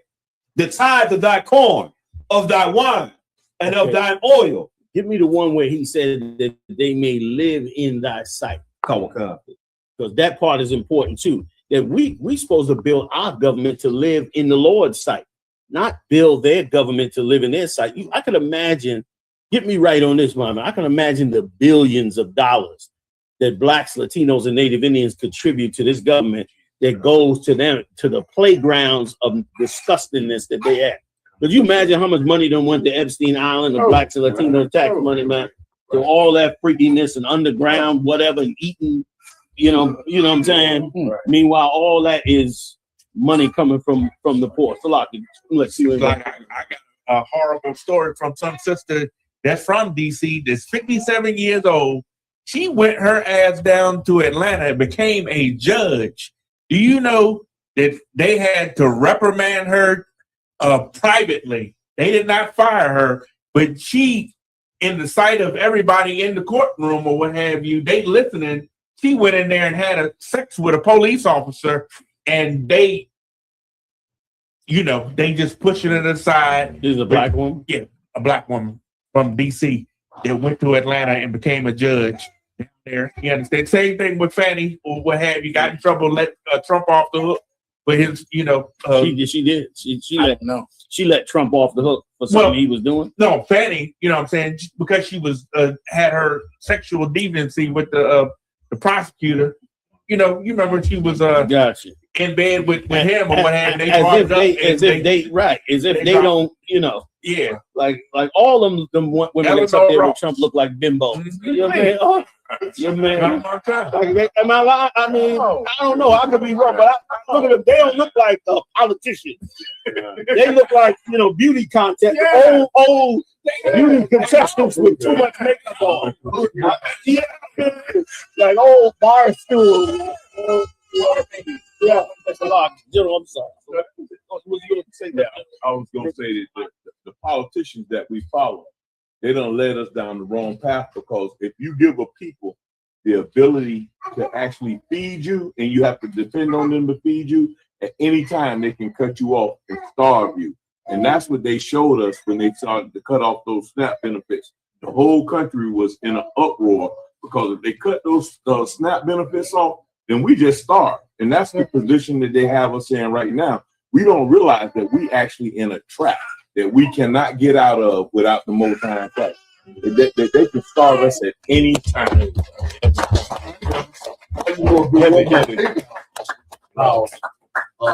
Latinos that green card holders, did you know that they don't get refunds from taxes? They just pay taxes. If they get a check, they just got to pay taxes. So what black people do is they use them to cash lotto tickets because they're not getting any taxes anyway. So IRS is not going to even deal with it. So if they don't even apply for a tax refund. So they pay billions of dollars in taxes. They don't get a refund. Good luck. I don't know. That's right. There's more. Okay, go ahead. Couple comments, sir. Hosea chapter 6, verse 2. After 2 days will he revive us. In the third day he will raise us up, and we shall live in his sight. That's what we need. We need to be able to live in his sight. Right now, we got to live in this man's sight. We need to live in the Lord's sight. We need to be able to build our own selves up and not build him up. And hopefully now that this third world war, you know, the ceasefire was just for them to get more weapons. What? That ceasefire was on. He had to go to China. Yo, man, everybody worry about Area 51. They in Area 51 shoveling that metal like, come on. They know this round right here. This the round. This right here, this the round. You see, they bombed the hell out of Israel. I didn't. They bombed that place. They bombing it like right or wrong. They bombing it like crazy. Iran is bombing them, bombing Israel to where they getting nervous. Like, we got to punch that nuke. All that. They shut them down in Lebanon already. You know, man, all those Israelites that went over there and settled in Dimona, they bombed the whole area of Dimona. I don't know if they still alive or what, but they leveled that whole place. Now they're going after their water plants, and they can't seem to get in there and get it. 30 more days, y'all. About 45 more days. These little rolling blackouts, you about to get announcements for them in about 2 seconds.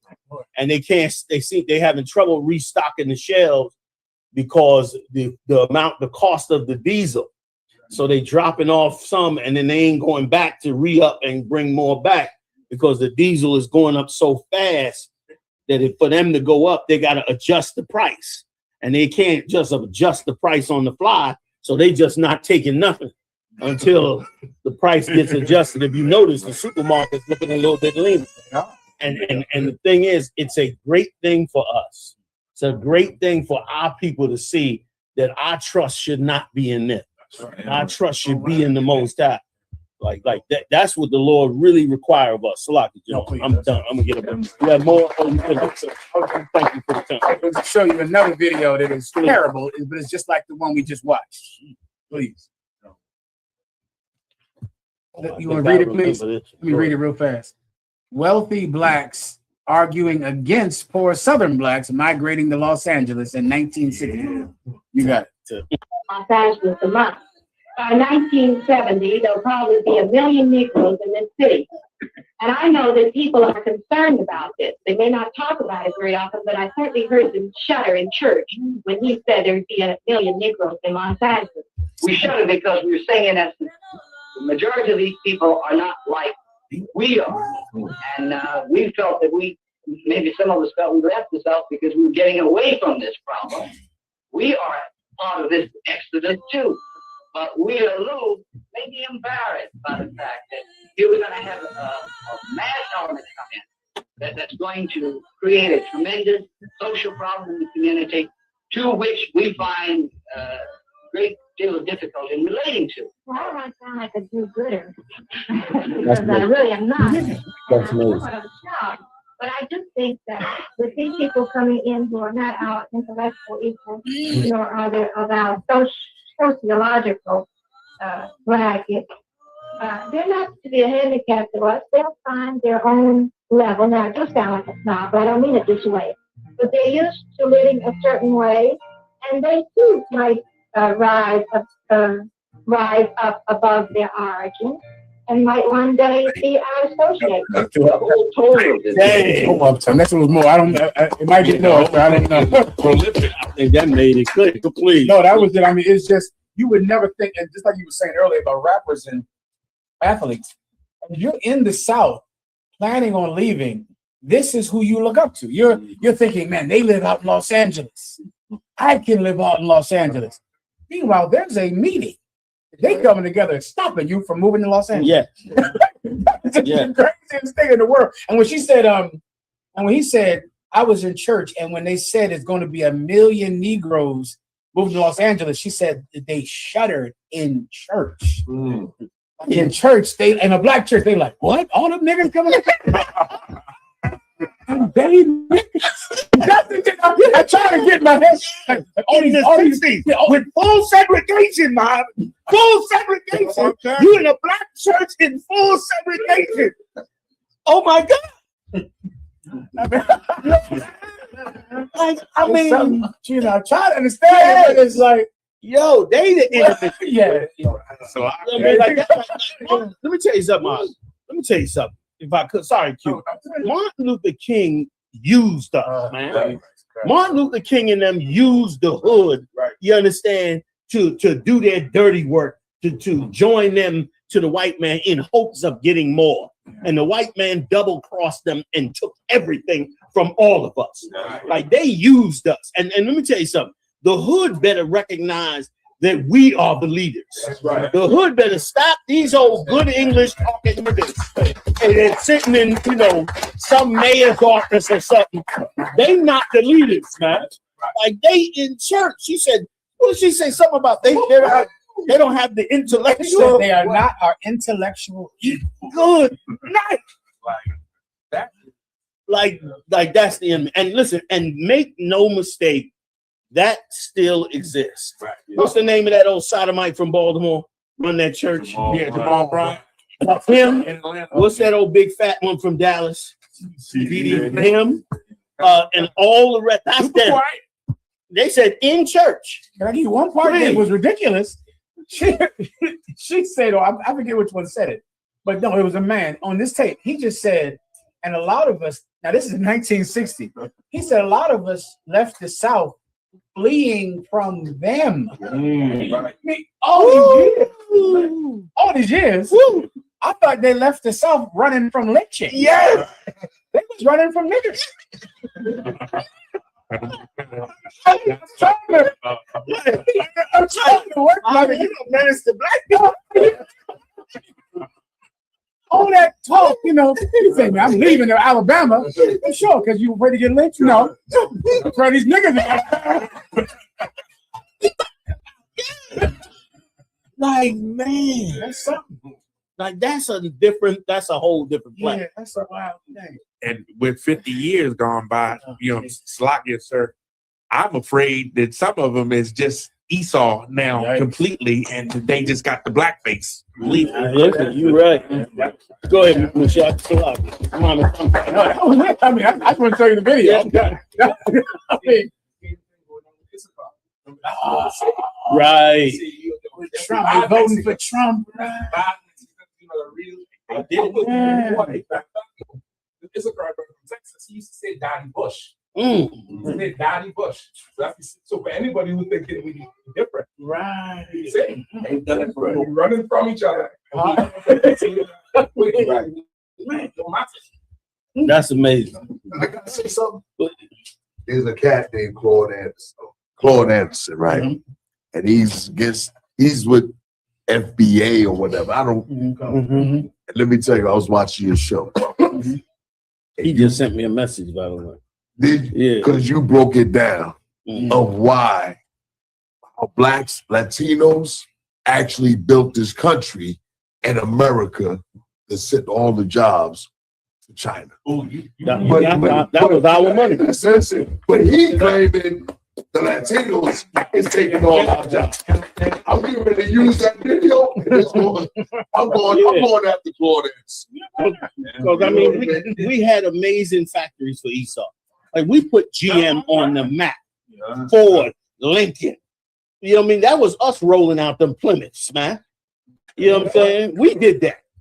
And weapons and everything and food rations. And he turned around and said, okay, we see we need these factories to get everything we need, but we can't leave this in the hand of Negroes. We got to go bring this to China and wipe and make sure we put them back in the poverty. The brothers, them unions and them brothers all up in Detroit and all them areas of Michigan. I mean, they was almost instantly middle class, right or wrong. You got hired by GM, you was middle class. That's right. You was, you know what I'm saying? There you bought a house, you had a car, you was living. But they knew, no, we can't do this. Like they didn't have to move Detroit. How are you going to move car factories that make the best cars America has? They moved the whole damn factories to Japan. For what? America was making the money and we were getting substandard wages. Remember, that was right after civil rights, and it wasn't no equal rights in the factory. I got $10, the white man got 20. You know what I mean? So they could have kept it right there. We would have been rich slaves under them. We would have had the leadership that cared about us because they couldn't have been a part of them. Instead, these Uncle Toms turned around and joined us to them and let them wipe us all out. And they sold all our stuff off the chain. And that's why they would tell you when you got hired on a job that you could not discuss your salary with anyone else, because we would be going on a job and we would be working the exact same job that the so-called white man was working. But when you looked at what the white man had that was working the same exact job, he would own a home, brand new cars and everything. And if you discussed your salary, they terminated you immediately because you was getting paid $10 an hour for the same job that he was getting paid $20, $35 an hour for. And we never looked at that whole situation, man, which is jacked up. That's prolific. You know, they got a whole thing where they, they discussing it now, but they call it silent weapons for quiet wars. Is what you just described how they pack bombs. You understand the homosexuality that they push on us, all of that stuff or what have you. It's social engineering tool, a clandestine document that purports to outline a top secret manual for global social engineering, economic manipulation, and mass population control, which they tested on us first all the time. Right? Like the black and Latino community is fake. Like our whole culture is fake. Ain't none of it real. Right. It's something they created and put on us, and now we found it. It's crazy the way the life that we live in. But this is it's going to end now. Now that this war is breaking out and it's escalating, and they cutting that diesel fuel off. Oh, I cannot wait. I cannot wait. I can't wait to see the first person in the gas station go. I cannot wait. Because the pundit on Fox News had the nerve, the so-called black pundit, that one that looked like a grizzly bear that they got on Fox News saying he black. Who knows what he is? But anyway, he turned around and said, I hate to say this, but black people are the most racist people in America. Why what you brought out in class today was so right. How could we be racist? He said we the most racist people in America. Imagine that. In the era of Donald Trump. Don't tell me that ain't paid propaganda. Oh, somebody said that it was more acceptable to be with Donald Trump than it was to be with Obama. They said that today. That it's more, no social miscue or anything to be for Donald Trump than to be with Obama. You understand? So, that's what time it is for sure.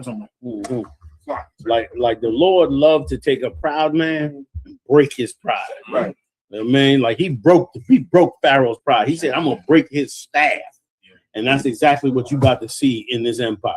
Like now, all this hate. Now, remember all this down. Don't forget it.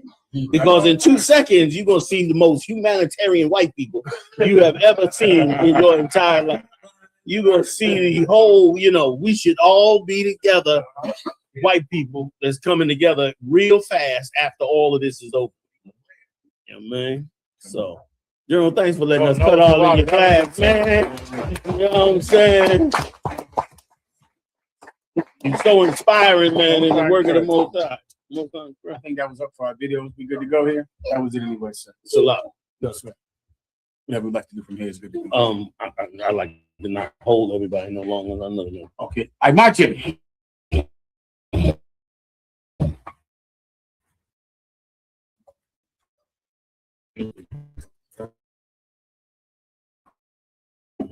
Rock. Get out. Who's the power? Who's the power? What do we fear? What do we fear? Who is your king? Who is your king? Who is your king? What's your name? The top. Dismiss. Yeah. Hey, I think we're going up to the monument. Are we doing champion? What we doing? So I think we're gonna hit the monuments real early. So here we go. And just tap in. We're gonna try to get up in there, do some filming and all of that early as we can, and then hit the camp up soon. And go from there.